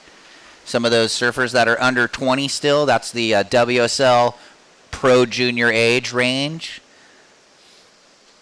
So we will talk about a couple different age ranges. It's the 18 and under for like the ISA divisions, and then the WSL Pro Junior goes to 20 and under, and then the QS is open range. You can be any age, but here we go. Trying to get something going here. Blue on the backhand, snaps it. This is Kobayashi, and a second, and if he can pin this third one, he does. And he's going to be feeling good about that one, Jeff. Big surfing for a small man, Kei Kobayashi. Yeah, winner up of to Morro the challenge. Bay. Yeah, 2 years ago, and that was solid twice waves. the size of this. Yeah, and different. The low tide breaking away from us down the beach off the rock. He was riding a board, a 5'8", 5'9", a big time step up for him. Yep, a couple inches longer than the normal shorty. So he needed something really big, a 9.67. That's going to get him back in the game for sure. So, yeah. We are down to 5 minutes. Surfer's priority is now still with Jake Davis. Kay had first priority. Now it transfers to red.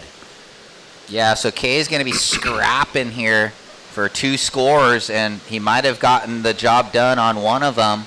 Stand by for the number blue. 4:45 remaining. I love the scenario because Kay, and if Jake gets a wave, they're going to climb themselves back into it and need not much. Potentially, Jake could go get that 8 and just all of a sudden flip into second. Luke Weiler's going to be protecting, going, uh-oh, they're coming back. They're coming back. We just watched that replay of Kobayashi. The judges might have had a quick look at it. Stand by for the score. Big surfing on a set left. And it's solid. Blue, your score. One more to drop. 7.37, and now you need a 4.73. Blue, you need a 4.73. Red, you need a 7.77, holding first priority. So Jake Davis looking for the jackpot score, and Kay needing a high 4. Wow, Kay just probably put some fire in his belly, Here he knowing, goes. all right, I got the score. Oh, he didn't I'm go. right in this. I don't need much. A 5. Yes. And like I was saying, then now Luke going, all right, I got to get serious here. I got to better my score, yeah.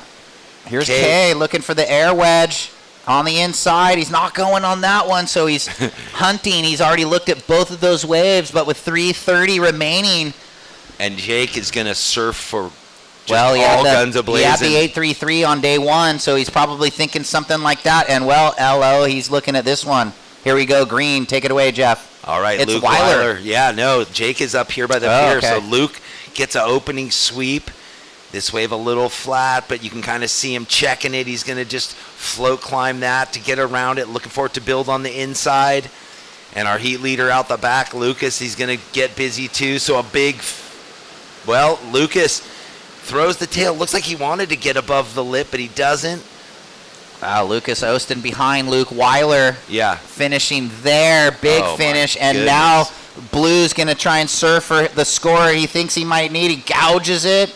Stand by. He's running down the line. He hits it, releases the fins. Two-turn combination for Kei Kobayashi. Wow. Will Luke Weiler's wave. He's looking to better. The 517, make it a different scenario for Kei.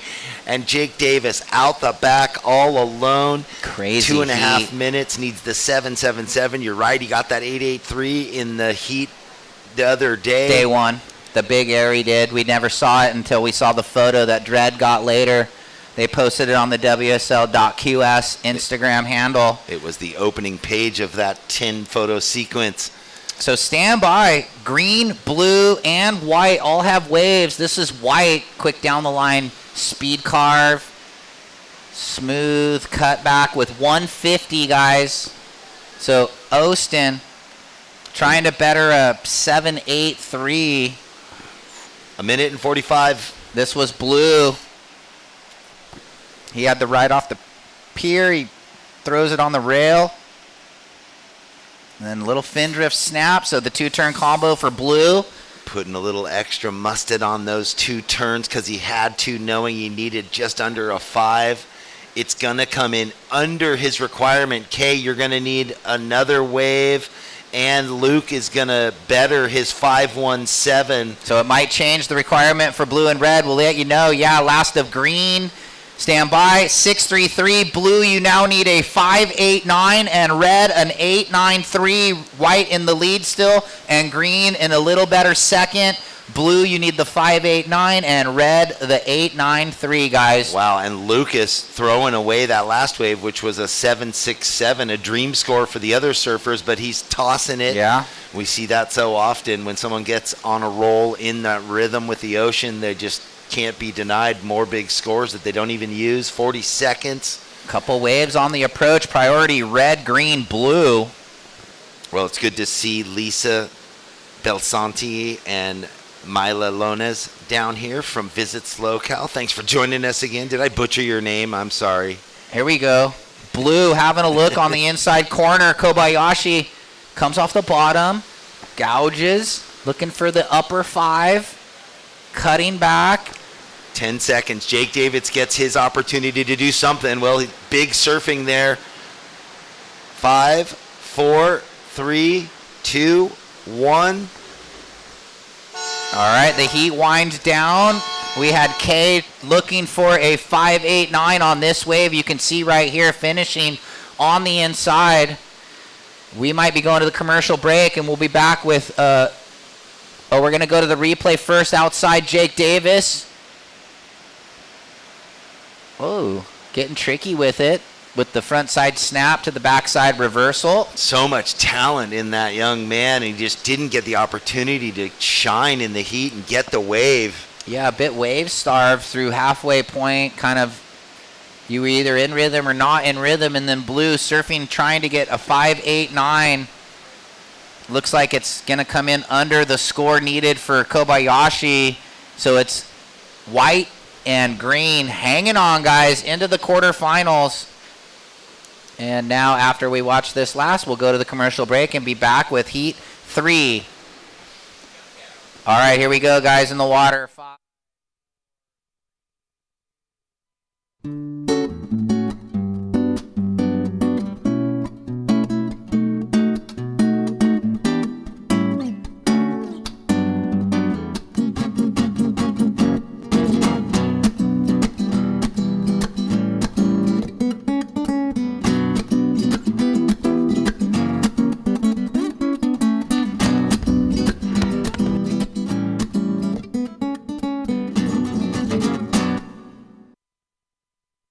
Since 2012, Surfing for Hope has been helping families navigate through cancer using the healing benefits of surfing and the ocean. Each year, we host a number of surfing-related community events to shine a spotlight on the fight against cancer. Visit surfingforhope.org to sign up for one of our free beginner surf camps. And if you'd like to help out, you can donate on the site too. All right, welcome back, everybody. Thanks for joining us here. The 2024 SLO Open in Pismo Beach. We are into heat number 3, round of 16 right now, up and surfing. That is red, Felipe Chagas. Alan Cleland had a quick wave right on the break, a 5.67 for him. And the conditions are firing. If you're just finally hopping online to watch it from far and wide, thank you. Round of 16, we've got 4 of our surfers into the quarterfinals. We just saw Lucas Austin and Luke Weiler making it out of the round of 16 into the quarterfinals. Big jump, big points for them, so they have made it to finals day. No priority as we see our surfer in white. This is Dimitri, last year's champion from this event, surfing big as always, so just one quick tail tap in the lip for him.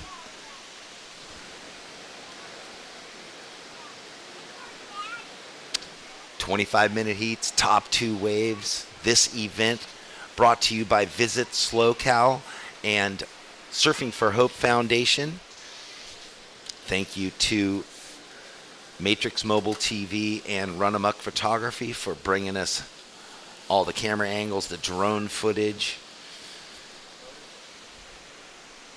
If you need to know what to do up in the Central Coast, well, first of all, you just got to come here because it is gorgeous, and I'm honored and always happy to come up twice a year to here in Pismo and up to Morro Bay. Stay at the beautiful Vespara Resort of Pismo, right on the beach behind the pier. And you can go to visitslocal.com because within their forum there's so much that you can read about, things to do from the ocean to the hills to the vineyards to the farmers market, the health and wellness movement. So yeah, there's a lot of activities happening here all year long, and it's pretty much beautiful all year long. So if you want to go trail riding, horseback riding, mountain biking, geez, get out in the ocean, whale watching, kayaking. There's the sea caves not far from here. All kinds of fun stuff to do. Dimitri, your first wave, a 5.10. So white gets a 5.1. Green opened with a 5.67. Felipe Chagas in the red opens with a 4.33. Priority, important. Corey, you have first priority. Green, you have second priority. Corey Arambidi in the blue. Do not underestimate him. He was the first champion of this event on the north side when we had it, but we'll get back to that. Right now, we're going to throw it down to Kelly and Lucas Austin, ripping that heat apart. Yes, he did. Congratulations, Lucas. Oh, thanks. You got an 8.83, highest wave so far in the competition, highest heat score. How does that feel? Yeah, I feel really good, but just, I don't know, not really thinking of it like that. What do you think about when you're out there? Just my next wave and positioning, and there's just so much going on in your head and all the other competitors and just positioning and all kinds of stuff. I've asked a few competitors about this, but do you have any ritual before your heat? I do a lot of jump rope. I mean, I jump rope a lot, and like I have the bands, I do the bands and stuff, but no, not really. I'm not like superstitious. Not superstitious at all. Okay, what are you going to do the rest of the day? I have another heat later of the junior pro, so probably just eat light and hang out and yeah, just cruise. What's your post-surf snack food choice? Oh, might go muffin chai latte. Sounds delicious. Well, congratulations. We'll see you surf later. Thanks so much. Back to you guys. Well, congratulations, Lucas. Good job. Oh my gosh, right now, live and direct, we've got so much surfing happening. We're going to have to do a bunch of recaps. It looks like out the back is that green Alan Cleland from mainland Mex. We had Corey Arambidi up. Now we've got Dimitri Puyos on a bomb flying over the first section. Major spray. It is just a thunderstorm out there between all 4 surfers. So there's going to be a lot to get input in the books for the judges. We had all four riding back to back to back with this tide increasing. So that was the first time we saw all four surfers riding set lefts towards the pier. I got to take a deep breath. We went straight from the interview into 4 insane set lefts by all the surfers. So this is Corey Arambidi, gets his opener. Always surfing so sharp and tight. Look at that. Pushing the fins, redirecting, but that wave faded out, and then behind him, I think the camera will go to, well, we had Alan Cleland, we had Dimitri. Well, I don't know, we don't got those replays at the moment, but right now, Cleland not afraid to just keep going. Big surfing for, he's accustomed to big waves, pushes the tail to the beach, flows it back around, regular foot. Oh, here's the left. This was Dimitri on his backhand on this set. It was a real big speed floater. Oh, and he came unstuck, unfortunately. I missed that. Well, I got to take a breath. Cool, I'll take over. So 18 minutes. Opener of white went 5.1. Standby white on your second.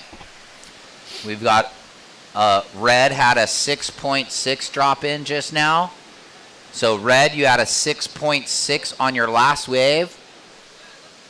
Yeah, I was getting so spastic because all four surfers were riding all at the same time that the interview stopped back to back. I saw that. And the scores coming in, unfortunately, it looked like Dimitri didn't finish his. So although a blistering start, no go, a 4. Al Cleland, though, that's the 7. That's going to be a good score for him. Yeah, green's got 2 coming in. Standby. Opener of blue, Corey, 5.67. Again, red, 6.6 on your last. White got a 5.1 and then a 4. And now green has the 5.67 opener and then a 7 to back it up. So green in the lead, red in second, looking to better the 4.33. White, your third, you need a 5.84. And blue, you need a 5.27 with waves creeping around the corner at the end of the pier.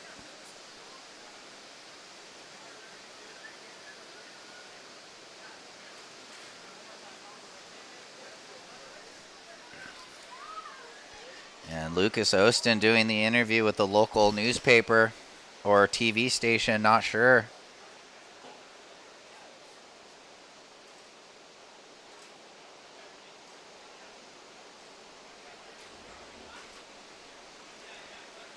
So 16:20 remaining. Having a little dig right here. It looks like green. Al, he's in and out.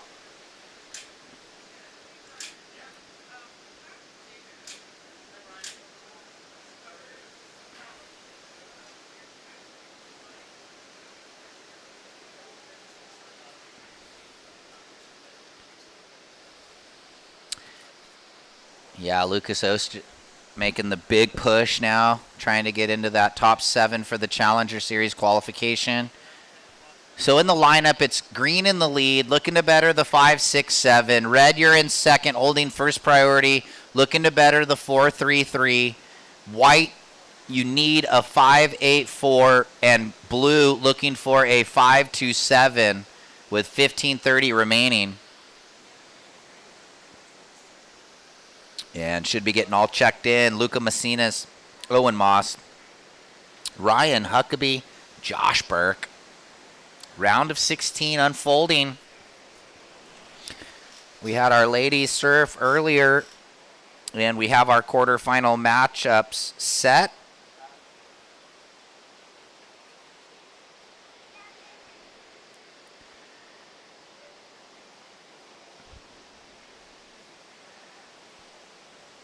And in those quarterfinal matchups, it's going to be Leilani McGonigal versus Matea Olin, Noah Clapp versus Bella Kenworthy, Zoe Chait up against Talia Swindal, and Eden Walla up against Sanoa Olin. So exciting quarterfinals on the women's side still to unfold, potentially tomorrow or the next day.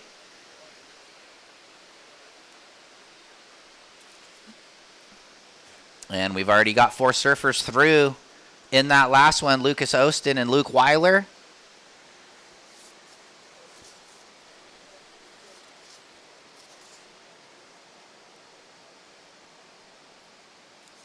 And Tosh and Taro out of the first heat.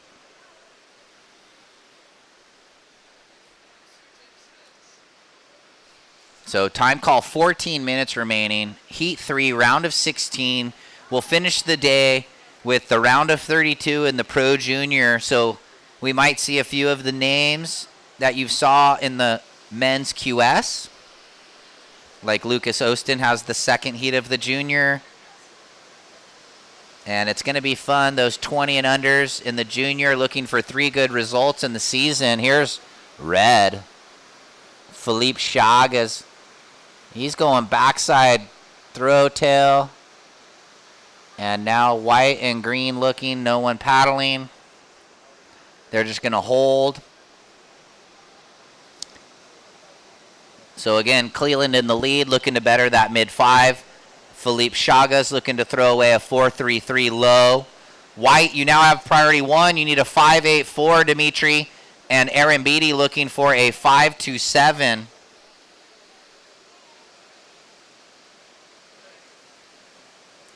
Priority white, blue, green with some waves on the approach.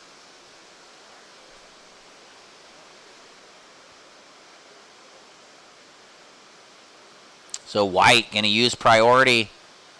Lets this whitewater catch up. Mean gouging rail turn. Snaps it down the line. Throwing it on the rail again. So good pace to this wave. And let's see how he buttons it up. Hits it. Now gets on that speed run for the big finish.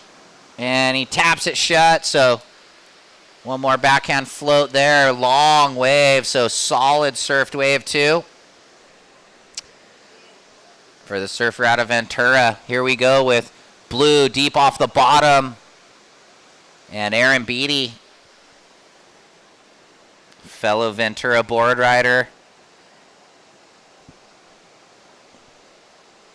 Boys are on the outside looking in though, but stand by. Dimitri got a pretty good wave. This is it. A lot of busy work.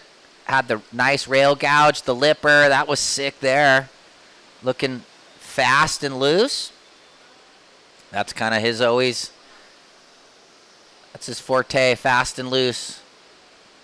He was on the Challenger last year. He would like nothing more to be back on the Challenger again, of course. Sitting a little lower, 24th in the rankings. Looking to move up. Try and get in that top 7. And we're not going anywhere because we have red on a paddle here. Quick slash down and then hitting it. Last of white, 6.4, turns the heat. Now live action green, layback jam, your heat leader, down the line hook. An ISA World Games gold medalist from last summer in El Salvador at Bacanas. So Cleland now looking to ditch the 5.67.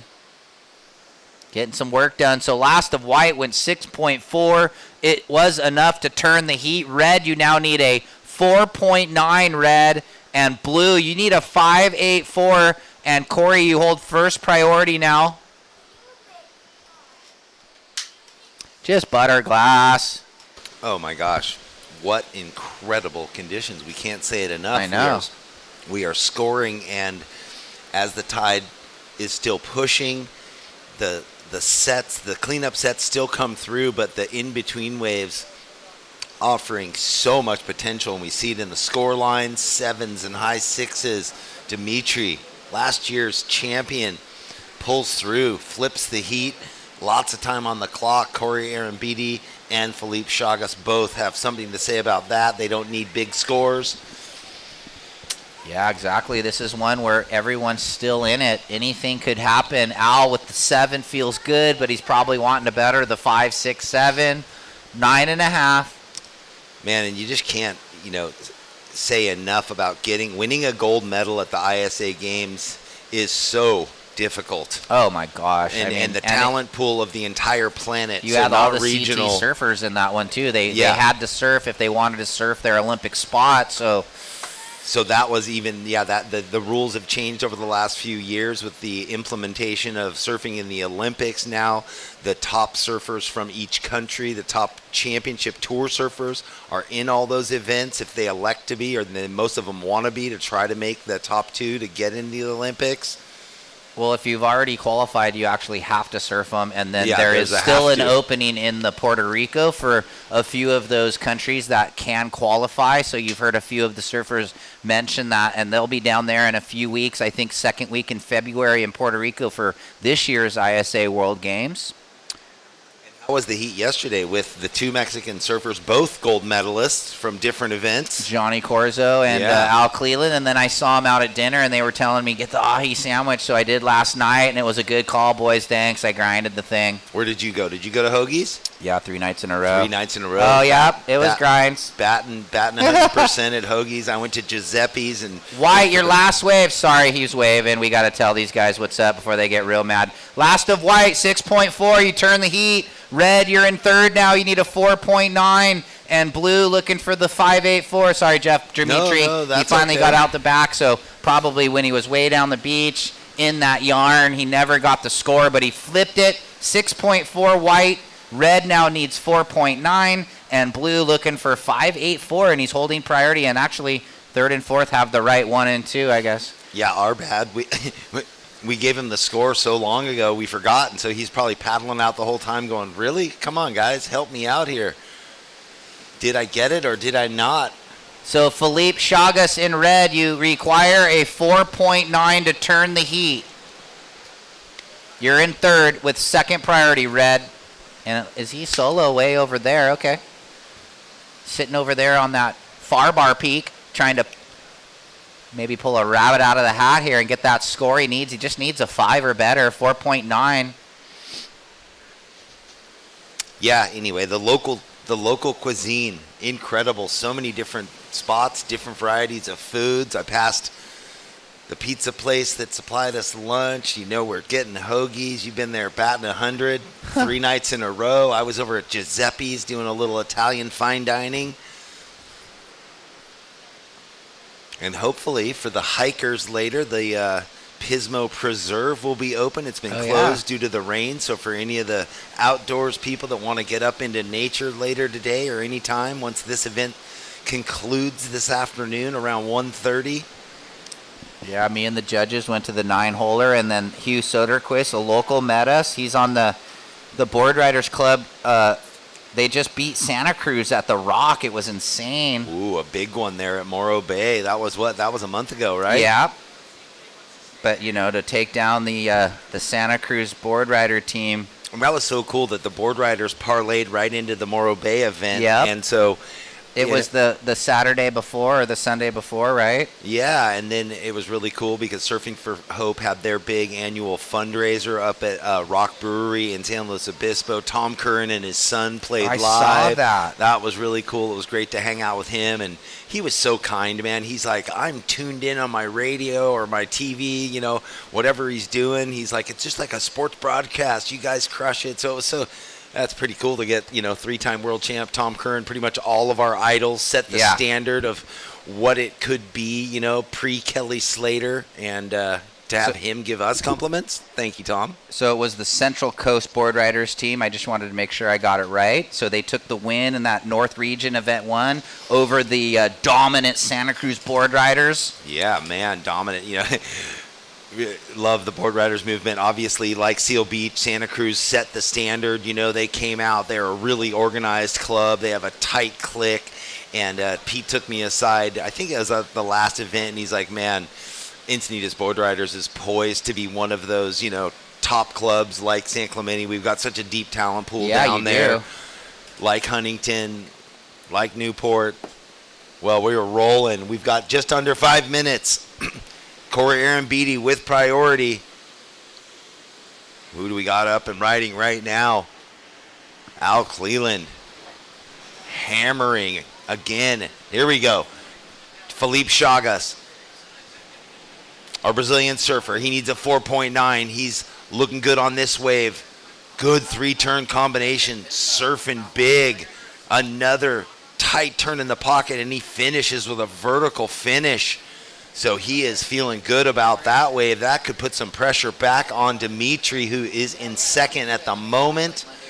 We've got the scores coming in for our first place surfer, Alan Cleland, and now Philippe found the wave he was looking for. That could change it again. Dimitri with second priority and a set that's going to wash through on top of them. Here's the replay for the fans at home. Cleland, whoa, 2 mean snaps, looking to better the 5.67. He said, oh, Ahi Sanga, and then out the back, Red looking. This is the crucial wave for him. Yeah, let's see what he got going on here. Long cut back, and then pins it, little down the liner, waits for it to time it right. Pretty solid backhand snap. Oh, it ran the bank, huh? And he got 2 more, so stand by. Yeah, I was kind of foreshadowing. It seems like he's going to be, getting the score he needs. It's going to flip back to Dimitri and Corey, what they're going to need.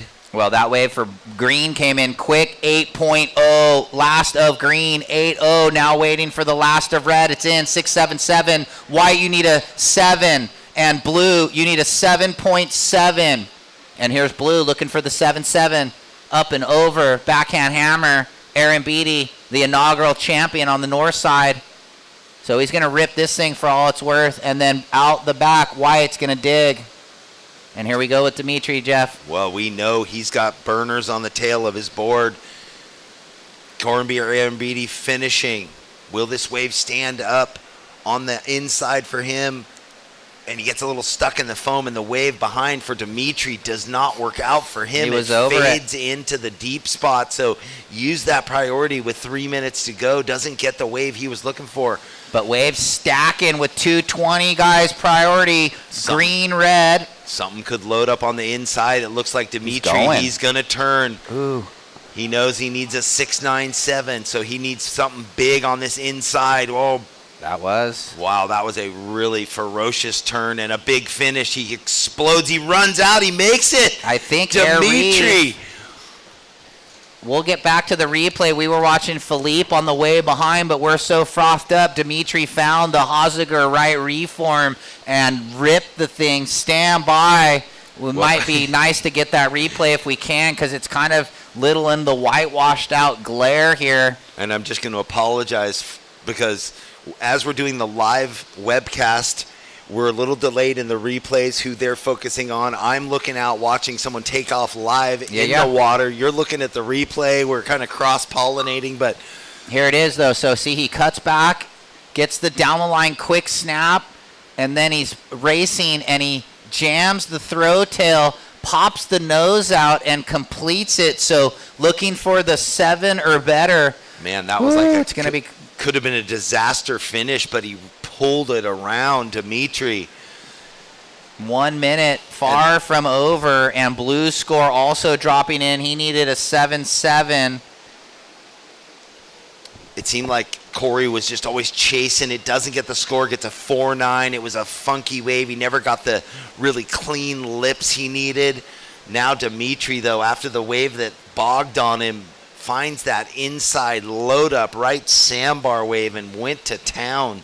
Yeah, looking for a 7. It's a 6.97, so he's going to need a clean 7 or better with 30 seconds. Well, you got the judges are having a good look because, he blistered the first turn full attacking and then finished with a bang. So we don't know. He's in advancing position, this surfer right now, but will he need this? Sick throw tail air reverse. Presses down the line, throws it on the rail, and 10 seconds left. A lot of scores to come in as I count it out. Cleveland alone out the back. 5, 4, 3, 2, 1. Oh, no ride for Green. But he's out winning anyway, but he's just riding in for fun. And White's score, it's a maybe, yeah, maybe no. It's on both sides of the number. It's going to come down to how it averages out. It's that close. It's a 6.77, not enough. It looks like Green and Red are going to hang on. We'll go to the commercial break and be back after these messages. Welcome to the land of big-time natural beauty and intermittent cell service. Here, cowboys drink Cabernet, farmers surf the breaks, and everyone breaks for roosters. It's a wide open and welcoming place. But that's not to say we don't have any hidden secrets. Welcome to the land of truly living, with a million things to do. Or not. Slow Cow, where life's too beautiful to rush. In the 805, we live life on a different path. Where medals aren't given, they're earned. Where stories aren't written, they're lived. And legends aren't born, they're made. It's not just what you do, it's who you do it with. This is 805 Beer.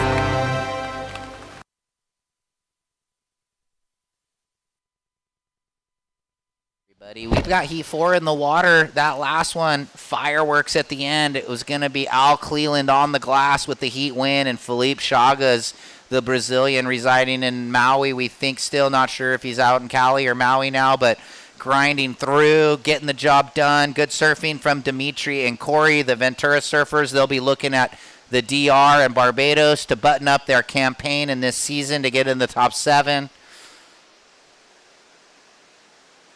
Wow, living on the knife's edge right there. Dimitri right on the edge of getting the score just under.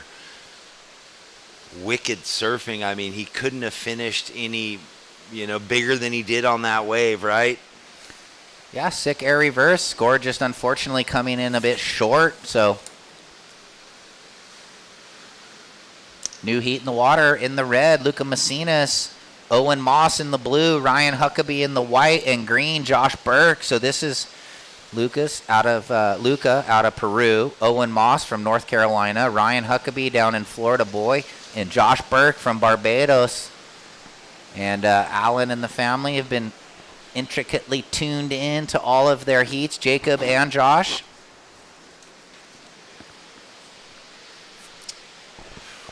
Whew. So, yeah, thanks for joining us, everyone, online.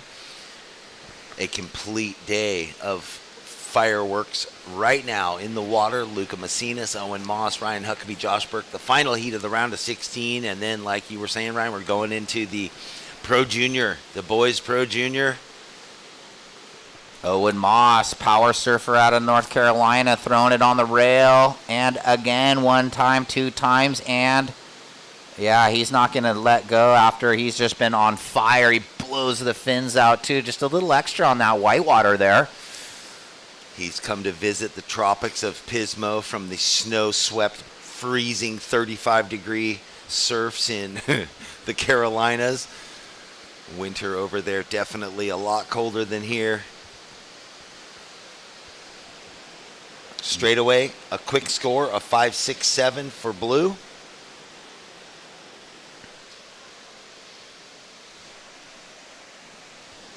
Yeah, nice opener. Owen Moss, he had the biggest score of the event so far, the 9.6.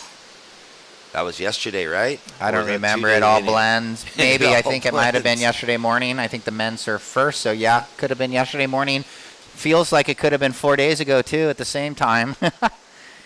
But, yeah, it's been an incredible week already.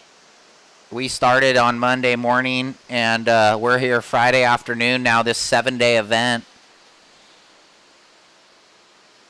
Well, it's nice that we pushed it hard the first few days, got a lot of rounds, have the field, and then have the field again. Here we go. Is this blue again on the paddle out? He finds himself in the perfect position for this down the line left to get his second wave, and another big finish for him, but he pushes it too hard and gets stuck on the lip.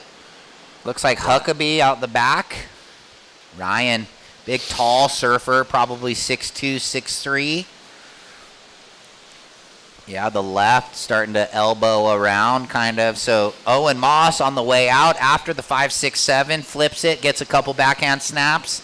Doesn't clean it up, but he's going to get a backup score. And then Huckabee getting on the board. So this was Owen. That was a good jam. kind of reading it right out on the open wall. That's all you could do. And then just got too vertical. You got to be careful about going 12 o'clock in the slope and then Huckabee behind Jeff. There's that tall surfer, but with the bent knee, you can't tell if he's 5'10 or 6'2. Well, and he does that really low, fingers of the front hand touching, Yeah, is really centered. Yeah, he's got oars for arms. Ryan Huckabee he's a knuckle dragger for sure. While he's walking, his knuckles are dragging on the ground. But that helps him paddle, and his air game's super gnarly too. Who we always saw do that, Owen Wright, the goofy fit from Australia, now long retired, arms. long arms, and always, that front hand touching on his backhand when he's bottom turning. Oh, yeah. Like that unique style. Last of blue, 383. Opener of white, 6.1. Huck with the 6-1. He's been traveling, getting barreled in Portugal, Ireland. It sounds like he's making a movie. He's got a lot going on, but he wants to make the challenger, as they all do. Here's blue again. Owen Moss, he's all fired up. Just a couple down the liners. And he knew he needed to kind of do something tricky, so he goes for the backside spinner. Willie better the 383. Stand by. Ooh, this heat's pumping, though. Sometimes it's just a little moral victory. Yeah. In fourth priority, knowing, here's a wave that's going to stand up. I want to complete a wave. I want to re-encode the positive vibes from my last mistake.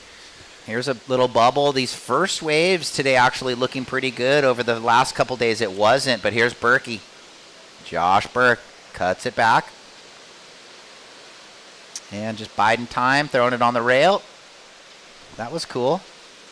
Looked like Curran, since you talked about Curran jamming. Oh, and pins it. And then who's behind? Well, Luca finally getting his opener. Our surfer from Peru. Championship tour for quite a few years. On the tour, off the tour. Wants to get back on the tour. Came through, got a heat, turner yesterday. And interesting, kind of, I might want to ask Ruby, like, is he keeping points in the North American region, but he's from Peru, or is this just one of those one-offs that they let the outside region surfers surf? We'll figure that all out.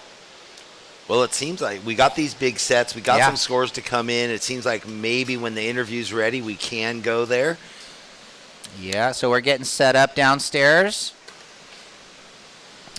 Probably go to a couple quick replays before we throw down. Yeah, we're going to go right here. This was Josh Burke's opener.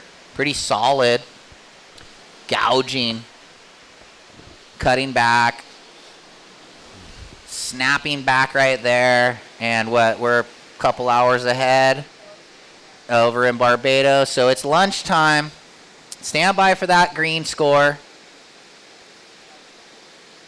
And so as we see the double angle, that was Burke finishing, and then behind, Luca Messina's got on the board, as Jeff was saying. Cut back, blowtail over the whitewater. Found that right point wave that, keeps the gift that keeps giving, I guess. A couple carves. And a former Olympian, he ain't going to make any mistakes in these heats. And wow, 1, 2, 3 on the inside. So I think that might have been the replays. So now we'll throw down to Kelly and Alan. Yes, I'm down here with Alan. Congratulations on that heat win. How you feeling? Yeah, thank you. I feel pretty good. The waves are pumping, and this is probably some of the best Pismo I've ever seen, like the last 3 years. So stoked to get a couple waves under my feet and get a couple good scores. So you'll be representing Mexico in the Olympics. How do competitions like this prepare you for something like that? Yeah, I mean, it's an honor to represent my country in the Olympics and to be the first surfer from Mexico to do it. It's sick, So, yeah, coming to these contests just kind of gets you the reps going, and the jersey kind of gets you more confident. But Pismo is not really kind of the same wave as Chopu, so that's going to be a little different. But I'm very excited. I usually try to put my time in as much as I can in bigger waves. So, yeah, I'm stoked and can't wait to see what happens. Anyone you want to say hi to? Yeah, un saludo a todo Mexico, to my family, my friends. Thank you to all my sponsors, and yeah, stoked to be here, stoked to make another one, and more to come. Well, congratulations. Go get warm. We'll see you later. Thank you. All right, yeah, congrats, Al Cleland. Man, what a heat for him. Big scores. And we're going to get back to his interview right now. We got Ryan Huckabee on his forehand, ripping into this open face right. He used his priority, loving that he got this wave for himself. Oh, yeah. A series of tail blast all the way from start to finish. Yep, our captain in 2023 in El Salvador on that ISA junior team when we went bronze medal. He was a force to be reckoned with until he went down, and then he led the team, so he's a leader. And yeah, so we haven't really mentioned, but Al Cleland off that win at ISA World Games, he's in the Olympics, so we've been kind of mentioning it, but we want to make sure we hit the right mentions. Well, and that's the cool takeaway from that interview there. I mean, yep, he's into the quarterfinals here. As he said, definitely a different deal, Chopu to Pismo, that he wants to get some warm-ups. He knows how to get barreled. Oh, yeah. He was practicing all summer, all fall there, not doing the events, but just tapping into big beach break barrels in mainland Mexico. You think, though, Mexico being such a sports fanatical country, that when they get someone representing their country going off into the world, no matter what it is, and we've seen that all around the planet, these countries that adopt surfing and then they really champion those athletes and give them the credit they're due. Definitely, they're going to be prideful for all of their athletes. But here we go. Last of green, 6-6-7. Last of white, 7-8-3. White in the lead, 7-8-3, 6.1. Blue, you're in second, looking to better the 4-3-3. Josh Burke just dropped the second best wave of the heat, 6-6-7. He needs a 3-3-3. And red looking for the 3-9. Luca, your opener, 6.1. So a lot happened in that interview. We just broke it down for the surfers, and it's going to be exciting. Everyone's got a good score. Huckabee's got a good backup. And Luca and Josh got on the board with some mid-sixes. So the veterans now, this heat stacking up, and it's probably going to be drama-filled here with 13:30 remaining, as they all are today. Well, this one, the battle of the sixes. It seems like some heats are the battle of the fours, some the fives. This is the battle of the sixes, as they've all got those in their score line or close to. Yeah, Josh Burke doesn't need much, a 3-3-3, and Luca a 3-9-0. But they know they're looking for 7+ in this heat because someone's already got 13-9. That's almost 2 sevens. And then with those big numbers already on the board, the 6-6, the 6-1, and the 5-6. They don't just want the number that they need right now, but here we go, having a look. Possibly green. Josh Burke finding these right wedges that we thought were going to come to life. And wow, this thing, 2 clean wraps, resets the fins, and just drifts it right there. Well, he got the 3-3-3 and then some. Yes, we'll wait true. for the official score, but it's okay. We're not forecasting. We know it. We can see it. Then we just wait for the judges to put on the stamp. But let's watch it. So he just creeps into this thing, but those are the ones you want. They actually well up on the sandbar. Quick wrap down, clean check snap, and you saw him put the back foot back on the tail pad, and it felt good. Stand by green. Yeah, just put the feather in that hat and walked out the door. Priority is with blue, then second priority red. 12 minutes left. Things will shuffle. Yeah. I'm sure that the other surfers are aware of that, as they might peek over their shoulder, see what's happening. They hear us. Score comes in. Yeah, 8.07 goes straight to the lead. White to second. Blue, you now need an 8.26, and red and a 7.84. And here we go with green up and riding on the way out. Why not? Layback jam. Burke in rhythm. Can't put a foot wrong right now. So what's he got? Probably the big air. And there it was. Oh, wow. Stomps it 2 in a row, goes 8.07 and a little cheeky backup on better. the paddle out. The 6.67. So look at this little wedge up. Here's Blue. He wants to get in on it. So Owen running, going for the huge finish into the flat, spins it. We see him. Will he come out? Does. Yes, with the full flex. Pretty far away. Want to see the replay on that. But big air. Well, we are getting a show, ladies and gentlemen, right here at the Pismo Pier, day 5. It is a sunny Friday in Central California. This was Burke on the way out. How did he find this one? Just sneaky layback jam. Carves it down.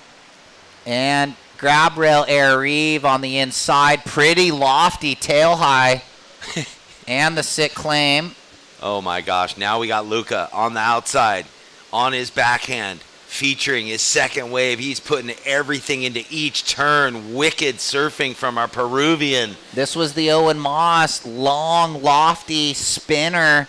Little bit of some grinding to get out in front of the whitewater, but stand by, last of green. 9.1. Josh Burke drops the hammer. Back-to-back, 8.07, 9.1, 17-17 on the total. And now we wait for last of blue and I think red. Ryan had a run down the line, kick out. Last of blue dropping in, 7.1. Blue finds himself in third, now looking for 6.84. And stand by red, I think we owe you one more wave. Yeah, we do owe Luca. He blitzkrieged on this left. I mean, he was surfing it up big time, never taking the foot off the gas. Beautiful finish. Yeah, you're right. Didn't put a foot wrong. He was redirecting and just pushing the tail through, knowing he only had the one wave, and he's hearing us chatter about the scores going down. And how about that with Josh Burke? I mean, you think of that last heat with Jake Davis or one of the guys that just gets kind of, they just can't find a wave. And then you've got Josh Burke in the matter of 1 minute gets an 8 and a 9. So the score drops in for Luca, 6.3. Can we have that other drone operator move your drone out of the area? We're going with white into the pier. Huckabee gouges down, and then he blows the fins out on the corner. And now red. So once again, the drone operator that is not allowed. You don't have the permit. Can we please get your drone out of the competition area? Thank you. So real quick, last of red, 6.3. Now we wait on the last of white. Ryan Huckabee in second, looking to better a 6.1. That's right. Priority goes to Run Amok. Drone flying. This could be red going on the backhand. Quick snap down, and he's out of that one. He's looking for a 7.64. And blue looking for a 6.84. And we'll see if Ryan Huckabee bettered on his two-turn combo. Man, we talk about the surfers needing to breathe out there to calm down. I need to breathe up here to calm down. We'll breathe. Too much going on. I don't get a chance. Okay, last of white dropping in. It's going to better. It's going to make it a little tougher on blue and red. One more score to drop, Ryan.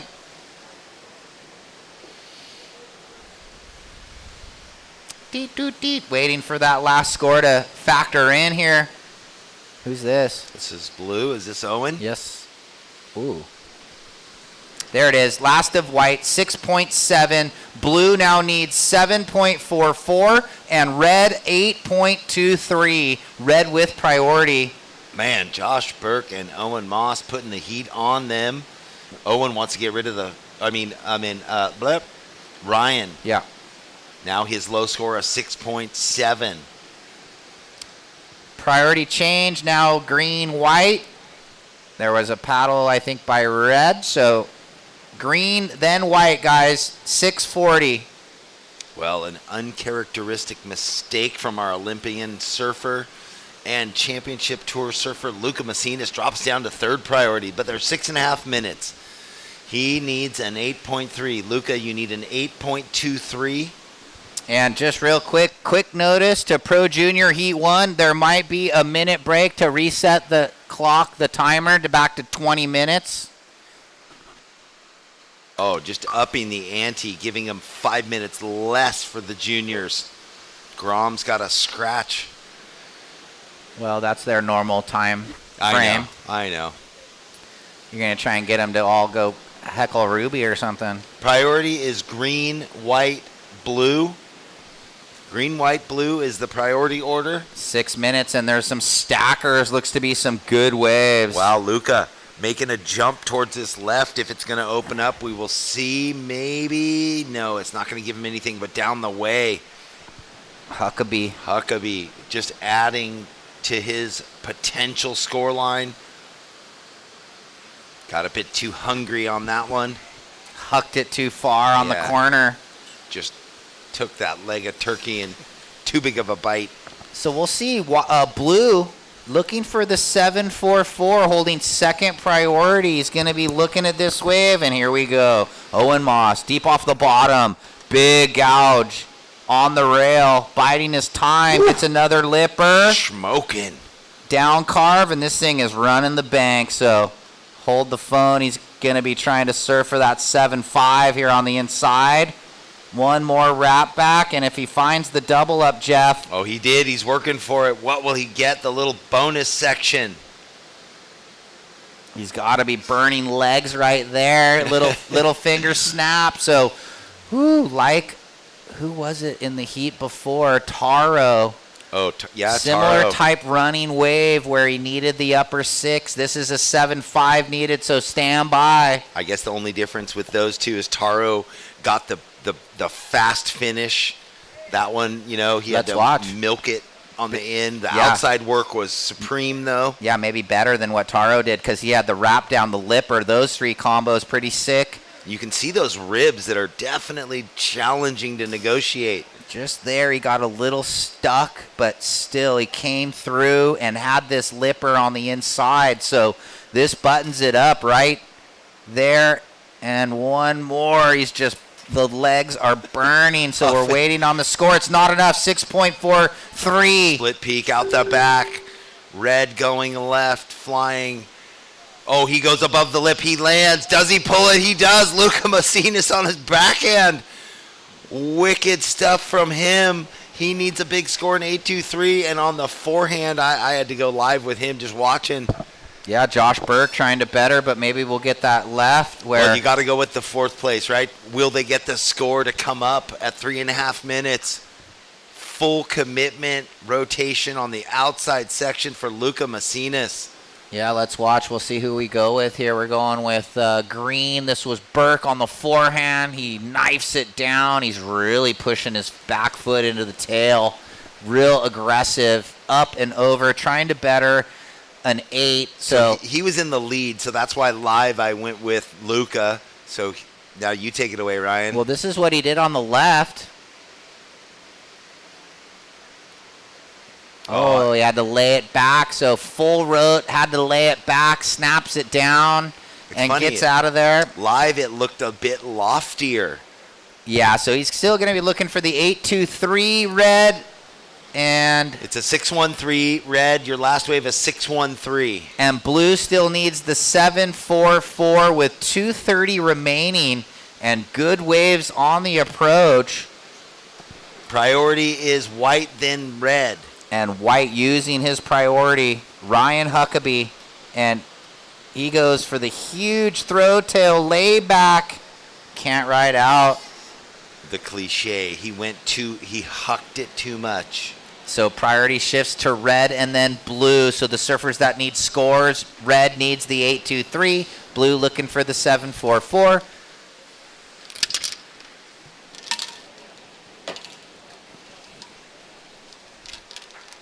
One minute 50 surfers coming up next, transferring into that round of 32 Pro Junior.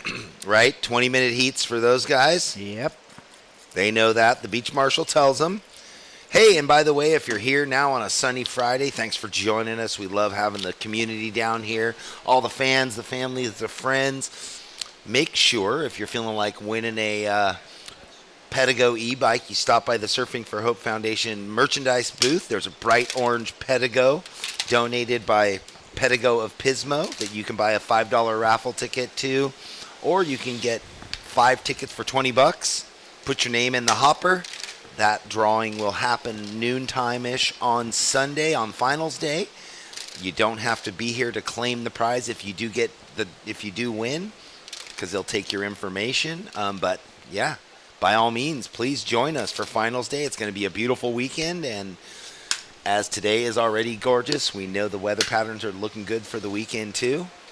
So go get your ticket for a new Pedigo e-bike. Well, we're down to 40 seconds, and there's waves on the approach. Priority with red and blue, red, blue, and they need scores.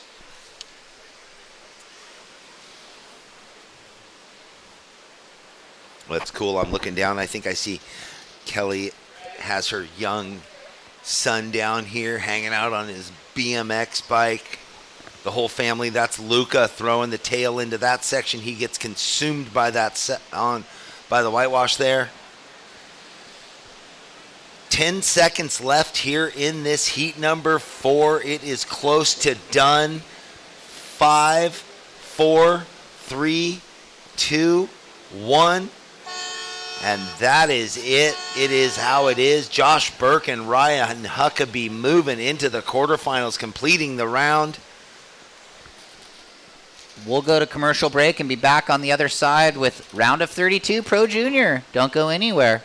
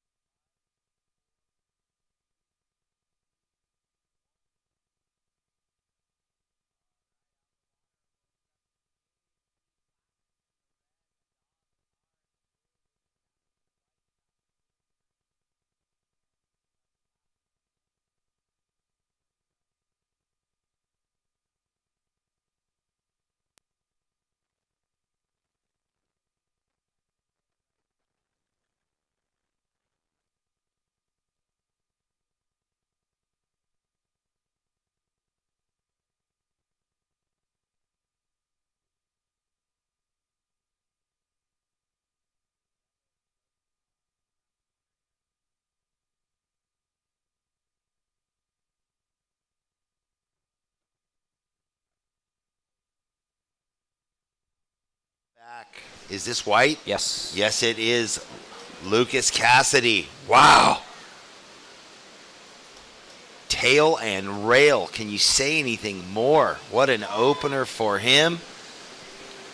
Lucas Cassidy from Mexico was inspired by Alan Cleland's performance. What a way to open for him. Yeah, big score for White there. And look at these sets like that. Again, he picked the gem before these wash-throughs. It's kind of been the first wave today where it hasn't really been the first wave, but...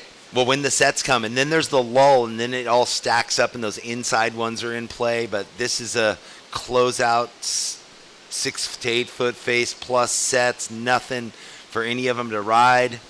Well, he had the inside, too. He scratched into it. And you can see here, nice down-the-line lipper, little fin drift. Comes around the corner, gouges it. And, I mean, snaps it down there. That was sick. And then bringing it through to the inside.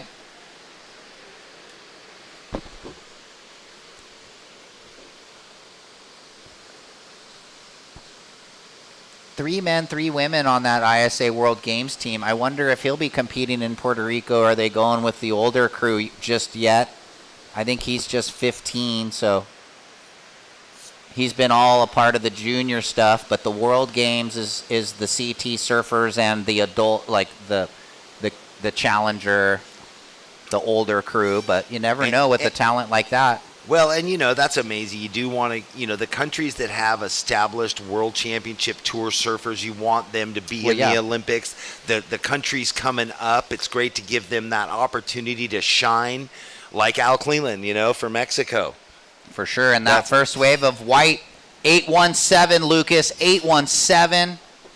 And more waves just stacking through. So no priority for red and blue, as green had a quick up and out, so he's on the low portion of the priority order just yet. But look at this. Things to be a perfect elbow. And will red be able to get there? He might just. Reed, big tall surfer out of Canada. And here we go, Jeff.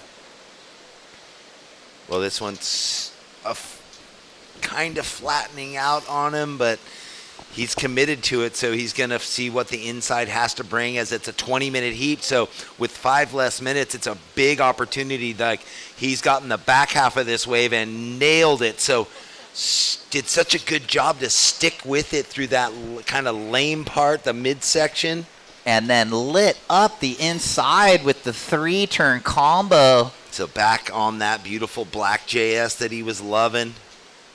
Yeah, he just got that board right after the World Junior where he surfed. Let's break it down. So Canada in the house right now. He's gouging. He's going to set up, carve this thing. And as you said, it was a slow start, but he lit up the inside. Scores are in, 6-6-7 right there. Good backhand snap. It got better. And the last one, even the biggest. And now we're throwing down to Kelly and Josh. Yes, I am here with the heat winner. How are you feeling? That was a high score. Yeah, I feel good. Those are the heats I like, and hopefully I can do that in my net seat also. And being far from home, being from Barbados, where obviously it's a lot warmer, how do you stay healthy during your travels? Drinking a lot of water. I don't know. Sleep a lot. I mean, sleep when it's right, 8 hours, and drink a lot of water, and that's about it. Can you really sleep the night before a competition? Yeah, for sure. Sleep like a baby. Do you really? What's your secret? Closing my eyes and thinking about winning my heat. There you go. Close your eyes and have some good dreams about winning. What are your goals this year? My goal is right now is to win my net seat and then hopefully this contest and then obviously make the Challenger Series and qualify for the World Tour. There you go. Anyone you want to say hi to at home in Barbados? Yeah, hi to my family, all my family and friends that support me at home, and enough respect to the Bashba community, my other family, and yeah, thank you. Congratulations. We'll see you later. Brian, Jeff, back to you. Thanks, Kelly. And is it red stripe down there? A couple of those going back right now for Josh. Yeah. I can't read, bro. I'm blind. What's it called? Old Brigand? Rum.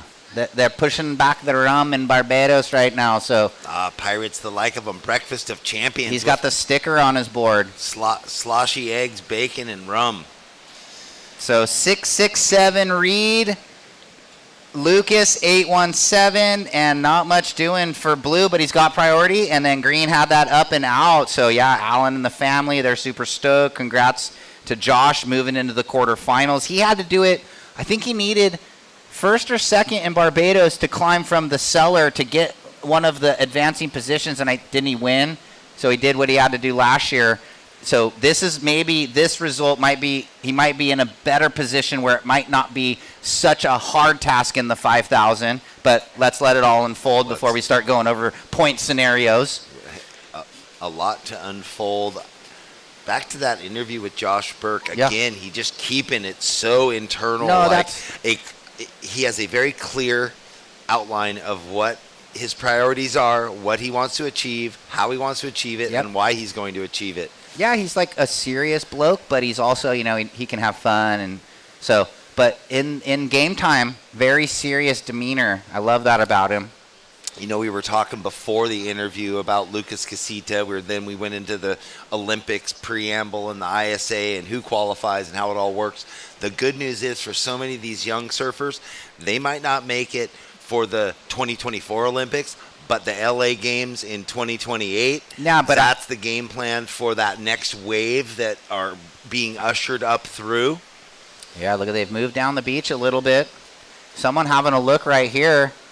Looks like it's red on the backhand. Reed. Little quick backhand up and under. He's also from Tofino, lives down the street from the Olin sisters, so they're sparring partners. And then you think about with the Olympics, too. I mean, going to Teahupo'o is pretty insane, right? Yeah. To compete there. It's going to be a completely different scenario when they come to L.A. We don't know where it's going to be surfed at. All right, White. Lucas, your opening wave was an 8.17. 8.17 on your first wave. There's 12 minutes left. You are sitting in third priority at the moment. So, yeah, you nailed your first wave.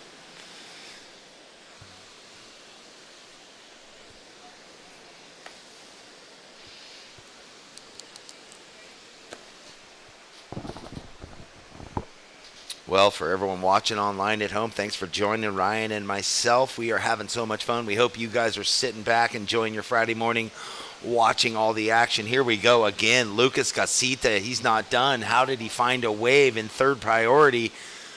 We don't know, but he did. He's going to back up his 817. Very consistent surfing on that wave there. And behind him in the blue, was that Nadev? So Nadev from Israel gets his opener finally. And, man, the level is through the roof from the QS 3000 heats that we just finished straight into these junior men's. A lot of these surfers double dipping. Some of them have lost out earlier in the round of the round of 64 or the 112 or wherever they started. Green, Sebastian Blum.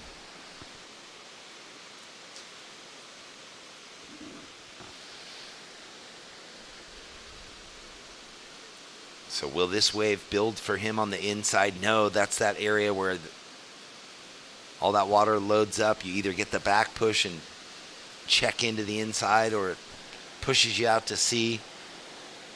Nadev, your opening wave, a 7.6. And Lucas, your last wave, a 6.23. So a big lead there for our surfer in white. Reed, your second wave was a 3.0. Priority is with red. Second priority with blue. Nadev, your last wave, your first wave, a 7.60. Hey, can you get these to sim up? Yeah. Thank you. Yeah, good job, man. Great surfing. So inspiring. Thank you, Jake.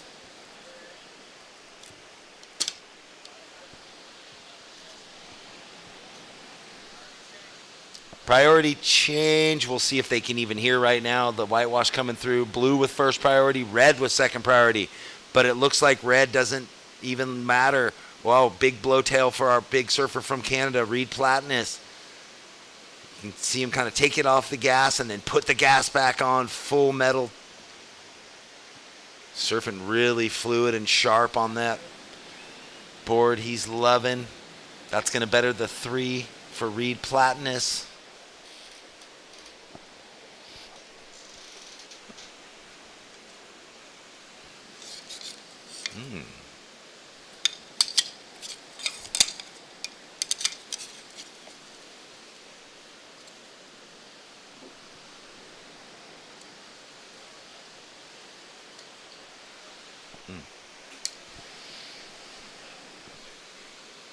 All right, now that things have calmed down, I can maybe orate the scores.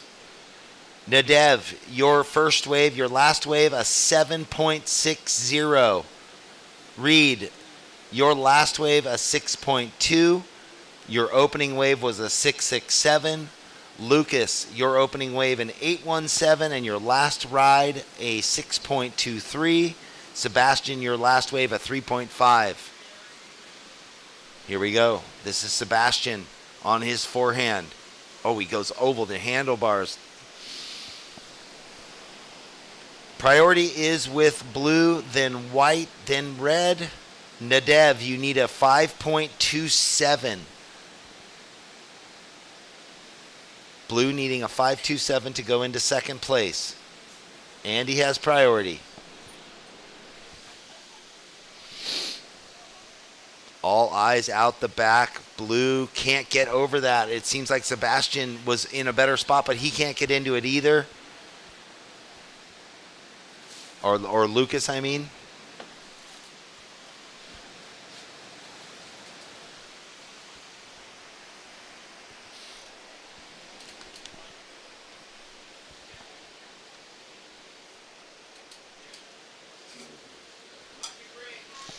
Here we go. This is Sebastian up deep. Big foam climb, and he comes unstuck on the corner in the white. Lucas with one turn. He's just going to ride this out. We've got some big wash throughs, so definitely a swell increase from yesterday. Wow, so I just stepped off. Nadav got on the board with the 7.6. Now looking for the 5.27 blue. Red in second with second priority. Looking to better your 6.2, Reed, to go to the lead, a 7.74. Way out in the lead, Lucas Cassidy in the white jersey looking to improve on a 6.23. And green with just the 3.5 would need a 9.4. 6 minutes on the clock. Coming up next, Lucas, Tosh, Cooper, and Jack.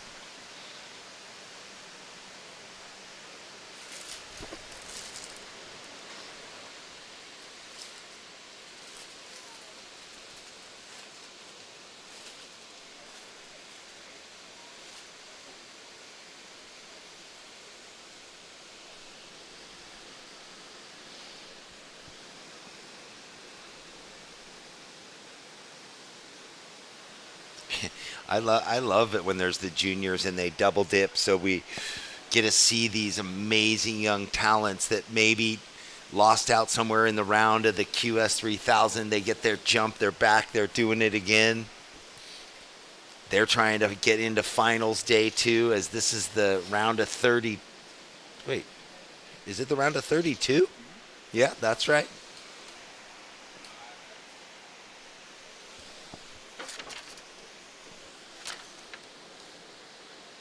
I guess what's funny, it threw me off when the round of 32, because it stays 4-man heats the whole way through, where the 3000 goes to head into the quarterfinals. So we don't have that round of 16, so to speak.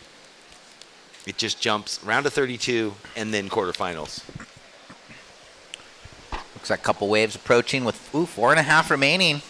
Well, Reed doing well with those pair of 6s that he has. Nadev with the 7.60 and priority. He's not far out of it, needing a 5.27.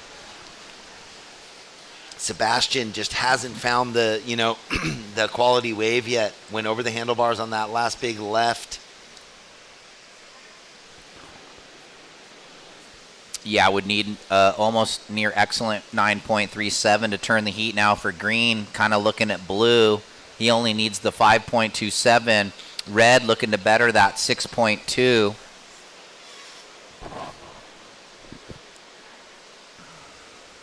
So blue, no like. Red says, I'll go in second priority. Why not?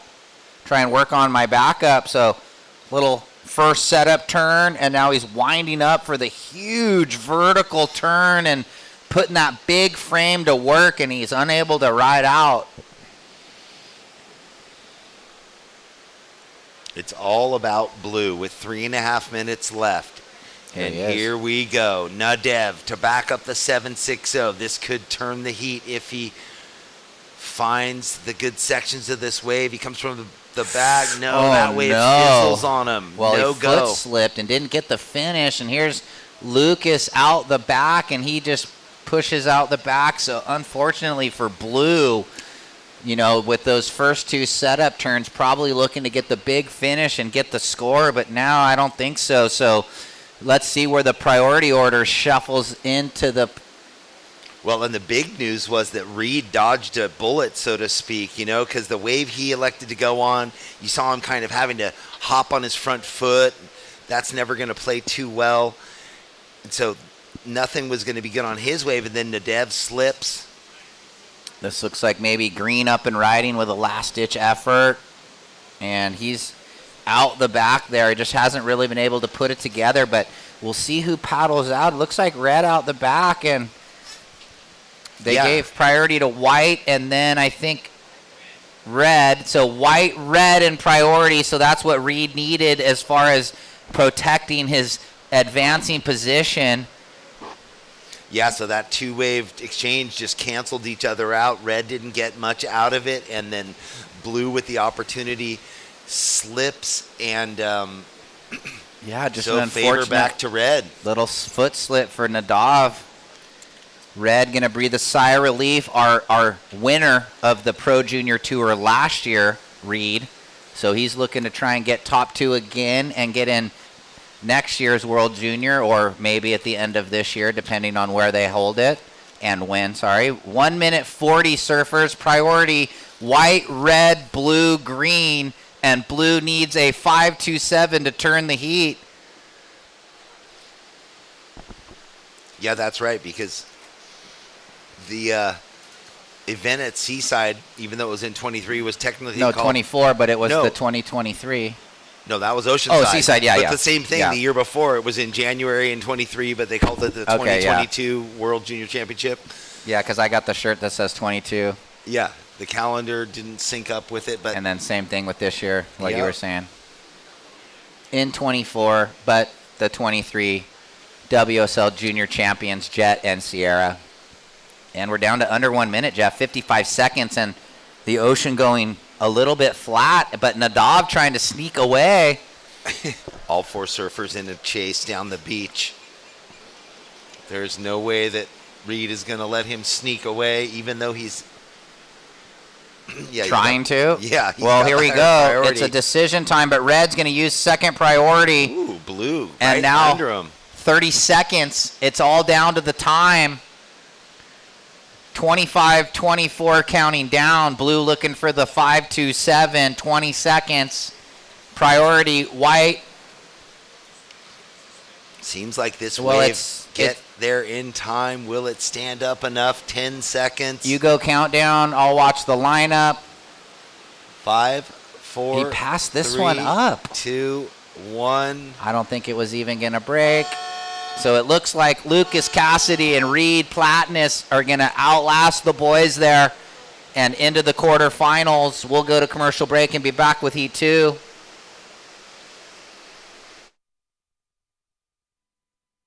Welcome to the land of big-time natural beauty and intermittent cell service. Here, cowboys drink Cabernet, farmers surf the breaks, and everyone breaks for roosters. It's a wide open and welcoming place. But that's not to say we don't have any hidden secrets. Welcome to the land of truly living, with a million things to do. Or not. Slow Cow, where life's too beautiful to rush. Since 2012, Surfing for Hope has been helping families navigate through cancer using the healing benefits of surfing and the ocean. Each year, we host a number of surfing-related community events to shine a spotlight on the fight against cancer. Visit surfingforhope.org to sign up for one of our free beginner surf camps. And if you'd like to help out, you can donate on the site too.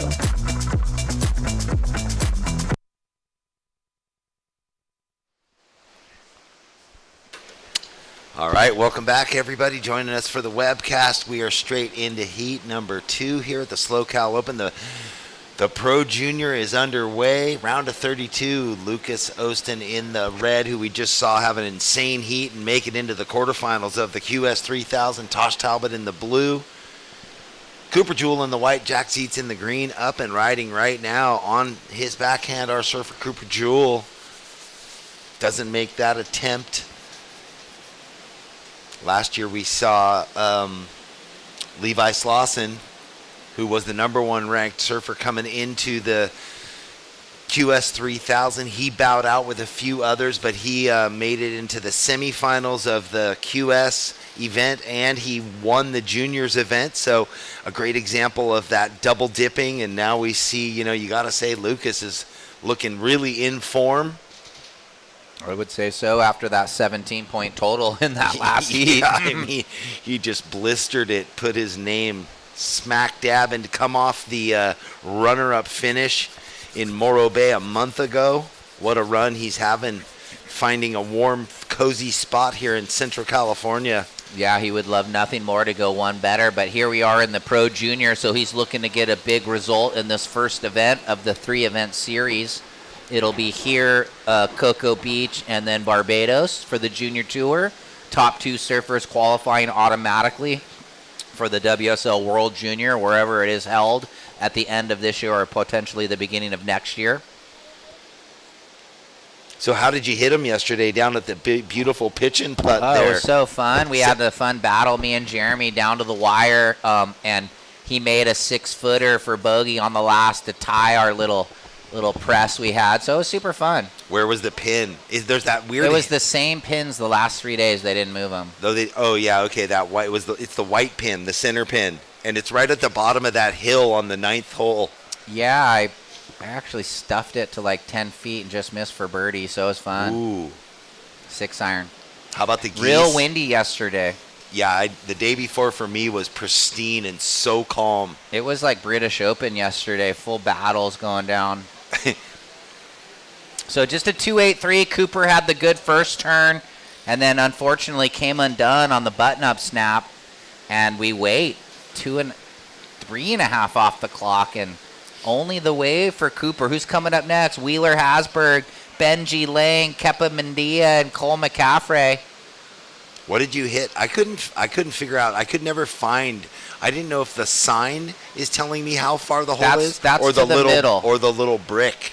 Some of the holes have the little brick with the number. Well, I think they both work, and the wood pole that holds the sign is the length to the middle of the green. But then where the white blocks are was set way away from those signs, so I was counting off and trying. And that's it. That works. So like on hole 1, it's 152, and then the markers were 12 up. It was playing 140, but the pin was back. So the range finder was similar to where if you calculated it off the wood. Here we go with a paddle. Looks like red, I think. Yeah, red wants to get going. Oh, wow, no one has split peak. Split peak, so he gets out of there. Blue, Tosh Talbot, our Costa Rican. Yeah, coming off a major injury. Big blast in the corner. Beautiful finish for him. Yeah, 3-turn combo coming off a gnarly knee injury.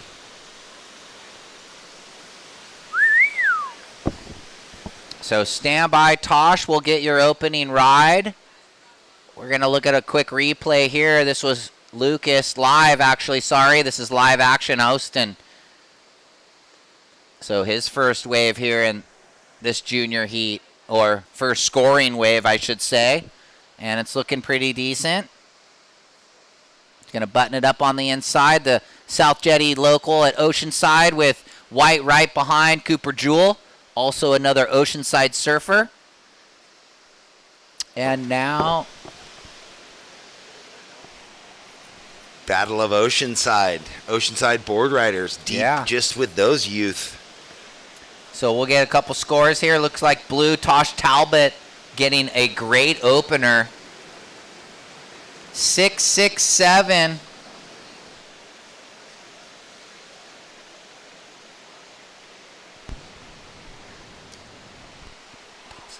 And I think we're ready with Kelly and the Lassie winner. Take it away. Congratulations on that heat win. How was that 8.17 for you?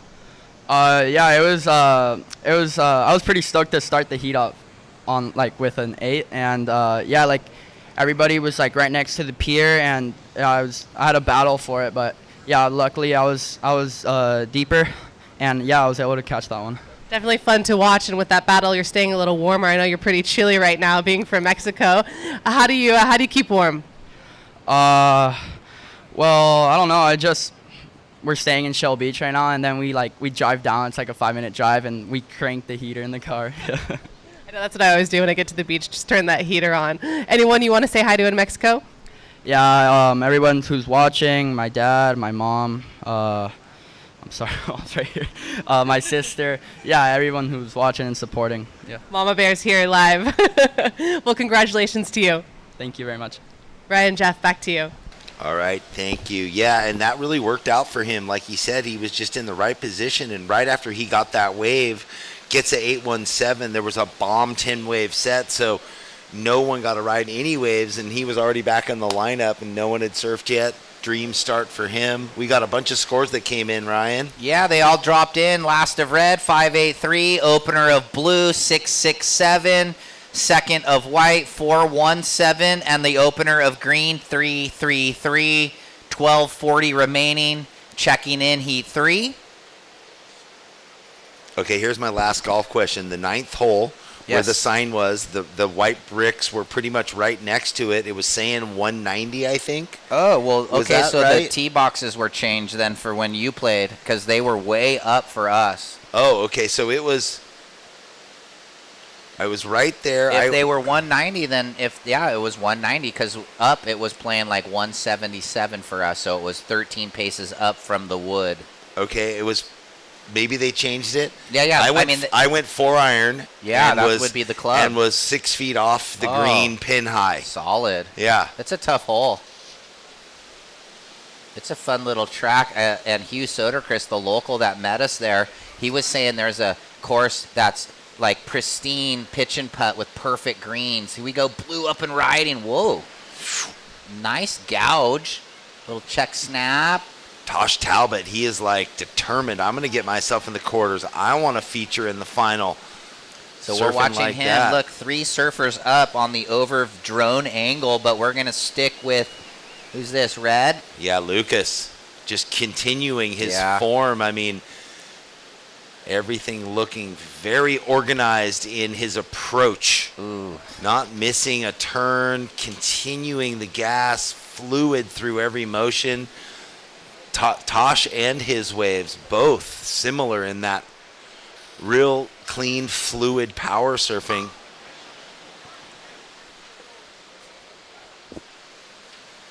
Yeah. So we'll wait for those scores. Where's that other pitch and putt? I think it's just a little bit further away. We got to check it out. So this Okay. was Talbot gouging, little check snap because he knows he's got to get down the line there. He's blowing the tail through, gouges down. Oh, he comboed it up on the inside. This kid, he's got, did he make that finish though? I don't know. He went out of screen, but if he does, it's going to really help. And if not, it's still a good wave. Here's Coops on the left, Cooper Jewel. And he's really been climbing the ladder lately. Unfortunately, just a little stumble there, but... And did we get the replay from Lucas Ostin's wave? Because that He's was going to get another good one, yeah. It was more full rail arcs, top to bottom, it seems, than Tosh's. But maybe I'm wrong. I don't know. Well, I mean... Tosh comes in at an 8. So Blue gets an 8. Goes to the lead. We've got now Red's score waiting to come in. Cooper got a 3.23. There's just under 10 minutes, guys. Yeah, Red score going to come in. He's going to jump back up into second. Stand by. We'll break it down. We need Lucas Ostin's third wave before we talk about the situation because it'll change. And me and Jeff have been talking nonstop for 5 days, so we're going to save it a little bit when we can. So last of Red. One more score to drop. And then we'll break down the situation. So stand by. Judges have one more peek at it maybe. As Lucas finishing on the inside right here with that layback hammer. And we've got live action. So as we were watching the replay for the fans at home, this is transferring straight to live action. Looks like that score dropped for Red as I can see on your monitor at home. So now let me get back to ours as, whoa, this thing's not over. Look at this thing.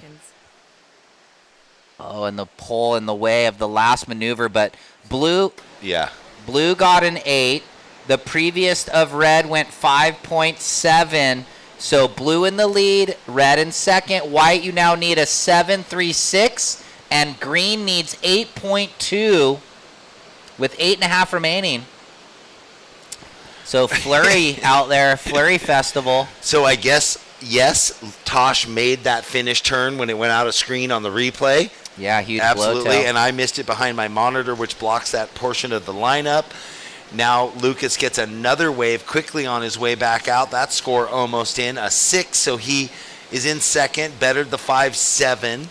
We had Jack go on his 4. Wait, he came unstuck, the 2.93, right? Yeah. On the left on his forehand, so. Yeah, Green, he needs to maybe get 2 good waves or an 8.5 for Jack Zeitz. And Cooper Jewel in priority, you need a 7.66, guys. 7.45 remaining.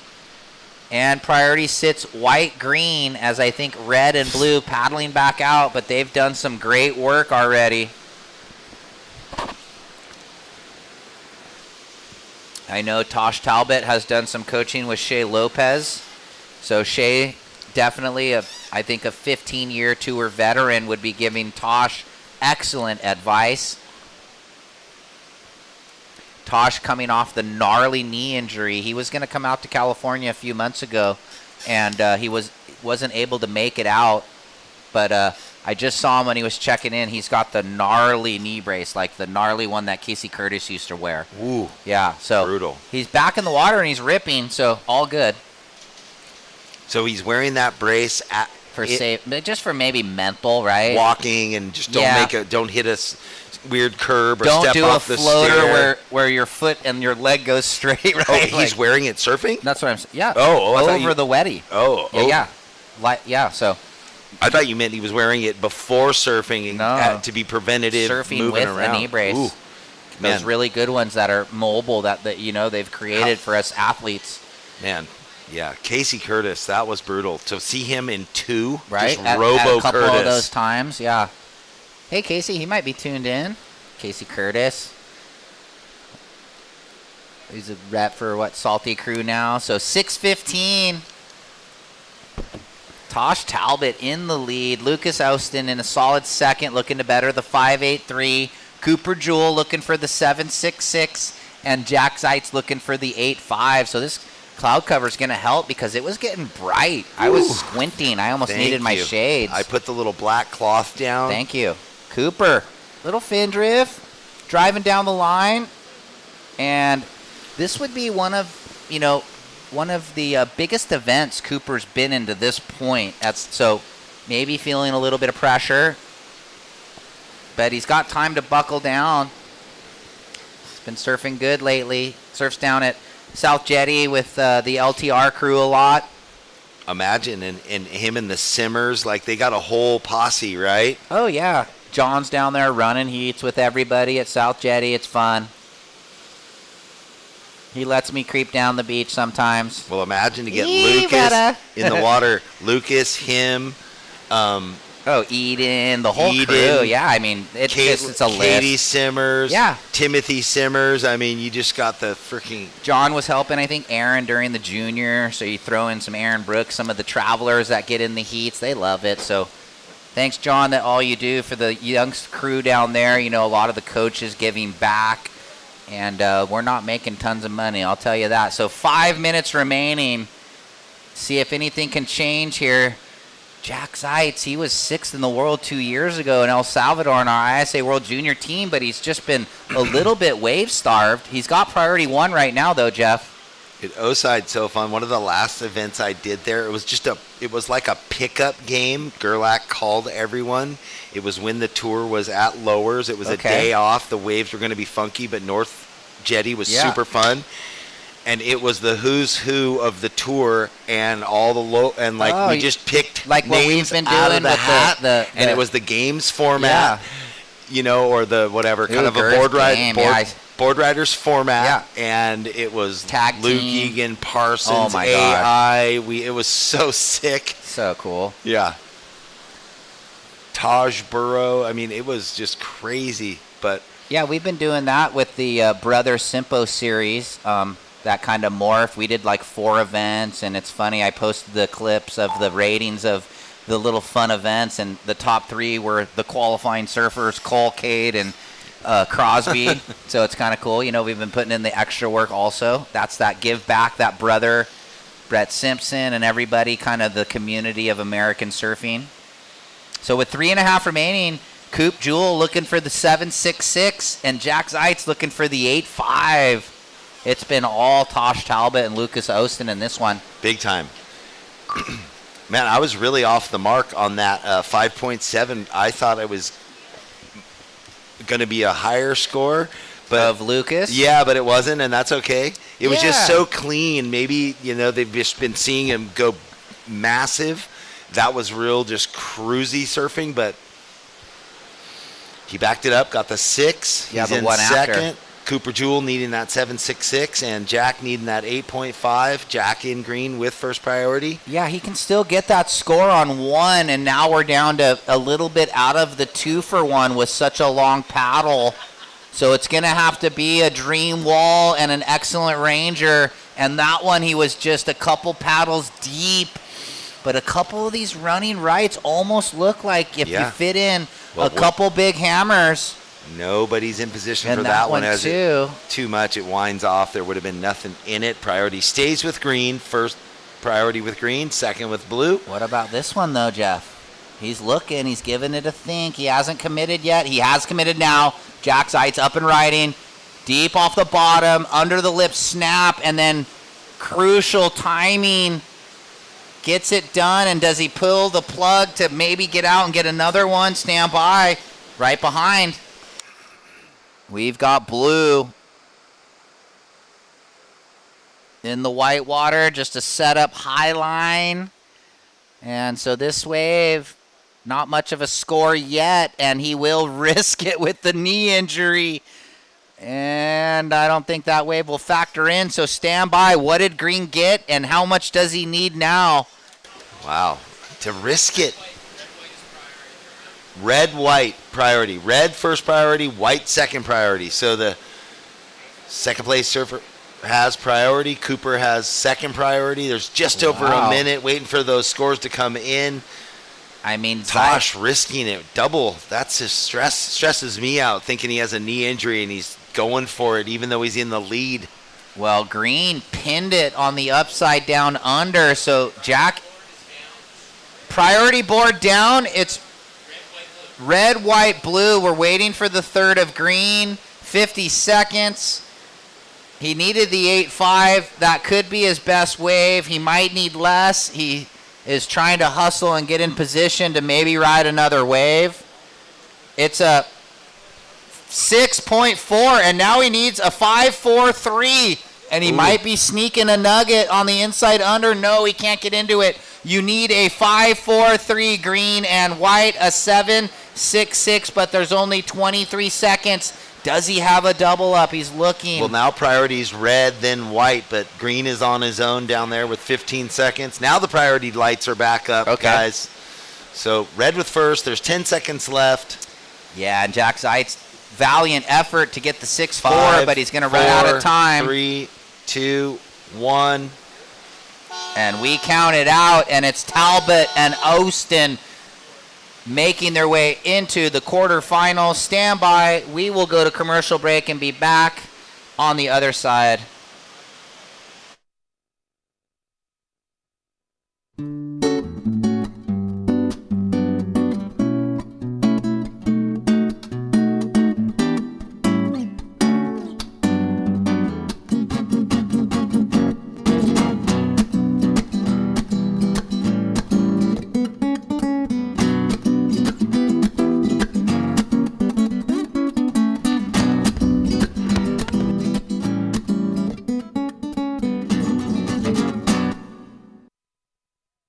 We start each day with one goal.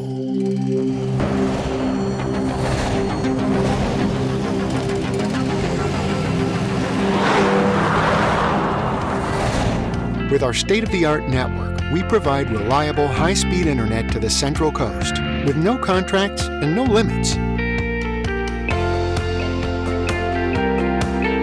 Visit peakwifi.com for plans and coverage of our rapidly expanding network.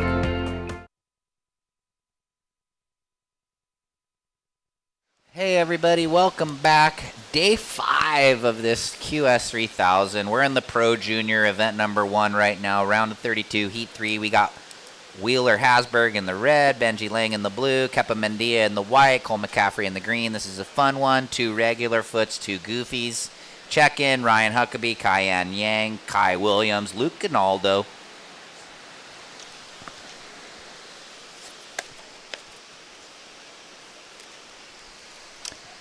Yeah, just saw Wheeler's mom. She wants to go play the 9-holer. She heard us talking. She's all excited.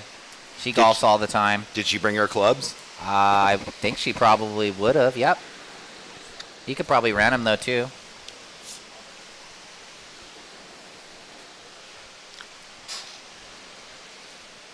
It's funny when you pull up to a pitch and putt like that when I went there, and they're like, well, but it's so wet, you can't, no carts allowed. I'm like, I don't want a cart at a 9-hole. Yeah, it's okay.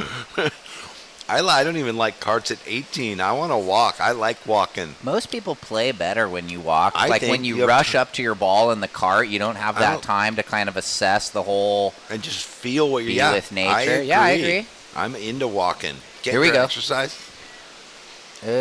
Green.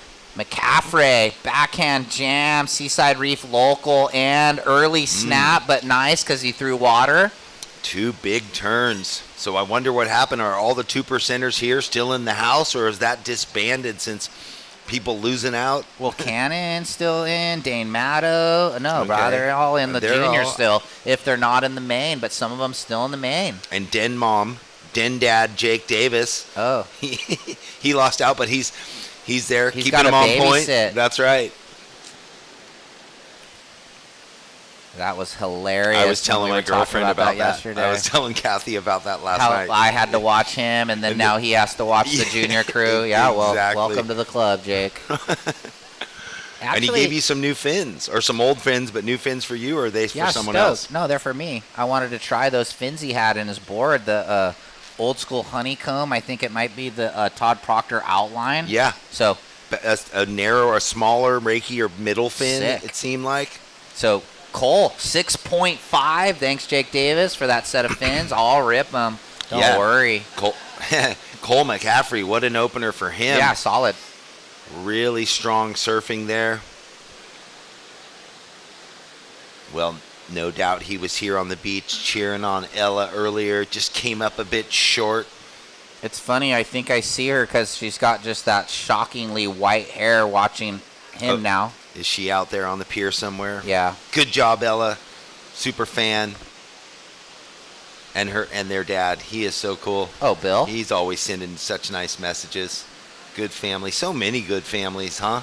Involved in Yes. surfing up and down.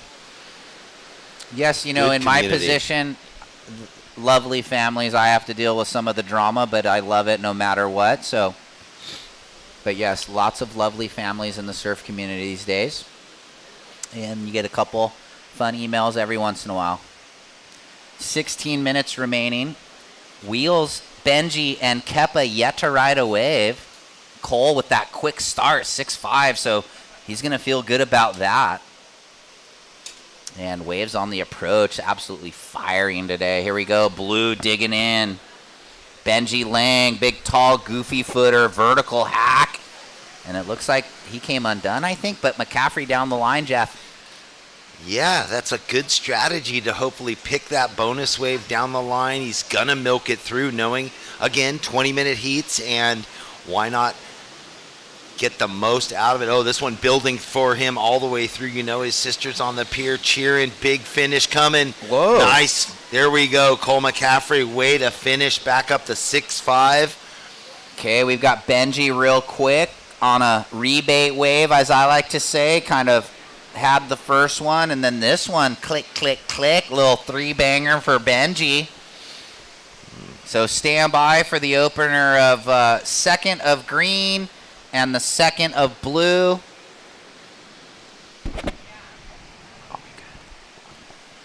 Okay, we're going to throw it down to Kelly. I think we're okay with that post-heat interview. Yes, I'm here with Tosh. Congratulations on that heat win. How are you feeling? Feeling really good. Felt good to get out there and finally get a few waves. And yeah. Ryan and Jeff were talking about your knee brace that you're clearly wearing here over your wetsuit. Not any hesitation of going in the air. Talk to us about that. Yeah, I probably shouldn't have done the air, but I sometimes can't hold myself back. And it just felt good to get a few waves out there. And I'm feeling good. The surfing's feeling good. Just in the moment. What happened to your knee? I did a big turn on the end section. My back foot slipped off and tore my MCL. Yeah. Well, you're here. Congratulations again. Anyone you want to say hi to at home in Costa Rica? Just want to shout out to my mom and everybody else watching me at home. Thank you guys. Appreciate it. We'll go everything on the next round.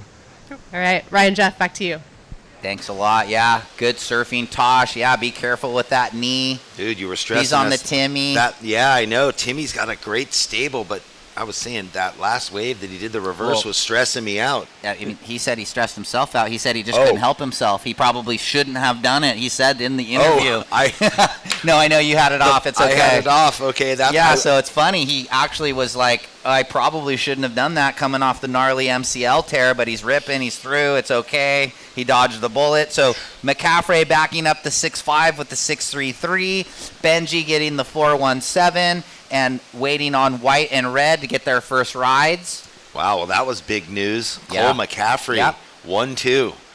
Straight out in the lead with a 12.83. Ooh, wheels. No, he's not going. Too deep.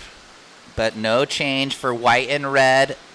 For priority order, they have priority over blue and green. Checking in, Huckabee, Yang, Williams, Gonaldo. Haven't seen Kai Williams since the opening day when we saw him almost hit the piling on that wedge up snap. Yeah. He's been back at school studying. Okay, is Wheeler in position No, White. somewhere? White deeper. And is Cole down the way in the green?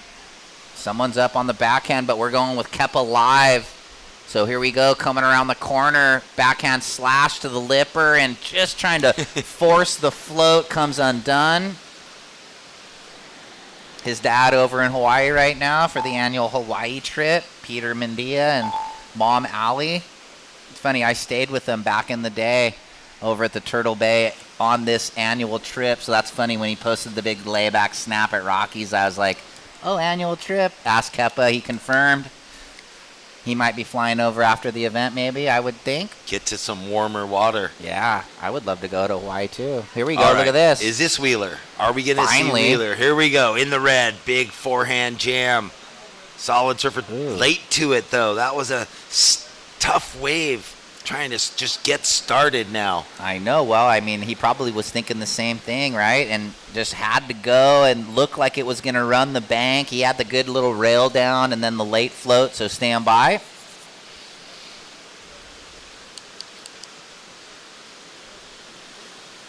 Stand by, guys. So we'll get those numbers out to White and Red on their openers. Priority goes to Green, already looking to better a 6.33. And second priority goes to White. So, see where Blue is in the lineup. Oh, White, look at this thing. Look at this. Oh my God, J-Bay. it's so glad. And he didn't doesn't go? I don't know what happened. Oh my but gosh, why didn't he go? what we see is different than what they see. Maybe it was really angling out to sea and just looked, who knows. Well, but look at that thing. I don't know. That was a bit of a blunder. wow, Kepa maybe just not sure, but it sure had a beautiful look. If it was a freeze frame photo, with the pier in the background. Little bit of the sea wave ride wave passing it up, but we're gonna get that opening score for White. Sea wave ride wave. That's like Rostovich's dad. See it, feel it, do it. Oh yeah, remember those interview in that one video? So good. Red 427, stand by White. One more judge, got to type them in. Sleepy Judge number 1's going to get the honey off the tabulator. It's sticking. Stand by. Ryan giving cracks. Ooh, who's that? Red up and out. 10 minutes, halfway through the 20-minute heat. Stand by, White. We don't have your opener yet, but we will shortly. Priority change. So first priority now with Green, second with Blue, third with Red. I guess I don't know where it was before that. There it is. That's the order we have. Green, Blue, Red. Real quick, last of White finally dropped in. Thank you. 3.9. So, and a 3.87 for the last of Blue. And the opener of Red went 4.27. So here's the deal. Green in the lead, Blue in second, looking to better that 3.87. Red, you're in third. You need a 3.77. And Kepa, you're in fourth. You need a 4.15 with 9 minutes. Fun heat unfolding here. That's it for sure. So Wheeler keeping the eye on the prize. I mean, we've seen Cole running away, or he's got those two great waves. Benji Lang doesn't, 4.17, 3.87. Wheeler, although it's been such a sleepy beginning for him and just two funky waves, he does that the 4.27, so he's right in it, needing only a 3.77. Kepa needing a 4.17. We wonder, or 4.15. That right came through. He didn't go on it, and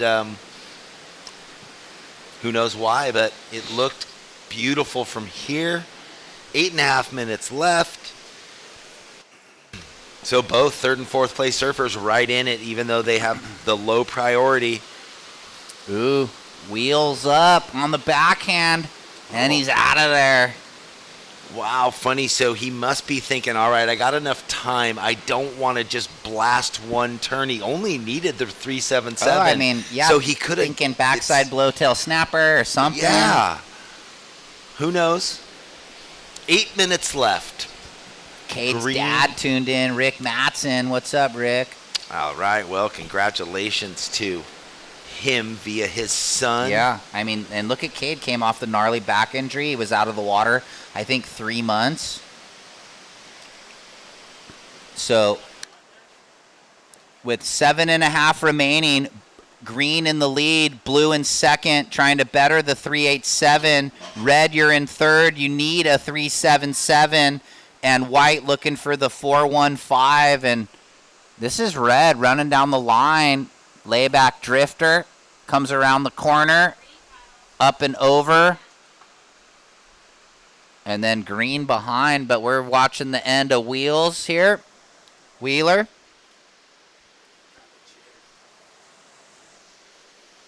Oh, and he crosses over into this far bar and gets the front side hook in. And then Cole McCaffrey was on a wave behind. So with 7 minutes, a couple scores to drop. Stand by. And we got a paddle on the far bar. White on the backhand. Kepa. Quick check snap. Again. He might go to the sky if he gets the ramp. He's got gnarly air game, and let's see it. So the backhand rotator, and he comes undone. So with 6.5 remaining, stand by for a couple numbers.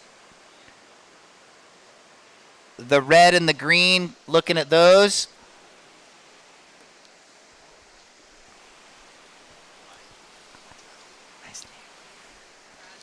So with 6:10 remaining, here comes those scores. Actually, whoa, green behind. I didn't really watch it because I was watching Wheeler, but it looks like McCaffrey's going to get a good one. His best. This was Wheeler for the fans at home, the replay. Nice layback jam. Comes around the corner, hits it. Putting that Xanadu through the motions.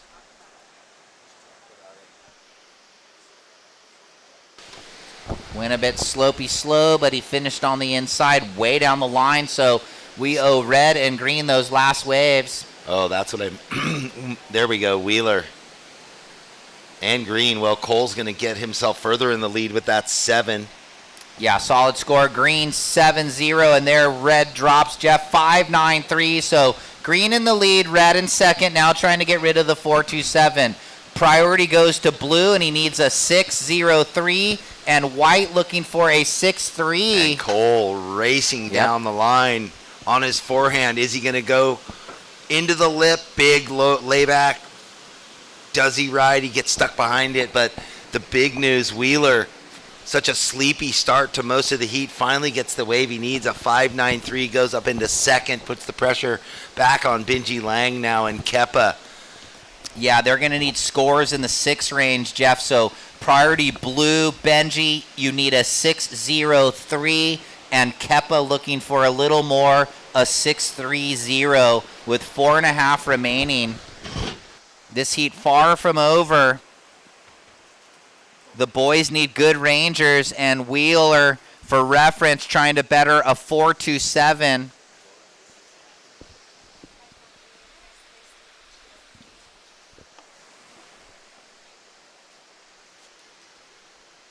All right, lunch is served.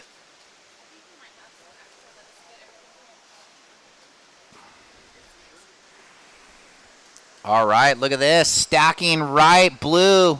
Benji found a dream wall. Oh, my. Little backhand snap, up and under, vertical. And if he can pin the finish, pretty solid. Oh, big one there for Benji Lang. The 6-0-3 is what he was searching for.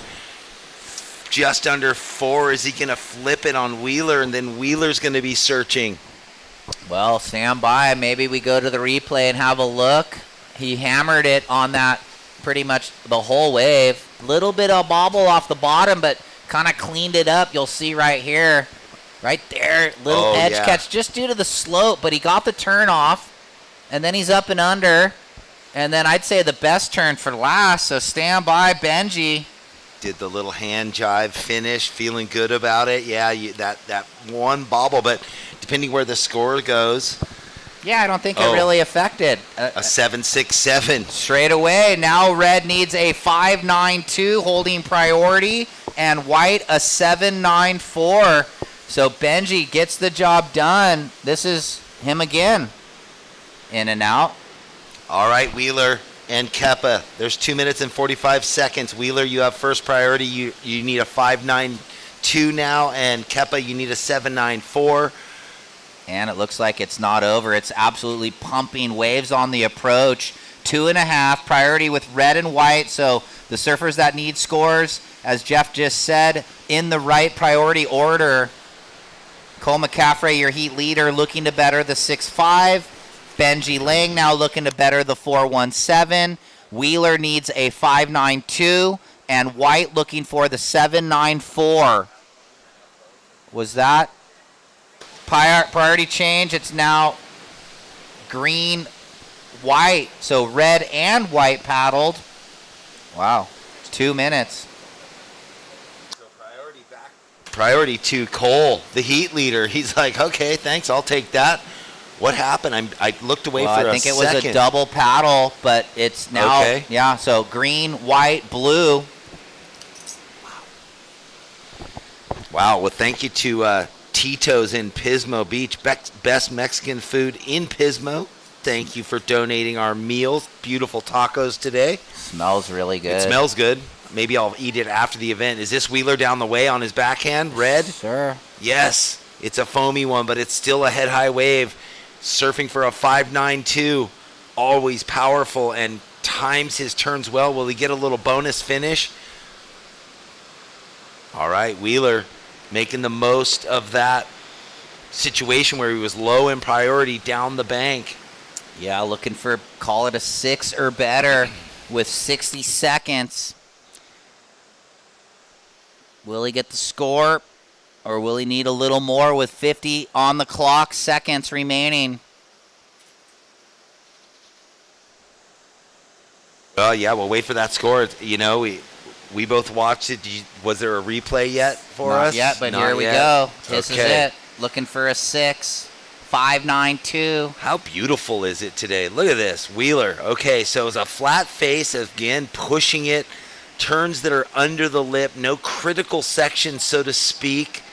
Surfs it well. Judges can't be conned, you know. Not that he was trying to, but 15 seconds. Here's Green, your heat leader, with 10 seconds. So looking for the big finish. We're going to count it out in 5, 4, 3, 2, 1. So we're just waiting on last of red, last of green.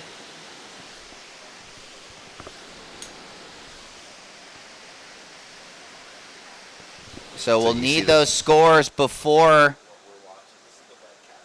we go into the next heat. 6-0-7, last of red, turns the heat on blue. And now we're waiting for the last of green, but it won't matter. So unofficially looking like green and red hanging on there with a buzzer beater. Now we'll go to commercial break and be back on the other side with heat 4. In the land of SLO, you can go from kicking it poolside to snuggling up seaside. Start planning your journey across the land of SLO now.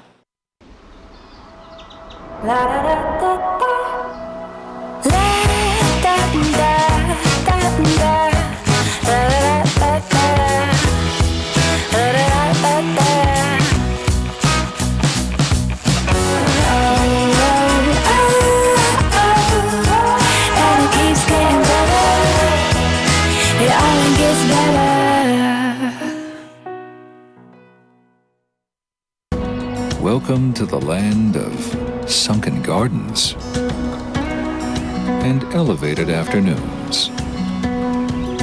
Welcome to SLO, where life is too beautiful to rush. Just crept into it. Hey, welcome back, everybody. We're here in heat 4 of this round of 32 of the Men's Pro Junior, the first event on their series this year. There'll be 3 contests in the water. Ryan Huckabee in the red, Kyan Yang in the blue, Kai Williams in the white, Luke Analdo in the green. And real quick, let's check in heat 5. Owen Moss, Ocean Gittins, Blair Barton and Chase Neiman.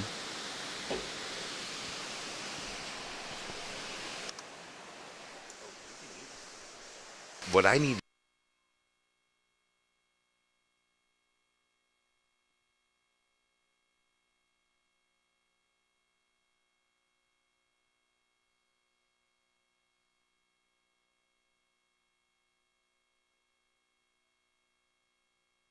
Looks like some waves coming around the corner here. Minute and a half off the clock. See if anybody's in position. Yes, sir, Ryan Huckabee. Oh, and he goes fin drift, disaster slide, can't ride out. So Ryan in the quarters of the main event, the QS 3000, looking to get into the top 7 to qualify for the Challenger Series. So this result will be huge for Ryan, our team captain 2 years ago in 2023 in El Salvador at the ISA World Junior. So just throwaway scores for blue and red. Let's watch the replay. What went wrong? Whoa, split peak. Didn't see that down the line. Oh, and both fumbled. That's okay, though. Early days.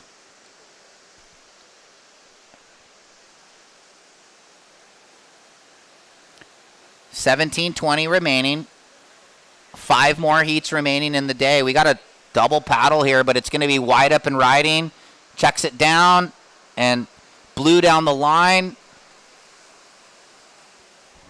So Kai fell. Cayenne got the front side hook in. So completed turn for Yang. And now priority shifts to one of Huntington Beach's finest, Luke Ginaldo. And the boys have moved down to the south corner here, red. This is Rye. So Huckabee. Oh, that was sick. Long gouge on the rail. Cuts it back.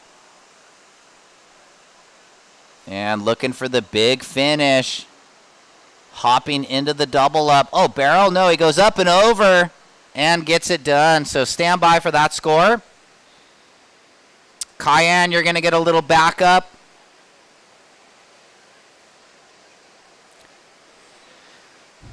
White with a 183, blue and red.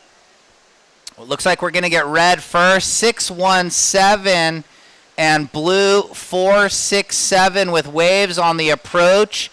Priority with green, then white, then blue. And no one riding that first wave. That was the replay of Ryan 617 there for the fans at home.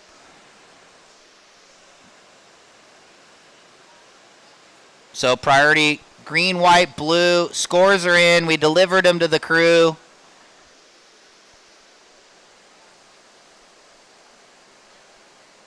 So with 4.5 off the clock, I'm going to throw it on to Kelly in the last heat's winner, Cole McCaffrey. All right, Cole, congratulations on that heat win. How you doing? I'm doing good. Yeah, I had a fun heat. I got started early and then kind of just like kept growing from there. So it's always good to start a heat like that. I have to ask you about the brother-sister dynamic. Your sister also competing. What do you guys say to each other before your heats? I kind of just, I don't want to like tell her too much because she's kind of serious. Like she doesn't want me giving her any advice. So I kind of just like good luck and then hope for the best. What'd she say to you before this heat win? Honestly, I can't remember. I think she just said like, I don't know, like. She's standing right here. She said don't mess up. Well, you didn't mess up. You did a great job. Congratulations again. We'll see you later. Thank you. Back to you guys. All right. Did we see a smile out of Cole there? Maybe a half one.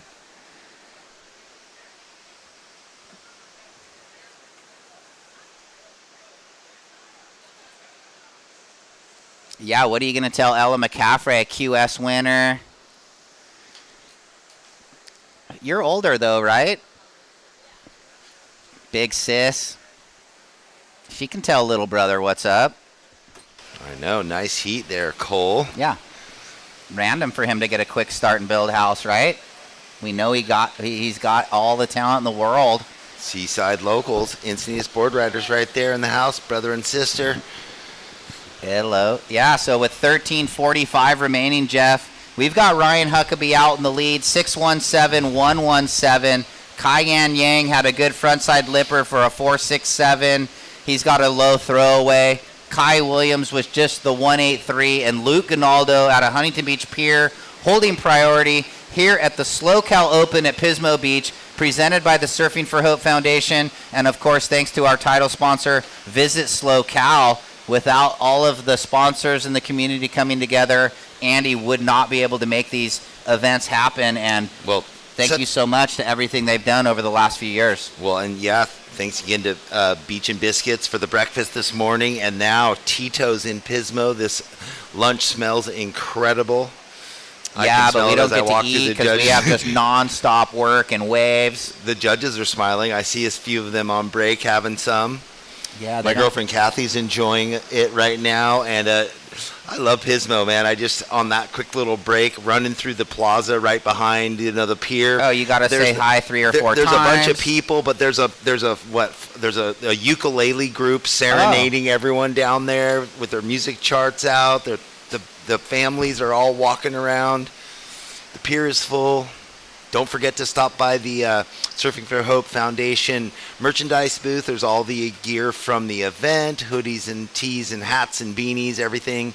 All proceeds helping out Surfing for Hope Foundation. And then there's that electric bike that was donated by Pedigo Pismo. So join that raffle.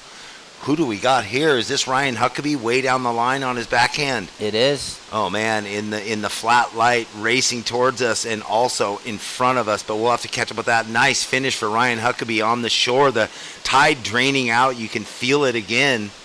Yeah, conditions definitely on the change right now. That was Kai Williams up behind Huckabee in the white, getting maybe his best wave. He just had the 1.83 prior to that with sets stacking. So the teams know, or the coaches, the surfers, they've been watching. They know that far bar with the tide moving out is definitely the feature at the moment. No takers on that one.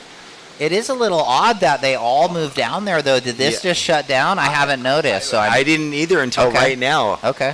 When Ryan was up on that wave, I'm like, whoa, everybody's down there. Ooh, last of white looking healthy. When we see the replay, I was finishing with Ryan, but my right eye was looking at him out the back. And, Kai Williams, a 7.33. Wow. Ryan, we're still waiting on your last score. So Kai Williams, the surfer from San Diego County, now going to school at Cal Poly, 7.33. So he's going to be feeling comfortable, almost like a local living up here. He probably surfs in the Morro Bay to Pismo zones on the daily. I wonder what he was thinking. Like my nephew told me that the professors were on strike earlier this week, and the next day he's like, "Oh, they're back." But he had to go back to school, right? Yeah, because in the post-season interview, he said, "I got to go to class tomorrow." Yeah, he was all bummed. Back off on strike, back off strike. All right, so what that does, turn around. I can be 7.33.183, but hold the phone. Last of red, 5.33. So Huckabee back in the lead, 6.17.533. Kai Williams in second with the 7.33, looking to get rid of the 1.83. Blue, you now need a 4.5. And Green yet to even open his account. He's been patient, 10 minutes gone. So he's in the 2-for-1 for Luke Ginaldo. Yeah, well, we love that backup. And I don't know if we ever got a replay on the monitor for everyone at home of the 7.33. We haven't yet, and we may not, but the judges obviously saw it. Yeah, the judges did. Yeah, we got a lot of different camera angles and what they capture for the judges and what we get to have as a replay. And here it is, Jeff. Ask and ye shall receive. Chris, our production manager. Look at this. Quick snap. And again. So busy work, Jeff. The judges love a nice, tight finish. Clacks it there. Fin release, half the board up. Who's this? Ooh, same rider. Kai Williams, I think. Yeah. Looking to better that low score. That was cool. He's got good style. A little formed out gouge. Well, I like the, on gas, off gas. Yeah. Good rhythm between each turn and a super pokes the nose right as it got ahead of myself. Commentator curse. I was going to say smooth finish. It felt like he was going to be getting that and nailing it, and he just it's starting to bottom out a little bit like that Huckabee wave where I said, oh, barrel, because it wedged out. We haven't seen one the whole event, by the way. Remember, Levi got the long one last year. Yeah, which I don't think scored when there's. It was a 5, yeah. I thought 7, but they went 5. When one barrel, when it's not a barrel scoring kind of event comes along, you're like, oh, novelty, okay. That was funny because I asked the crew like on the text with all the pros, and everybody was a little bit like one way or the other. So barrels are kind of funky, I guess, in competition, right? Oh, barrels at Pismo, or is it airs at pipe? Come on. So last of white, 4-4-3. White in the lead, red in second. Blue needs a 6-8-3, and where is green holding priority? Yet to ride a wave. He would need a pair of, it's 11.5. 2 6s give you 12, so that's what Luke needs. Yeah, really super slow start for him. Not to even scrap for a wave, so he's just played the I have first priority, I'm waiting, but now it's down to, 740. So I guess it's at what point do you get on the grind and the hustle? How much do you believe in yourself? That is the question. He does very much, and that's how you got to take into it. Oh gosh, look at this. Is this Ryan? Yes. Oh my gosh. So second place surfer going to put some more pressure if this wave works out for him. Sweeping opening arc. Nice blowtail there, and he's not going to get around the section, or am I wrong? Will he find the shoulder at the end? Does the giant float trying? Time? No, not too much, but let's see. What's he trying to better? 5-3-3. Stand by. Maybe. Tough to time. He would have liked to because he knows he wants to distance himself from Keon Yang. Oh, I mean, yeah, both Yang and Gonaldo. It's a 5-4-3. He gets a tenth of a point out of it. Cayenne, you now need a 6-9-3. Call it a 7 or better for blue. And green, you need 11.6. So that's 2 scores. Green with priority. Blue in second priority. You need a 7, Cayenne. And they're out the back. Green having a dig. Is this a left? Finally. And it's a split peak. We're going with Gonaldo. And he gets the force 2. And we had Cayenne going right. Yeah, I was watching Gonaldo. This way flatten it out. So nice finish for Yang into the double up. And that's that hollow section. And he gives a look back. So it must have been something. And they're clapping down there. Yes. Good thing we got the rewind, the replay. Rob and Angie, dad and mom here. Brother Caleb could be tuning in. 5.5 remaining. Stand by. Cayenne just had a 4-6. So in these gnarly heats, 4s, just like in the last heat when Benji kept the 4-1-7 and it didn't help him. So here we go. Gonaldo, good aggressive turn, and he's just forcing the finish. Chop. I mean, just doing whatever he had to do. Ollie down the face of that wave and ran off into the foam. Keon with just the 4-6-7, man, and still right in it. But we owe him the last wave. Here's White digging. Kai Williams on a stacker.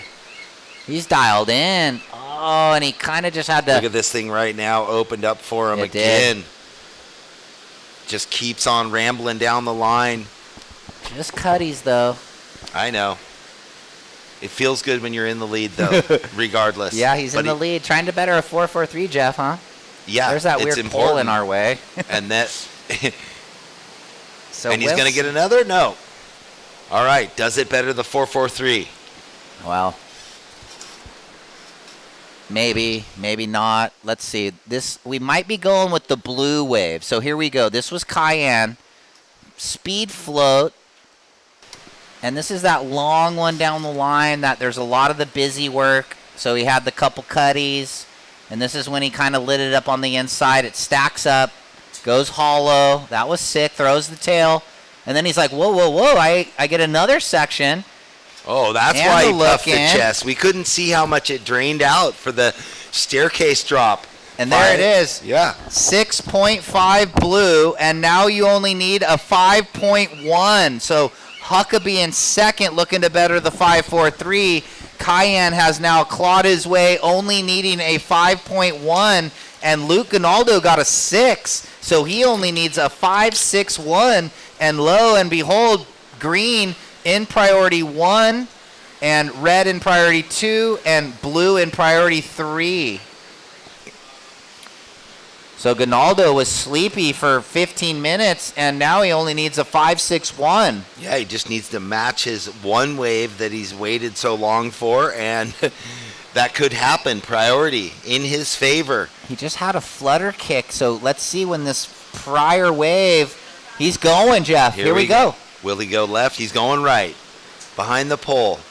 Big opening carve down, lots of tail in the lip in the second turn. Ooh. That was So sick. he's setting up. He knows he needs to finish. Okay, slams the oncoming section. Make sure to ride out of that chunkiness there. Oh, the sun's coming back. Yeah, the glare. So that was a well-surfed set right, needing just a 5.61 to flip it. Red with priority. He might need to answer back. Stand by.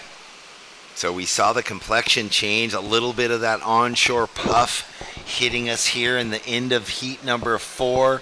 Well, we go. A 6.77. Luke Ginaldo up into the lead. Kai Williams in second. Ryan Huckabee now needing a 6.24 with priority. And Keon Yang needs a 5.91. So Luke, patience and beliefs, as we were talking about, digs deep, finds the score.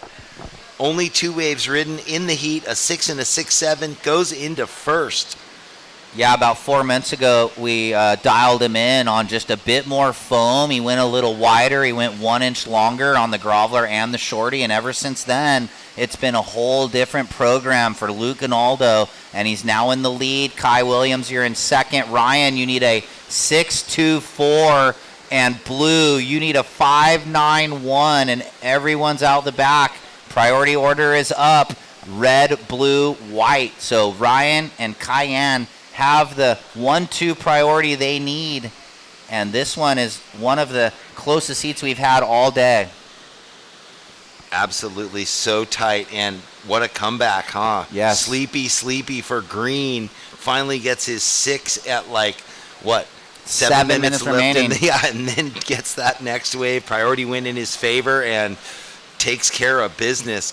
Digs deep, clutches up, finds himself at the top. Down to 60 seconds. 60 seconds, competitors. Will Ryan Huckabee get an opportunity, or Cayenne Yang? They're lethal under the gun. And again, we can't stress the importance. The first event of 3 for the Juniors Tour to potentially get in that top 2, make it to the World Junior Championship, vying for a title. Ryan didn't go. He's going to hold the priority, but Gonaldo says, I'm going to the sky. 30 seconds. Priority red, blue. Red. He's going to have to try and get the job done on this one. He's going to throw it on the rail with 20 seconds. And he's redirecting, looking for this wave to reform. 10 seconds left. And he goes for the huge layback blowtail. Ninja goes Bruce Lee on us. Count it out, Jeff. 4, 3, 2, 1. Stand by with the finish. Huckabee looking for 6.24. We might check the replay before we go to break, so stand by. Needs a low 6. Throws it on the rail. Nice cutback. Little tap hit there. Says, I need a big finish to try and get this past the number. Stand by for the score. Needing a 6.24. Now we'll go to commercial break and be back and let y'all know how it unfolds.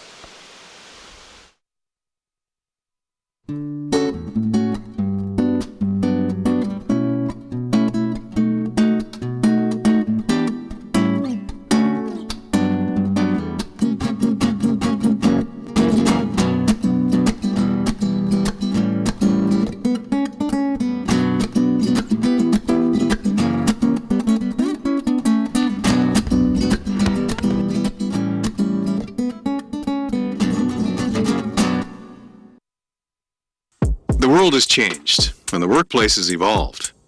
The option to live free of the commute and busy work life is here. Midstate Containers specializes in custom remote offices ready for your new journey. Customizable in every way. Our team is ready to reimagine remote working with your specific needs. We are excited to help create the new workplace so you can embrace more of life. Hey everybody, welcome back. Wow, Ryan Huckabee's last wave was enough for the fans at home. He needed a 6.24. He got a 6.30, the merit of the layback blowtail, pulled clean.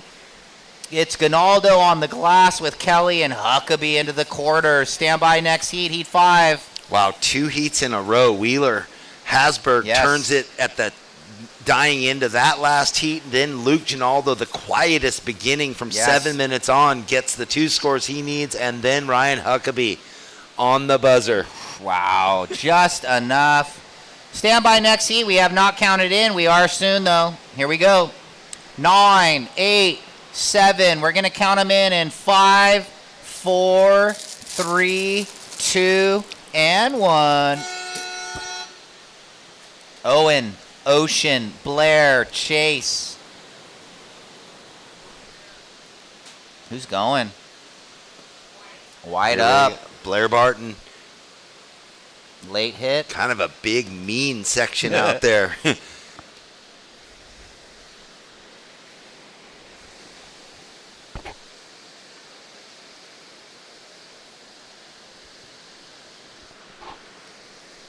Well, what a day it has been so far, opening up with the, was it the women's? Where did I? Yeah, we opened up with the women's round of 16, established the quarterfinals. The Tide was playing favors with us, just such good conditions the entire day. This is the beginning of that slight onshore. It's almost a side puff wind. Let's see. It's a north wind, the way this beach faces. Could be side off. Side off into the left. We've kind of seen that. We saw that yesterday. It got pretty strong, but fortunately we are into heat number 5 here, the round of 32 of the junior men's. We have one more heat, right? No, 3. Oh, 3. Oh, yeah, we're cruising. We got 8. Round of 32. My math. 3 more heats. Fortunately, the clouds came, protecting us against a little bit of that glare. But yeah, what a day. Establishing the quarterfinal in the women's and the men's QS 3000 here in Pismo.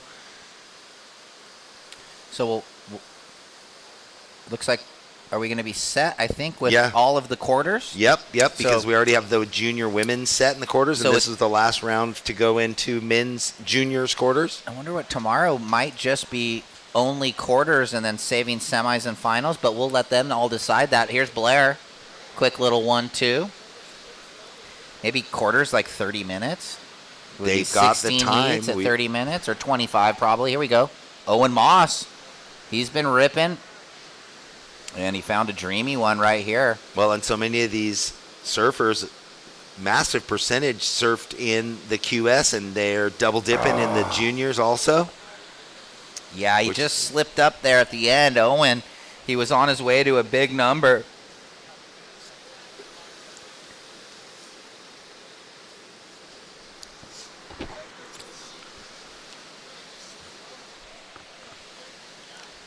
Yeah, Rick, stoked you're tuned in. I know Cade had his feet up over in Hawaii. It's like paddle out at Pipe, get a couple barrels, come in, watch the boys. Oh, my. I saw a beautiful, was it 2 days ago? Cade got an amazing wave at backdoor. He's had a couple sick lefts, too, but yes, I saw that right. He got Which the is thing was so, you could see the reef under, right? Yeah. Clear real through shallow. the wave. Backdoor's sketchy when it's like that, huh? Very. And that they're all getting a lot of good waves. You know, you can spend years and, so many people come home from a full season. They're like, yeah, I got 2 good waves at Pipe in 3 months. Totally. And those guys are out there, but they've been putting in their time now for years and establishing the rotation, trying to sit up and under. And it's changed a lot, too, from Yeah, who's it's not out in as the gnarly. water. No, it's different. But it is still gnarly. So the opener red, 6.5. The opener of blue, 3.0. Blair, you have a 3.67 and a 2.43. And green with priority, Chase Neiman out of St. Clemente. Wind just staying buttery, not too blustery. It's the conditions actually, I like it when it's like this. It feels more rippable than when it's light offshore. It's a bit tougher to surf in the lip, right?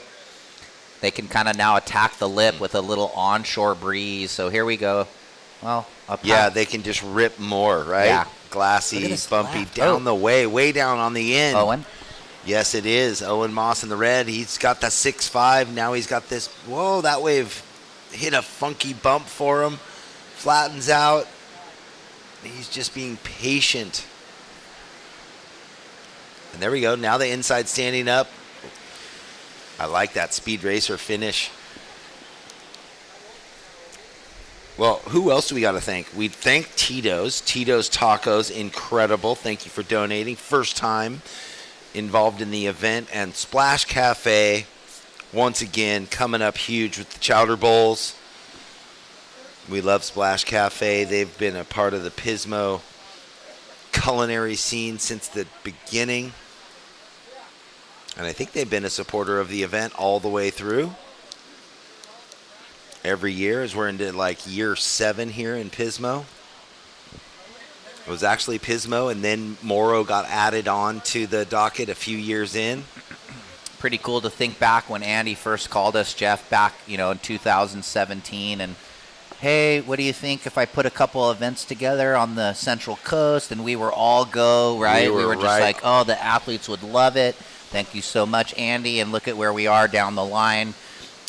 Perennial events, a part of the community, everything that they've done, Andy and his whole staff. And look at all the athletes that have qualified due, thankfully, to these big events being run in the Central Coast. So it's huge. And then Bob Foglin right there, the founding member, one of 2 for Surfing for Hope, that partnership. And then, yeah. And Visit SLOCAL, who doesn't really understand how much they have helped the young surfers of America get out onto the big map of the world. But the ladies from Visit SLOCAL have been hanging out, getting themselves out of the office, coming down to the event, and I think they now maybe understand, right? Because they're seeing it in live time. Well, and they had their CEO down for his birthday yesterday. Oh, yeah. That was fun. Big crowd of executives down here making us feel like, oh, we got to be on game. We've been having fun, though. And we're just 13:25. So Chase Neiman gets on the board in green with a 4.5. Remember, he broke his board and then had to come in for the backup. I think that was the QS the other day. And the funny thing is he didn't even lose a beat. It was a 5-minute turnaround. It's a backup board that he borrowed off Henry Rothy, another kid from St. Clemente. It's got a little more foam, so it's working, right? Oh, he doesn't even have his own board back yet? Well, he's getting like 4 new Merricks. They're coming or something. So he's got some new boards. You know how it is. How is it? Isn't that crazy? He shows up, breaks one, and he's like, I need new boards. They've been on order for a while, and you know how the crew is. You got to wait for them. It's a big totem pole you got to climb to get in the priority, right? Who gets boards quicker? He's got to pay his dues. All right, looks like we're going to throw down to a fun interview with Kelly and a special guest. This is special guest Turbo, but congratulations on your heat win. This is our mascot who wants to give you a congratulatory kiss. Thanks, Turbo. Thank you. I know you're the TikTok guy. I thought you'd appreciate this. But how you doing? I'm good now. I was pretty nervous out there. Sorry, 1 second. It's all good. Yeah, I was pretty nervous out there. I was like waiting for a wave forever, and I just was waiting and trying to get a good wave, and I started to freak out, and I almost cried, but I pulled it together, and it's all good now. How do you bring it back from that moment, from when you're going to a place of letting the nerves take over your emotions? How do you get your focus back? Yeah, it's really hard. Everyone has that one thing that kind of helps them. Mine's the Lord, and I just want to thank him for just letting me be here in this moment and having this opportunity and keeping me calm and giving me that win. Well, congratulations to you. You've got a lot of support here with you, and you've got Turbo. Turbo is part of the Drift Ocean Design family who makes the trophies for these competitions, so maybe you'll get one of those trophies. We'll see. Let's do it. Okay, back to you guys. Thank you, and congrats, Luke, for that grind comeback. He's got, looks like, Dad down there, Sarah's down there.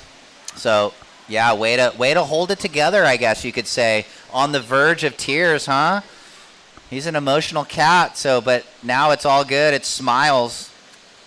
So real quick, let's get back to the action. Red, you have a 6.5 and a 5.17. You're in the lead.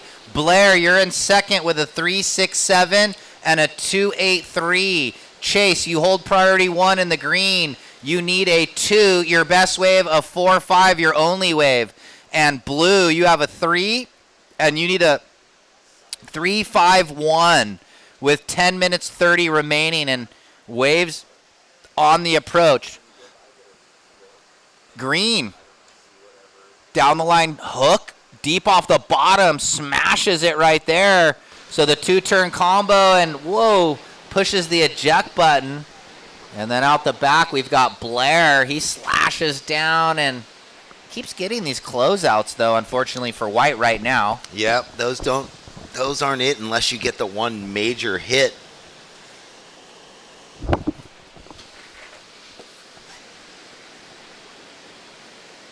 So Chase Neiman, that score almost in. It's looking better than your first for sure. Green needed a 2.0 to go out of third into second. That last wave almost in. It's going to average in the high 5s, it looks like. Something like that. Waiting on one last judge. I don't. There we go, a 5.5. Chase, your last wave, a 5.5. You go into second now. Blair, we're waiting on your wave. Your last wave, a 4.43. Owen has a wave coming in, and I think Chase has another wave to come in. So a few waves more before I can set the table, but there's 9 minutes left. Priority is Blue, then Red.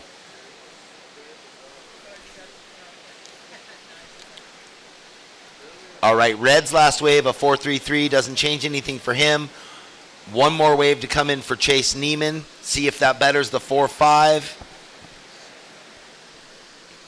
I had my head down in a beautiful bowl of clam chowder from Splash Cafe and missed it live. There we go. Nope, still not in.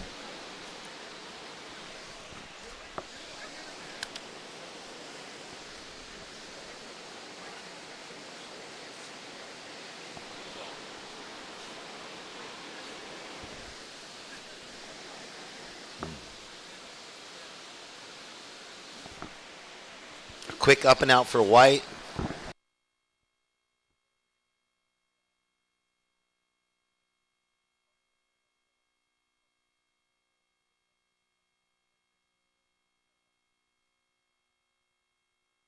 All right, I didn't miss a wave. Sorry about that, Chase. Your last wave was a 5.5.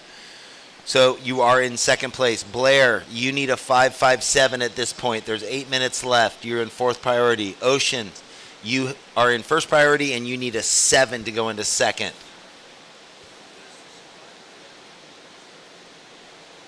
Priority, Blue, Red, Green, White, 7:40 on the clock. White needs a 5.57 and Blue needs a 7. We're into Heat 5, round of 32. Whittling through, getting the quarterfinals established. After this round, we will have all the quarterfinals for the entire event on the men's and women's side in the QS 3000 and the Pro Juniors set for finals weekend.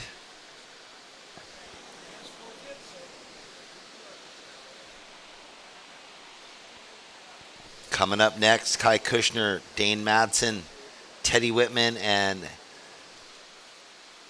Ellie Temperi.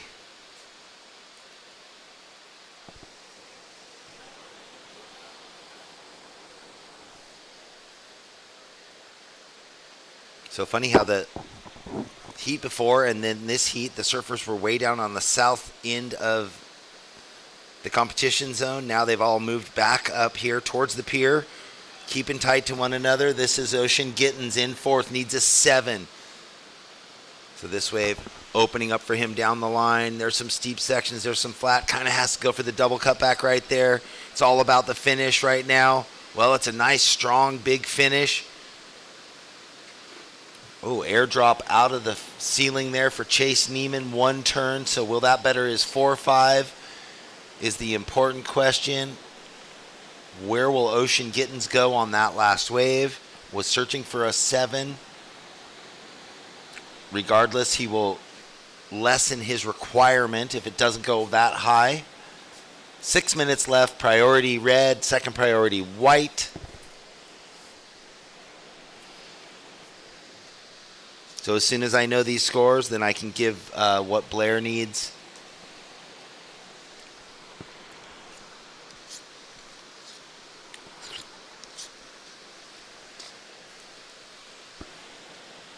Well, I don't know if this chowder's good for me, but probably like 2 sticks of butter in the 1 container. But regardless, what is it? Yeah, Kathy was saying bacon, clams. Oh, my God. Splash Cafe, thank you. Looks like blue finishing there, and it looks like we're going to transfer to white, who's live action. Blair ripping this left into the pier. Multiple maneuvers. And he was looking for a 5.57 with 5 minutes remaining, surfers. So really waiting on this. We're waiting on scores. Chase's score, already indicating it's not going to change anything on what Blair Barton was going to need. It's going to come in lower than his other 2 waves. Blair now has that left that we just saw surfed. It's going to be more than enough, it seems like. And we're going to have a shuffle in the rankings. Well, there it is. Last of white, 6.77 goes to second. Green, you now require a 5.71, and this is the wave. That was the second and third turn out around the open wall, gouging, and it came in early, 6.77. Green, you now need 5.71, and blue, your last wave went 4.43. You need a 6.78. And he's up again. Blair going to go to the sky. Oh, big reverse. Over-rotated, falls into the flats. Who's this? Red. Our heat leader, Owen Moss. Whoa, little tail slide there, didn't he? Added a bit more. A giant again. Tail slide there. Yeah. Little to big. Here we go, out the back. Blue on the backhand. Ocean getting it. Dude, this pole is so perfectly positioned right in my way. Yeah, now that they're down the line a little bit, I know. So stand by, Owen, looking to throw away that 5.17. See these? This is what. 6.9 red, 6.9. Extending the lead, wide in second, looking to better the 4.43, Blair. Green, you need a 5.71 chase. Chasing a 5.71, and blue, you need a 6.78. 3 minutes on the clock.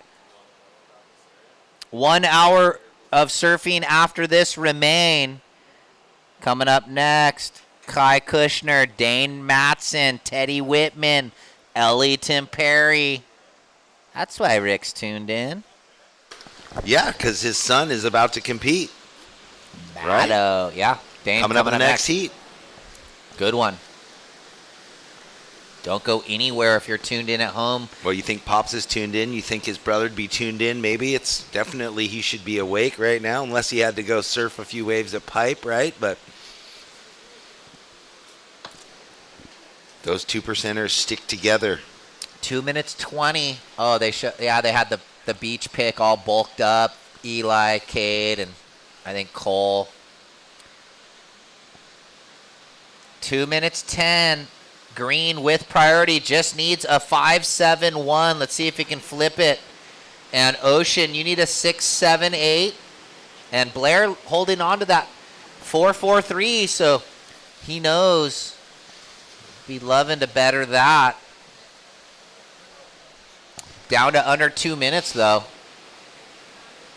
Paddling red. Owen. Reform right. Screaming towards the pier. Nothing in that one. Doesn't want to waste his energy or time. And we're down to 90 seconds. He'd rather get out in the lineup and protect against whatever. Let's see if Green can find an opportunity. All right, well, he's just sitting, waiting. 1 minute 20. It looks like potential corduroy on the horizon. All right, 1 minute and 15 seconds. Look at this. It takes about 30 seconds for him to move in, right? Something like that? Yeah, they're going to get here. Boys are starting to move in the lineup. They're starting to see the thing stack around the corner. Green with priority, looking for a 5-7-1. Oh, man, and that thing's moving so far down the beach. He's committed to the opener. Here it is. Chase. It's a big hook on a set wave. That's all it was going to offer him on the outside. 45 seconds. Will he ride it through and just see if anything reforms out the back and the white, in and out? Nothing for Blair.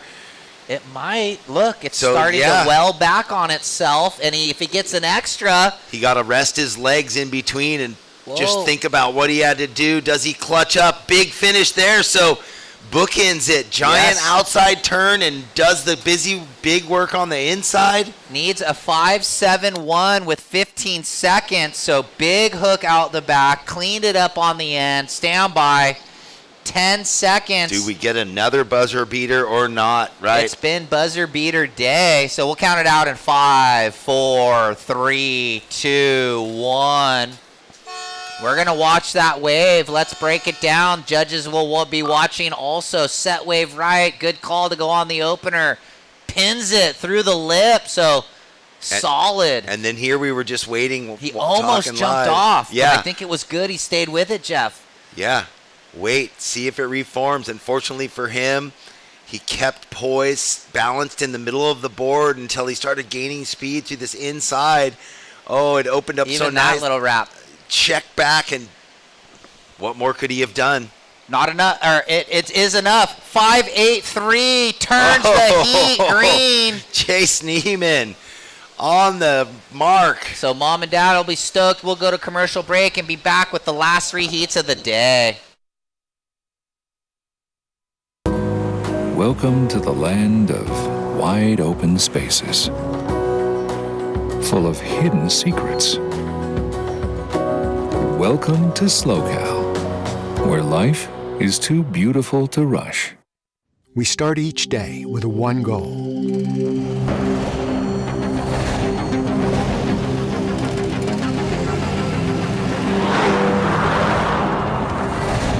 With our state-of-the-art network, we provide reliable, high-speed internet to the Central Coast with no contracts and no limits.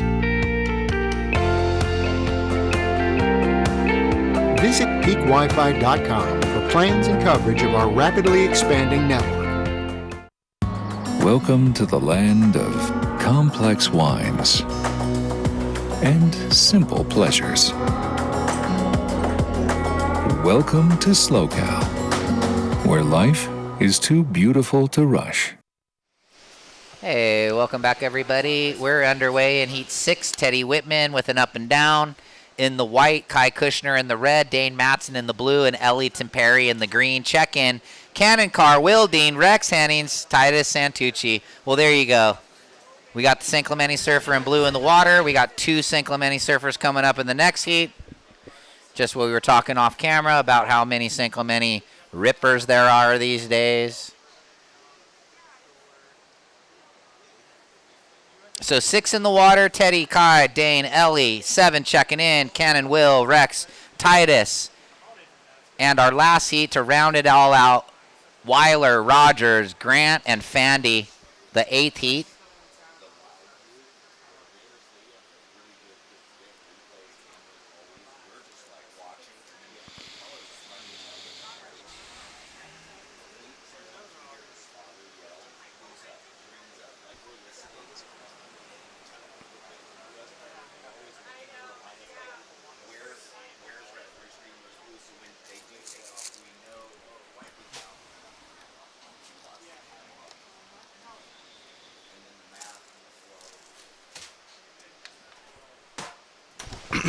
Wow, beautiful. Right on into heat number 6. Another beautiful day up here in the Central Coast. Pismo providing. And we just saw I think that was 4 out of 5 heats so far that we had that buzzer beater where third place went into second, which doesn't always happen. Sometimes it happens once in a round. You know, this is like consistent. And they're not small scores. They're right on the edge of like a 6-something, like tough scores to get. Like 5-8 plus, which is never easy. So everybody clutching up, digging deep, and finding what they need. It's been pretty cool today. The level has been super high, and then the intensity of those buzzer beaters is almost like lifting the level every time we see it happen. So well, it lifts us. It's an energy boost for sure. We hear the people on the pier, their teams screaming, their coaches, their family, whatever. We get vibed out. Good thing we're done with the coffee since this morning. We've mellowed out. Yeah, Iron Wolf, they wrapped it up for the day, I think. Thank you. They'll be back tomorrow. They'd have sent me to the hospital with jitters. Oh, boy, you see the kicking and the splashing. So, like all heats, nobody has priority in the beginning, right? So, over here on the inside. Up against the pier, I don't know who it is. Ooh, Red. Red gets the jump deep on the pier. Kai Kushner, wails it on his backhand. Wicked. Could be very important, the paddle battle, because this thing's starting solid, and it looks like it might link into the inside. And that backhand on the happy every day is making Kai Kushner very happy. And although he didn't button it up on the very end, still a good opener, Jeff. So what I'm thinking is, if I remember correctly, he lost out in the last round on the QS, right? I think so. And so he came into this extra fired up, a bit more motivated. And he was not going to acquiesce the inside. He was going to hold it. And we've seen that over a few events where the surfers that play the nice role sometimes end up being on the short end of the stick in the long run. So that could be, that's what I'm saying. Stand by for that score for Red, and then Blue got one down the way. Now, with plenty of time, we'll see if it factors in, but we'll keep our minds on that exchange. Well, unfortunately, it's consistent, though, but we saw Levi lose out in the semis to Jet because he just didn't get that first wave in the heat. But here's Ellie. So he didn't get the inside jump, but he's got this, and it looks like a pretty good wave. So he starts off solid, mean gouge there. And this is the one that is running the bank really good. So Ellie surfing up, surfing that was big. sick. 4 precise big turns, no wasted effort, just speed power, SPF, right? Yeah, speed, power, flow. Well, Kai's going to love his opener, that happy every day, like you said, just bringing him to happy places each time he gets up on it. Well, real quick, first of Blue, 4.5. Now we'll get the opener of Red. One more score, Kai. Judges watching the replay of Ellie's last, so he's going to get a good one also. Surfs for Finland. Lives down in North San Diego County, though. Opener of Red, 7.5. Oh, he's a lot troll for sure. It'll be interesting to see. We know Kai got the 7.5. What will Tim Perry's wave be? Well, let's watch one more replay. This is it from different angle, Jeff. Go ahead, drop the score. Well, it's an 8.07 and well-deserved, man. He just put it on the line. Yeah, every turn fully committed, so the paddle battle is in that frame. What won't matter, they both got good scores. Now we'll throw down to Kelly and Owen. All right, thank you. Congratulations, Owen, on that heat win. Thank you. And can you talk to us a little? We've had a few buzzer beaters in a row, just about how every second, every wave counts out there. Yeah, for sure. I mean, like, you can get a score on just about any wave out there. I mean, if you do an air or something. So, like, yeah, never too comfortable out at Pismo for sure. All right, and you are an East Coast guy. What have you been up to on the East Coast? Just been getting a lot of barrels, really. It's been pretty freaking good. Been chasing barrels, and where have you been specifically? New Jersey a bunch, yeah. Okay, well, thank you so much, and good luck to you. All right, thank you. Back to you guys. That's right.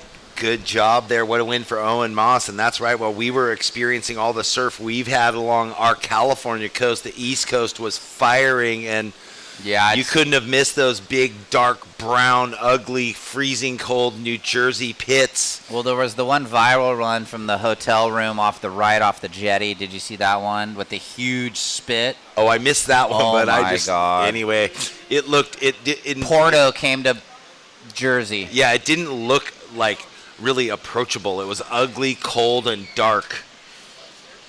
So with 12:15 remaining, Ellie backs up the 8 with a 3.6. And Kai yet to back up the 7.5. What a start for Kai, who definitely has a vendetta, I would have to say. You know, Yeah, after losing out. Yeah. But he gets the rebirth here, and it's always nice, yeah. Get another shot at it. Yeah, to get another shot, and then Tim Perry to just buckle down and open up with an 8. Yeah, he might have been kicking himself a little bit, letting Kai sneak around him, but then it paid off because he ended up being... Well, that's good. That's a good note. Okay, thanks. Well, we just got a note from our production manager, Chris, telling us that Ellie's last wave, that 8, was the 10th 8 or above today. We've been talking about the quality of the waves all day long, and there we go, 10 8s throughout the day. That doesn't happen often. Yeah, Kai Kushner with 2 big turns right there and had to get out because there was a piling in the way. It's actually the next set of pilings out because the tide's lower. So stand by Red. He's backing up the 7.5 with another good one. He got loose in the lip on the second section. Let's break it down for everyone at home or at work, wherever you are watching. Nice off the top, glassy section, bigger fin drift, and right there, get out of the way because, look, he would have hit that thing if he kept riding the wave. But on the far bar, having a look. Is that green? Yes, it is. Ellie. Oh, the backup for our Seaside Surfer up here, ripping away in Pismo. It comes unstuck right there. Yeah, so trying to better a 3.6. Maybe not, but standby last of Red looks very healthy. So Red, one more score to drop. Stand by, you're going to love it. Looks like similar to his opener, if not the same number. 717, little less. 7.5, 717 has Red in the lead. Green, you're in second, looking to better that 3.6. Blue right now, you need a 718. And white looking for 2 scores, 11.67, Teddy. Wow. Kai Kushner feasting on the conditions out there. Asserting himself on these waves. Like we did on that clam chowder, huh? Oh, I asserted myself all over that stick of butter. Thank you to Splash Cafe. That set me right for the day.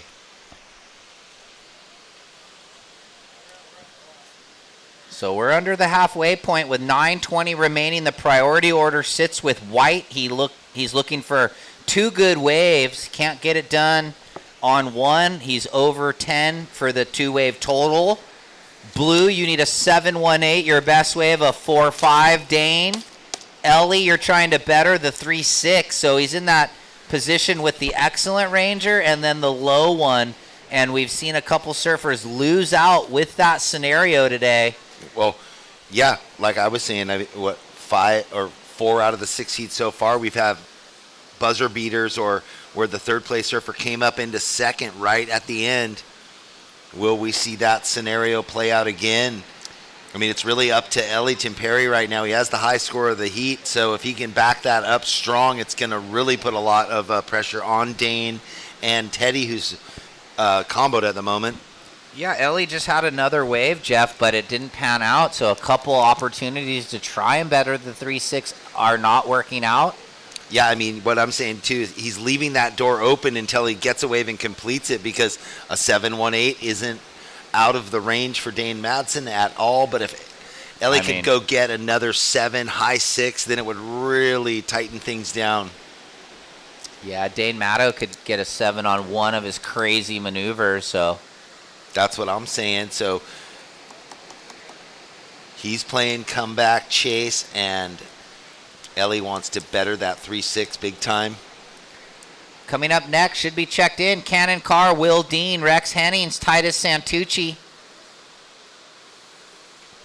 7.5 remaining. We got a little bit of that low tide lull as the tide drops out. You can see it's been pretty consistent, but these last few heats, you're going to have to play your cards right.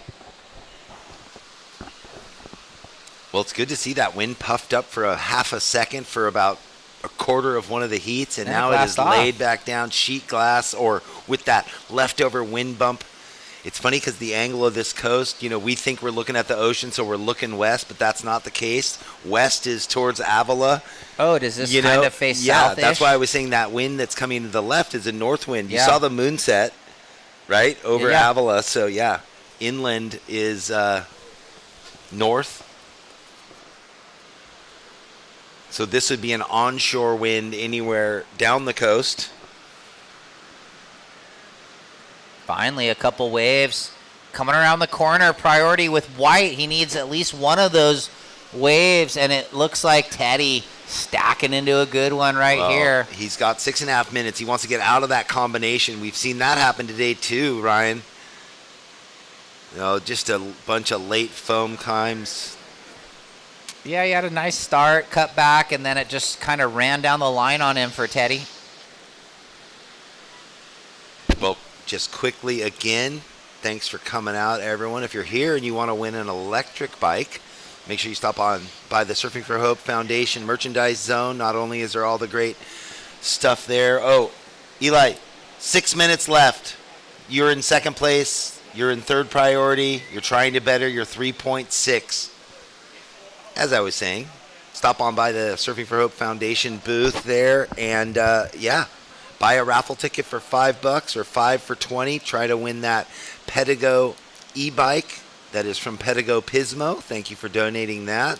That drawing will be on Sunday, of which you can be here live, or you don't have to be because they'll take your email and phone number and all that when you do the raffle tickets. And pick up some merch from Surfing for Hope Foundation. Thanks to 805 Beer, Meathead Movers, Mid-State Containers, Americana Riviera Bank, Alpha Fire Unlimited, Peak Wi-Fi, Sex Wax.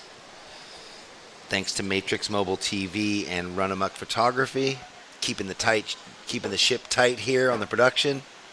Yeah, I saw Dave Latinsky from Sex Wax down there, so it's nice to see Dave watching the competition and donating wax for the event. I always grab bars at every event. Stuff's liquid gold. Definitely, I'm on the Sex Wax program.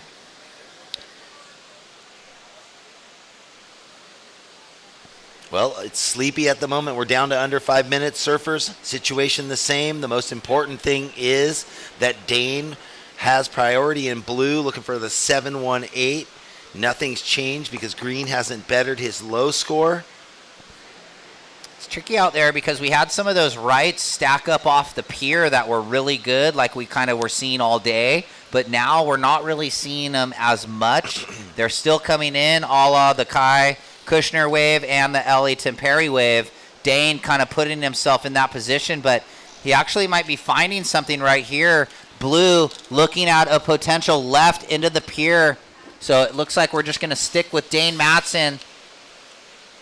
And he's going to go big right there with the tail fin drift. We might have had a split peak down the way with red. So if anything happened, we'll get to that. Just under 4 minutes with 3:45 remaining. Well, that's that precarious situation, having priority, time winding out. You see a wave and you're like, oh, is it time? I've been sitting forever. That wave was a challenge for Dane Madsen. Didn't give him a lot of freedom to connect maneuvers. I mean, he was chasing, and it was just going to be the one. It looked like it was going to line up and be a really good wave. Here we go back to live action. Ellie trying to better the 3.6, so it looks like he's well on his way. So now Dane going to be in a really tough position. You'd think that would better Ellie's 3 by 2 points minimum. It's going to be a good wave, Jeff. Good call. So we got to wait for the number to let the surfers know. 3 minutes remaining. This is Ellie's last. Setup carve, back to the power source. Down the line snap, and this was the best turn. Pretty spicy.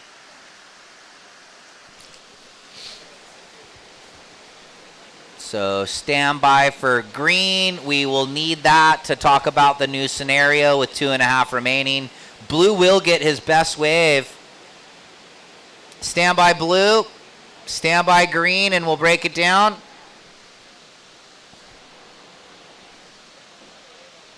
And waves on the approach. Good-looking waves, potentially. Well, Teddy in position. Who knows, right? Sky's the limit with priority. 8.44 is what White needs. But that was Dane. He got a 5, and now he needs a 9-1 after the 6.03 of Tim Perry. Yeah, big time. So put 3 points almost on the low score. I was saying Teddy had priority. I didn't know if maybe one of these rights was somewhere near him. I mean, he is out there, Jeff, but he just was out. actually duck diving those set waves with 1:40 on the clock. Sounds like my mother-in-law's tuned in. Hey, Louise. There we go. Well, a minute and a half. Ellie, that nice 6-point ride on his last wave. Good two-way total for him, 14.10. Kai with the 14.67. Yeah, we're down to 90 seconds, so it's a 9.1 for blue and 2 7s for White. 1 minute 10.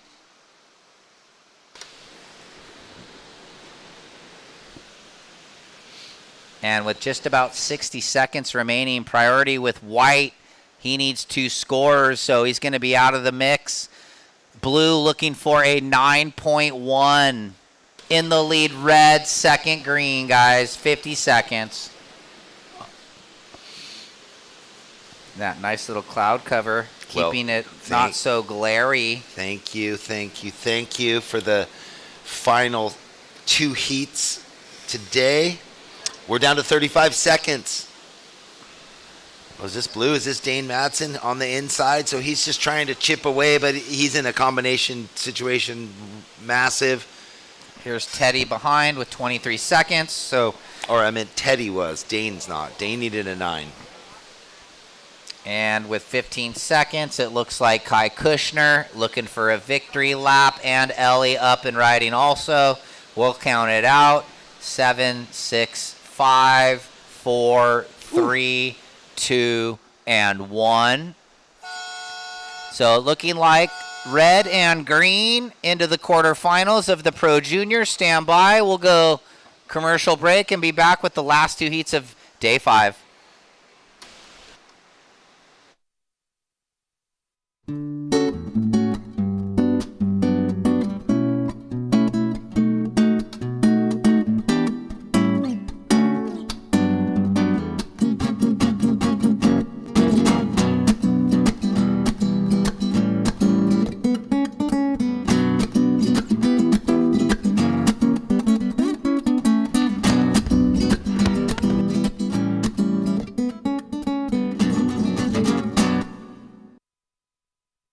Since 2012, Surfing for Hope has been helping families navigate through cancer using the healing benefits of surfing and the ocean. Each year, we host a number of surfing-related community events to shine a spotlight on the fight against cancer. Visit surfingforhope.org to sign up for one of our free beginner surf camps. And if you'd like to help out, you can donate on the site too. Teddy Whitman. Hey, welcome back, everybody. Heat 7 underway, and here we go. Cannon Carr starting us off. Oh, and already, if he makes that, Jeff. Oh, and he just falls over the nose of the board. The anticipation when the whitewash blows around him, goes behind him, blows around him, and then you're like, come out.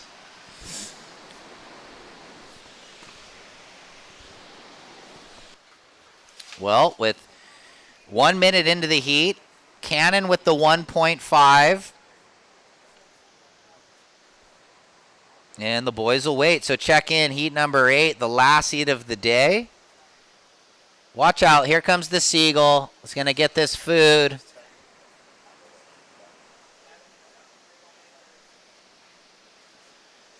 Brah!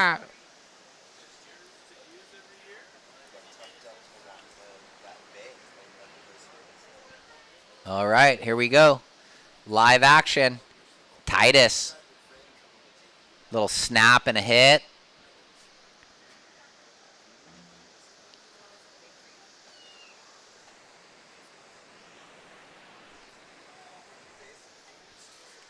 So 2 minutes off the clock, just the 1.5 from Cannongrom.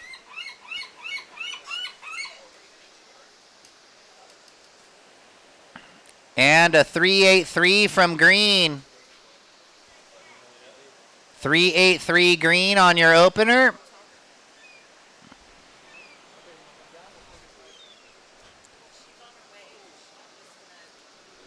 Here we go.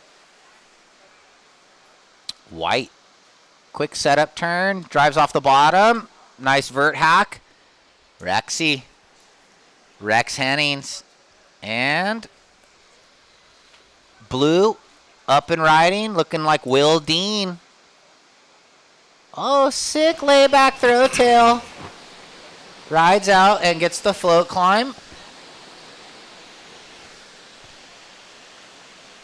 So a couple scores to drop in for White and Blue. Both of those guys on that silver team in Brazil. And Titus, actually 3 from the silver team in the heat right now. Blue, 4.83. White, 5.17. Green, 3.83. Sit down. Okay, we're going to throw it down to Kelly and Kai. Take it away. Congratulations, Kai, on that heat win. How you feeling? Good, yeah. Stoked to get a good heat after the QS one, which, yeah, not the best heat, but yeah, stoked to get a good one. So you're making up time. Yeah. What are you going to do after this? Probably chill with the boys.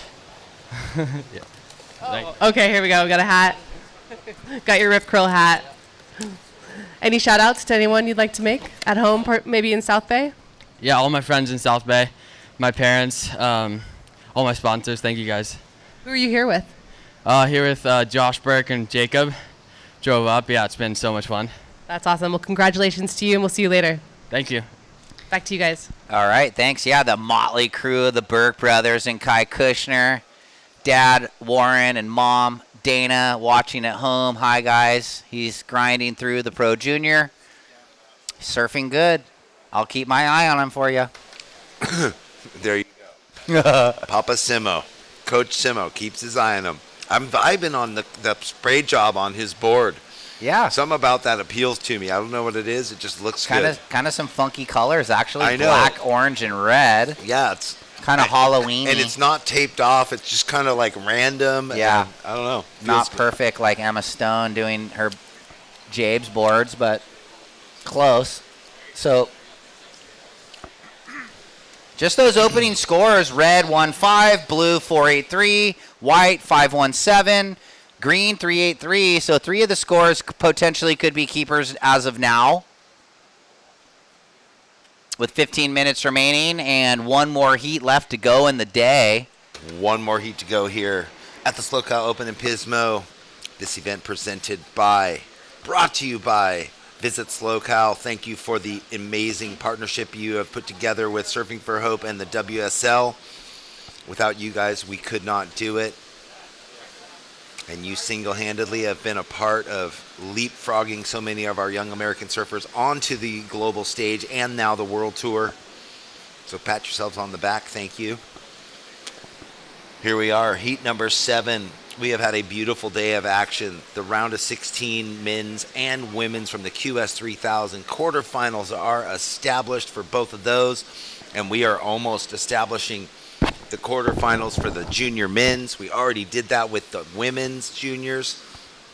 So going into tomorrow and Sunday, it's just quarterfinals to finals, so we've got a lot of time. We can pick the eyes out of the conditions, the tides, the winds, whatever's going to happen, and maximize the best potential possible, which is great. You know, you have a 7-day event, and you start with a round of 120 or 112 on the men's, 48 with the women, and then you throw in the juniors, men's and women's, and we got a lot of heats to run through, but we grind out 3 8-hour days in the beginning, and it really sets us up for success moving into the finals weekend. So myself, Jeff Baldwin, co-host Ryan Simmons, we have just been having an amazing week. Thanks for joining us there online, and just doing a little housekeeping. Thanks to 805 Beers, Meathead Movers, Mid-State Containers, American Riviera Bank, Alpha Fire Unlimited, Peak Wi-Fi, Sex Wax, Pedico Bikes of Pismo Beach, Matrix Mobile TV, our production company, and Run Amok Photography. And a big shout out to all the volunteer staff for Surfing for Hope Foundation that come, and I know some come from as far up at, Carmel and down the coast, inland, wherever they've been touched by cancer along the way and found this group, and it moved them. They got involved in the ocean. They got involved in helping, and so thank you for their time, effort, and their belief in coming down and volunteering, being selfless, so to speak. Cancer affects everyone some way or another: friends, families, grandparents, uncles, aunties, distant relatives. But so Surfing for Hope raising quite a lot of money over the last 10 years.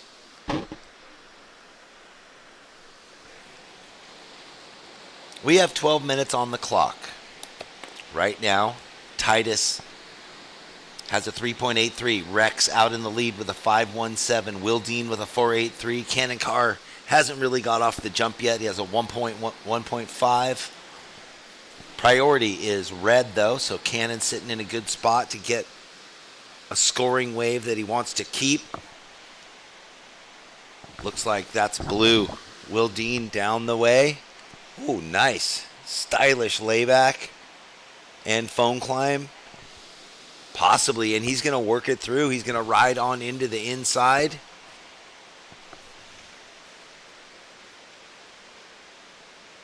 Oh, man, does a good job to work his way all the way through.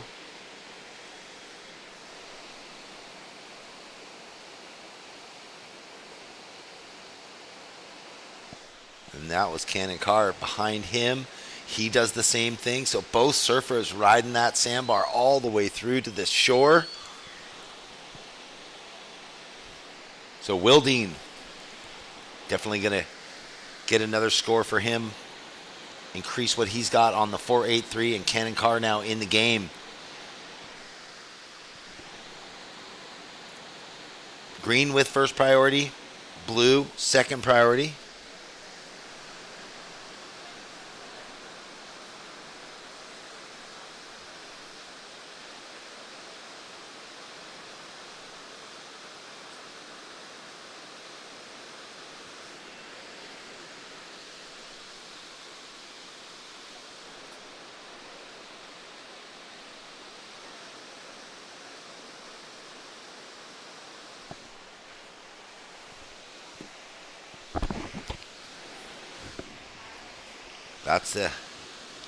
We got the replay here going live from Will Dean and from Cannon.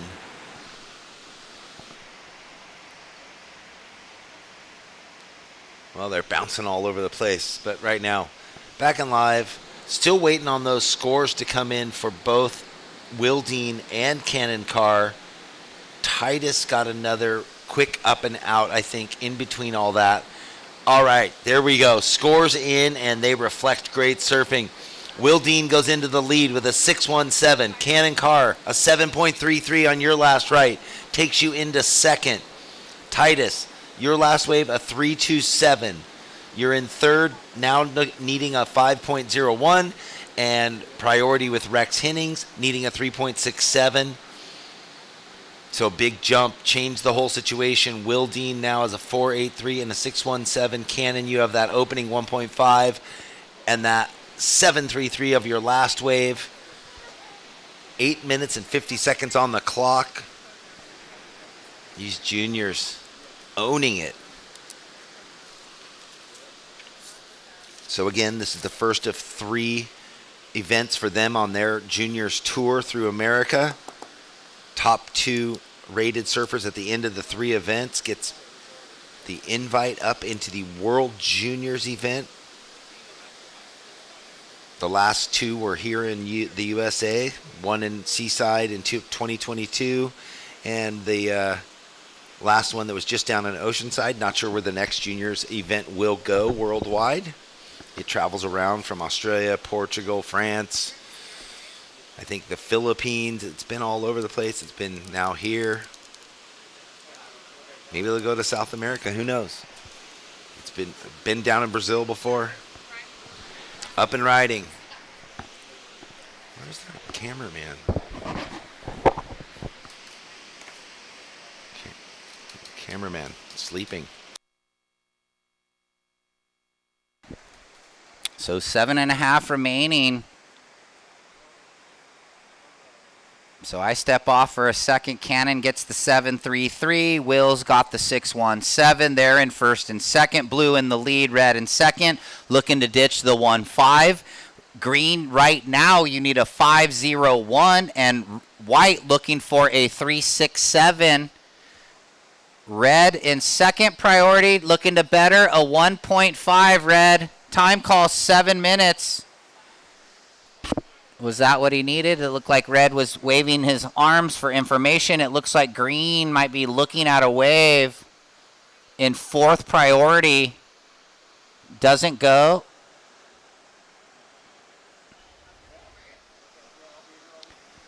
And wow, look at this. Is this white? In priority. Here we go. Rex coming around the corner. Gouges down. Classic Grom. Smashes it right there. And jumps out the back. You walked away for a second. It was really fun. It was hard to call because it was two long rights in a row. Will Dean and then Cannon behind him. And it's that kind of that situation where that first wave pulled the water off. So the wave that Cannon got behind was just a bit steeper for him the whole way through. And you see it reflected in the point difference in the score. Well, and Rex just drops in the 5.67, and Will Dean in the lead. Rex in second. Cannon in priority one. You need a 3.51 red, and green you now need a 7.01. And Rex on the way out had a quick look, decides not to go. So with 6 minutes remaining, one more heat on the docket. And it's a good one. Don't go anywhere for everybody watching at home. We're going to have maybe an air show in that last heat with three of the best aerialists in the Pro Junior in Luke, Hayden, and Grayson. And then Timothy Fandy. He works with John down in Oceanside. He's got good rail game, so it's going to be a good one. Here's White. Rexy. Big air reeve. Talk about air there, not making it. Got his buns a little too low in the projection there. And he's resetting there. He's going to paddle back out for Rex Hennings, currently in second, looking to improve on a 5.17. He's got friend and foe on his heels. Cannon Carr looking for just a 3.51. And Titus needs the 7.01 with 5 minutes. 5 minutes remaining. You got to give Fig some love. We miss you, Rockin' Fig. Didn't we have a couple of events where they actually had an automated voice? I remember at the US Open, I think. They tried to implement. Fig, yeah. No, it wasn't Fig. Oh, it was like a voice. Like it was like an AI voice. They did that one year. Terrible. We shot it right down. We're like, we clipped get this out of here. Hey, Red, what up? You're out the back. You're holding priority. You need a 3.51. Green, you need a 7.01. The whole breakdown, blue in the lead, white in second. White would need a 5.34. Red in priority, you need a 3.51 with 4.10 remaining. I don't know. These kids out here waving their hands. We just broke it all down, so. Maybe they're just saying hi to you because they miss you so much. Here we go. Look at this. Titus. Here we go. He needs a good one. He's going to smash it. Comes off the bottom. Up and over. Oh, my God. Adriana D'Souza bottom turn there that connected those sections. Titus Santucci, the wave that kept giving. Now he's going run, and smashes it. Now he's going to redirect on the backhand. And another. So, whoo-wee. Looking for a 7.01. Hold on. Man, tons of opportunity. It's funny again with this tide drawing out. Now the waves are starting to reform somehow through to the inside. We got two surfers up. It doesn't look like the forehand or backhand they're going to get anywhere. Those waves are throwaways. It's all about Titus's wave. Yes, that was interesting. The boys frothed up on the half-footer. They thought real quick, get out of this thing. I can't wait to see this replay because when I was referencing the bottom turn, you just saw how low he got. He covered so much ground, and he did that big springboard into the whitewash section. Here you go. Big lip flare there. That was the deep bottom turn Whoa. that set him up onto that 50-50, then blows the tail. On the cuppy whitewash. And that's so hard to carry speed on flat, mushy, crumbly top of the wave. Is this better than the Cannon wave? He got a 7.33. Titus looking for a 7.01. Stand by.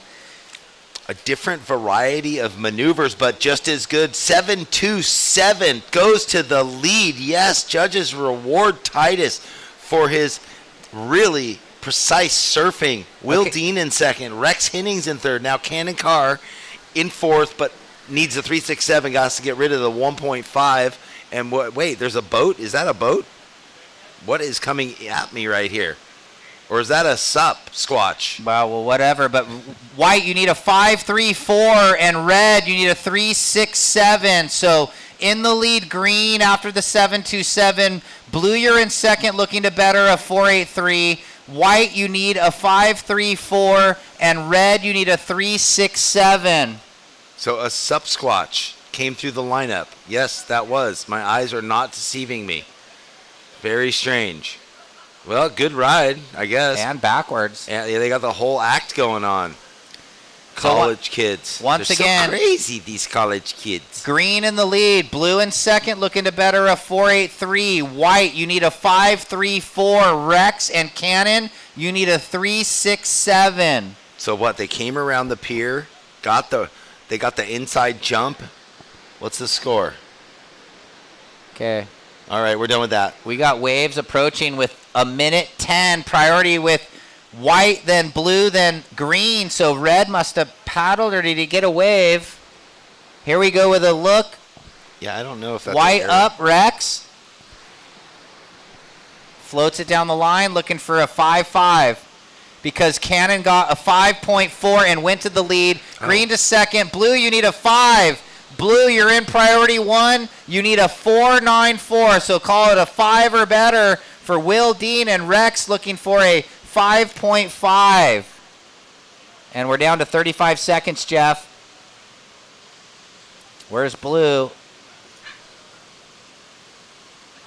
Rex on the inside looking for a 5.5. Well, amazing there for Cannon to find the wave, a 5.4.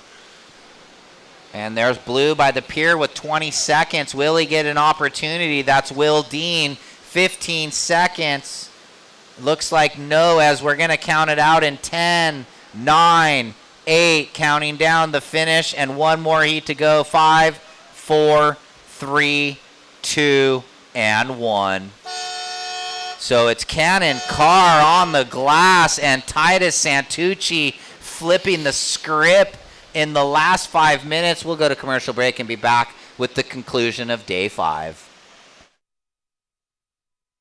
Welcome to the land of big-time natural beauty and intermittent cell service. Here, cowboys drink Cabernet, farmers surf the breaks, and everyone breaks for roosters. It's a wide open and welcoming place. But that's not to say we don't have any hidden secrets. Welcome to the land of truly living, with a million things to do. Or not. Slow Cow, where life's too beautiful to rush. The world has changed, and the workplace has evolved. The option to live free of the commute and busy work life is here. Midstate Containers specializes in custom remote offices ready for your new journey.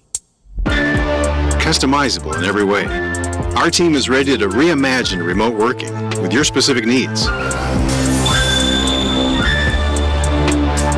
We are excited to help create the new workplace so you can embrace more of life.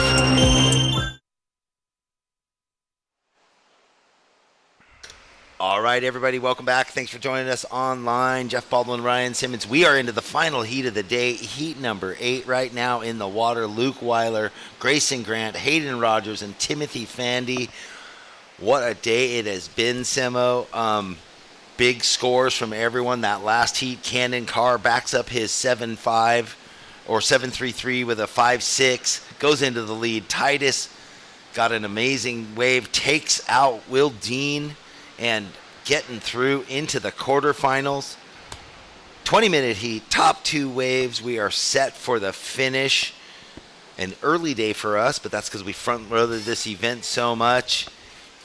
Oh, we got shoulder to shoulder. This wave, what's going to happen? Well, throws the fins, rides around.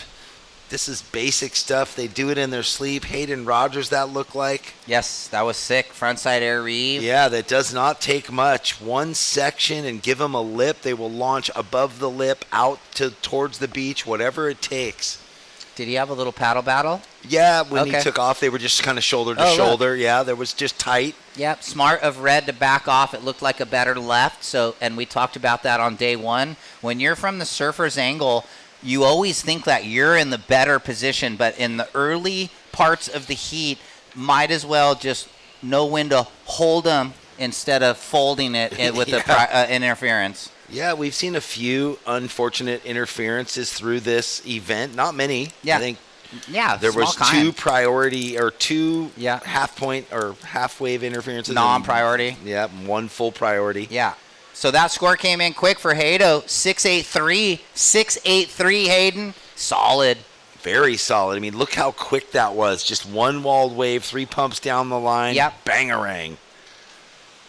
You know, in a small kind of different scale for the Pro Junior compared to the QS men's. So, well, one time when I got the close-up replay and the tight in angle, he definitely that was a tough section to do that move on. And where he landed was all the way out in the flats and bounce. Oh, there's the Grayson. There's the Grayson wave. 4.5 white, 4.5. So no priority for red and green. But here comes some waves. Man, reflecting back to the other day, Grayson getting the 7 point something that he needed coming from deep on the left, the huge air reverse. You were just talking about scales, right? Well, here we go, green. This is Timothy Fandy. He's really been getting better the last few months. So this is a solid one with red out the back, goes to the sky, and had the bounce back catch him on that one, unfortunately. If he rode out of that, I would have seriously quit. Well, Luke Weiler will. He's got like some of the craziest airs ever done for surfers of his age, for sure. And once you start encoding that you can make them and ride out, then it just starts happening more and more frequently, right? Yeah, and then you start doing them in busting the jersey. Down doors. Yeah. So this is Fandy's opener. It's a 5. Just solid surfing, 5.0 green. He'll take it. And it's a 1.43 for Weiler, who he's in the quarters of the QS, so he's looking double dip here in the junior. Him and Lucas Ostin. Yep. Both. Well, Lucas already made his way to the quarters. So he's already on the way there. Grayson with first priority. White with first priority. Blue with second priority. Red with third priority. All scores are in. Hayden with the best score of the heat so far in that 6.83. Forehand jam into the oncoming section. Reverses it, lands and spins out in the flats. Sick. Timothy with just nice open face, carving, surfing, getting a 5. Ooh, red down the line, looking for a big ramp, and ramps out the back. Just wheelies over the back. Priority still with Grayson. I was saying I lost it that day. Yeah, that was during the kind of crazy 3 or 4 heats where it was just non-stop buzzer beater, giant airs, crazy just heats. Well, and it's hard not to get emotional when you see someone pick themselves up out of something that they didn't maybe believe they were going to come back from. Yeah. And they do it and they pull it. Like, I remember different scenario, but like Matt Wilkinson in Tavarua when it was pumping cloud break, like turned into a whole new surfer in that event in front of everyone, prove to himself live, wait, I can do this too. Yeah. And so everyone was just emotionally drawn into it because it was a big deal. I felt like Grayson had that moment on that left the other day when he got the 7-3-3. It was pretty killer. So you're trying to tap into those moments to get you through these events, these heats. So down to 13:45 in this one, and it's blue, white, and green with decent numbers. Red a little behind the curve, but he can reset that in the blink of an eye. We know that. Looks like someone having a look. And here we go, red. So he floats it. It's going to press into this reform section, cuts it back. Stuck behind, but it might help him to get into the lip. Oh, and that was uncharacteristic fall there for Weiler. So we'll be getting set up with the post-heat interview with last heat's winner. We've got a wave right here, white. Ooh, big old backside first turn. Where did he go? Well, he was over it. The wave softened up, and he was off it. He kind of got stuck, so now we'll throw down to Kelly and Cannon. Yes, I'm here with Cannon. Congratulations on that heat win. How are you feeling? You're pretty gassed? Yeah. I actually thought I lost because I got that last left, and then when I paddled back out, I could have sworn he said I still needed the 3. I was like, what? My last one wasn't a 3, so then I saw that set, and I was like, oh, my God, there's no way this is happening again. I was like, then all of a sudden I heard that I'm on the glass. I'm like, whoa, wait, what? How does that work? Well, you got it done, and you guys had a raft coming at you out there, too. Yeah, I wasn't even paying attention. I thought I was seeing things, and that thing was coming towards me. I was tripping out. I was so gassed. I was just explaining to him that that's actually usually has some goats on board, and there's a children's book, The Surfing Goats. So they just wanted to see what was going on. What will you do for the rest of the day? Probably just cruise. Probably not surf again today. Yeah, just tomorrow. Just cruise. What do you do with your free time when you're not surfing? I don't know. I'm starting a YouTube channel. So me and my brother Carson are doing a new series called The Car Stories. So been editing some of those videos, and yeah, check it out. What's the theme? Me and Carson just traveling, making videos. So sounds like a dream. Well, congratulations. We'll see you tomorrow. Thank you. Woohoo! Back to you guys. Yeah. Nice. So Cannon car. Real quick, last of red 327, last of white 343. Cannon get some Q-tips. No worries. Well, sometimes, too, the scores are coming in delayed format, so we're waiting, and that's how that happens. Well, now we know he was just panicking out there, like threw an elbow out from so much arm waving. But now we know he didn't know exactly what was going on. We don't know what they want or know, but we just give the information. But here we go. On the far bar, red, just surfing his own heat way down here, trying to put some scores on the board, Jeff.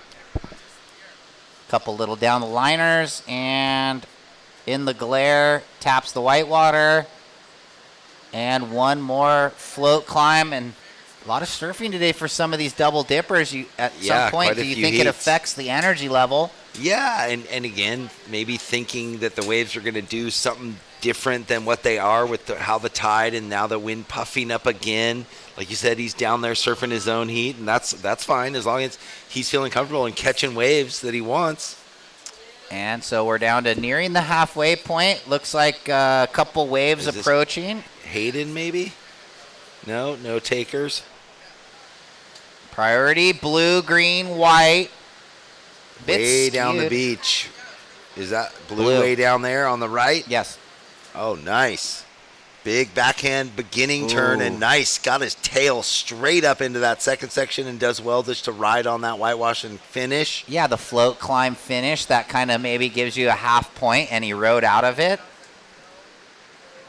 So stand by, last of red, last of blue, and then the situation now that two surfers will finally have two rides. Last of red, 3.6. Last of blue, 6.33. Here's the deal. Blue in the lead, white in second. You need to better a 3.43. White, red, you're third. You need a 4.34, Luke. And Timothy, you have a 5. You have priority 1. You only need a 3 to get into second, but Fandy knows a good nether wave to move up the ladder. And here comes some waves maybe.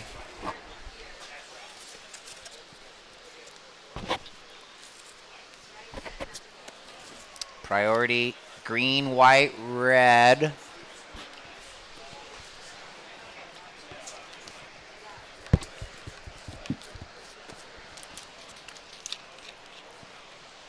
.845 remaining surfers. Day 5 unfolding and almost in the books. 2 days remaining. I think we're into the quarterfinals for all of the divisions. So maybe just all 4 divisions, 4 quarterfinals, 16 heats tomorrow, and then semis and finals on Sunday. Potentially, Brian will make that decision, and he'll let everyone know later on the WhatsApp.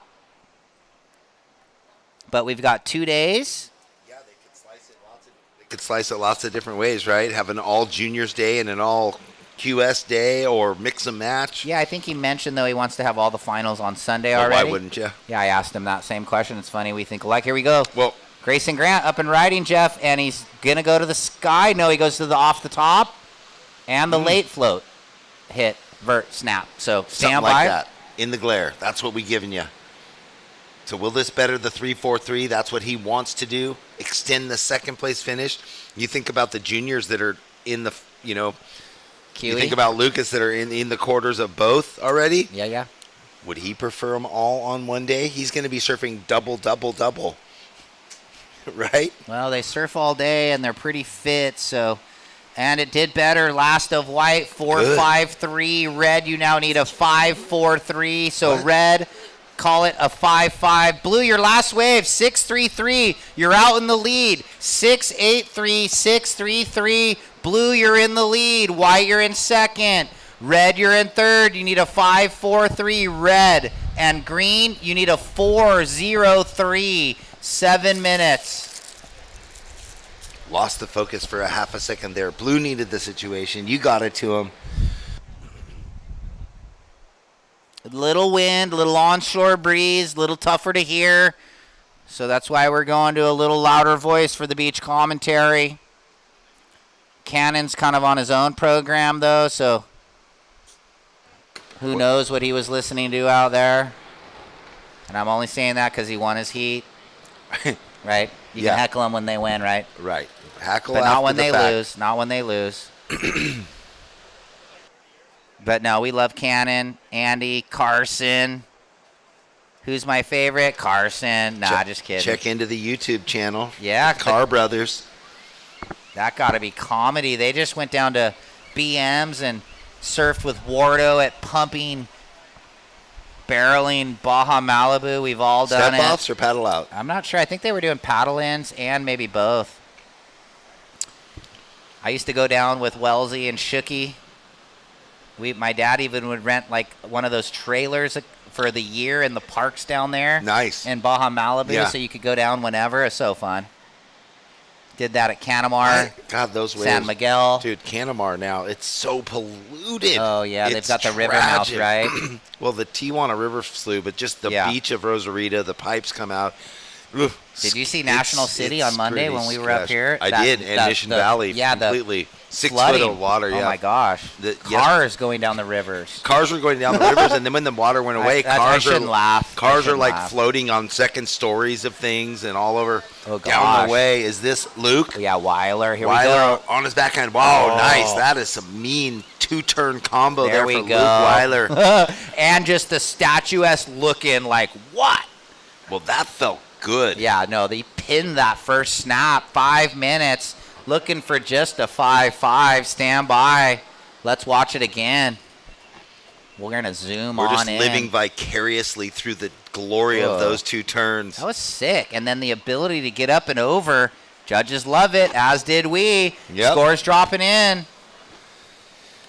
7-8-3 in second. White, you now need a 6-9-1. And green, a 6-5. Green in fourth with priority. You need a 6-5. And white, you need a 6-9-1 4:20 on the clock. Deuces just said, okay, I'm in third. Here we go, Grayson. Now it's your turn. Well, he needs answer to back, boy. It's pull out what he did the other day, right? Yeah, exactly. He's almost in the same exact position. I think he needed a 6-9 around there, and he got that wave and got the 7-3-3. He's gonna have to tap into some of those prior performances. With 4 minutes remaining, Fandy just on the one good wave. Who's this? This is White.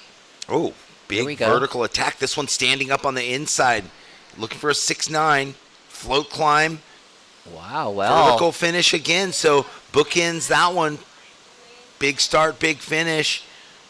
Hato, did he go air reeve or land and come back old school? I was looking away as he was doing that air. And I think Green had a quick up and out. Well, I like that Grayson didn't waste any time. He found a wave right away, heard the score from Luke, and was like, all right, I'll surf. Red, you're in second. You're looking to better a 3.6, Luke. Your last wave, 7.83. So there was Grayson on the inside, 4-turn combo, looking for the 6.91. Hayden was looking to better the 6.33.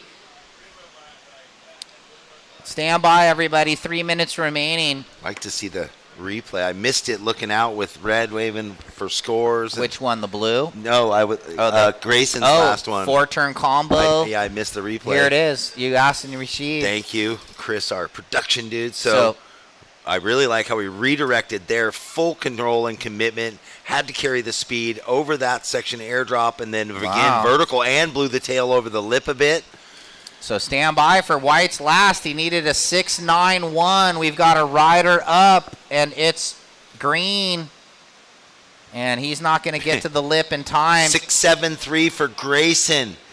But now 6.73 needed a 6.91, but now Grayson, you need a 4.71 to go from third to second. Almost got the number. Way less required now with 2 minutes on the board. So blue in the lead, red in second, looking to better a 3.6. White, you now need a 4.71, and Green still looking for the 6.44. And look at White paddling way to the south, trying to get away, trying to find a wave. 140. Grayson, you need a 4.71. Yes. So he finished that right and just jetted on an angle that way. Can he escape the pack of wolves? Yeah, they're chasing. Time call 125. Well, the thing is, on that ride, it was a smaller one. He surfed it brilliant, but I guess, the wave only allowed, it had a ceiling to it, I guess. The right that Grayson got had a ceiling. He surfed it incredible. And didn't miss a beat. 6.73. Now only needs a 4.71, so he just has to get a little better backup. I mean, even Luke Weiler in second sitting on the 3.6, so it's like a little bit of what do you do? Better the score, sit on the guy because he's holding first priority. 50-second surfers. Looks like he's keeping his eye on Grayson closely as the boys are down the beach. There might be something stacking, though. Time call 40 seconds. It's a medium score that Grayson needs, and then Timothy needs a 6.44. So even though he's had such a sleepy heat, he's not out of it by any means if he can get a wave. 30 seconds. Yeah, looks like the thing's going dormant. 25 seconds. Grayson putting himself in a little bit better position, but he might run out of time. 15 seconds, and it might be St. Clemente into the quarters. 10 seconds. These lines aren't going to get here in time. We're counting out. Day 5 is over in 4, 3, 2, and 1. So, what a show. What a day. Hayden Rogers, Luke Weiler into the quarterfinals. We'll go to commercial break and be back with the highlight package of Day 5. So for the fans at home, don't go anywhere. All of you out on the pier, we'll see you tomorrow morning with most likely a 7:30 start.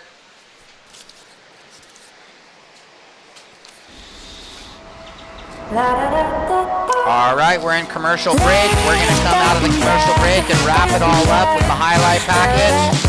Like 8 of the 8 or better today. Well, that was what was fun. Yeah.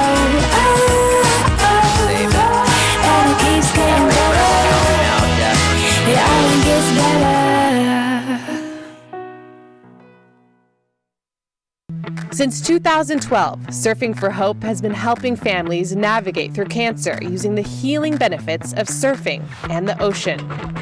Each year, we host a number of surfing-related community events to shine a spotlight on the fight against cancer. Visit surfingforhope.org to sign up for one of our free beginner surf camps. And if you'd like to help out, you can donate on the site too.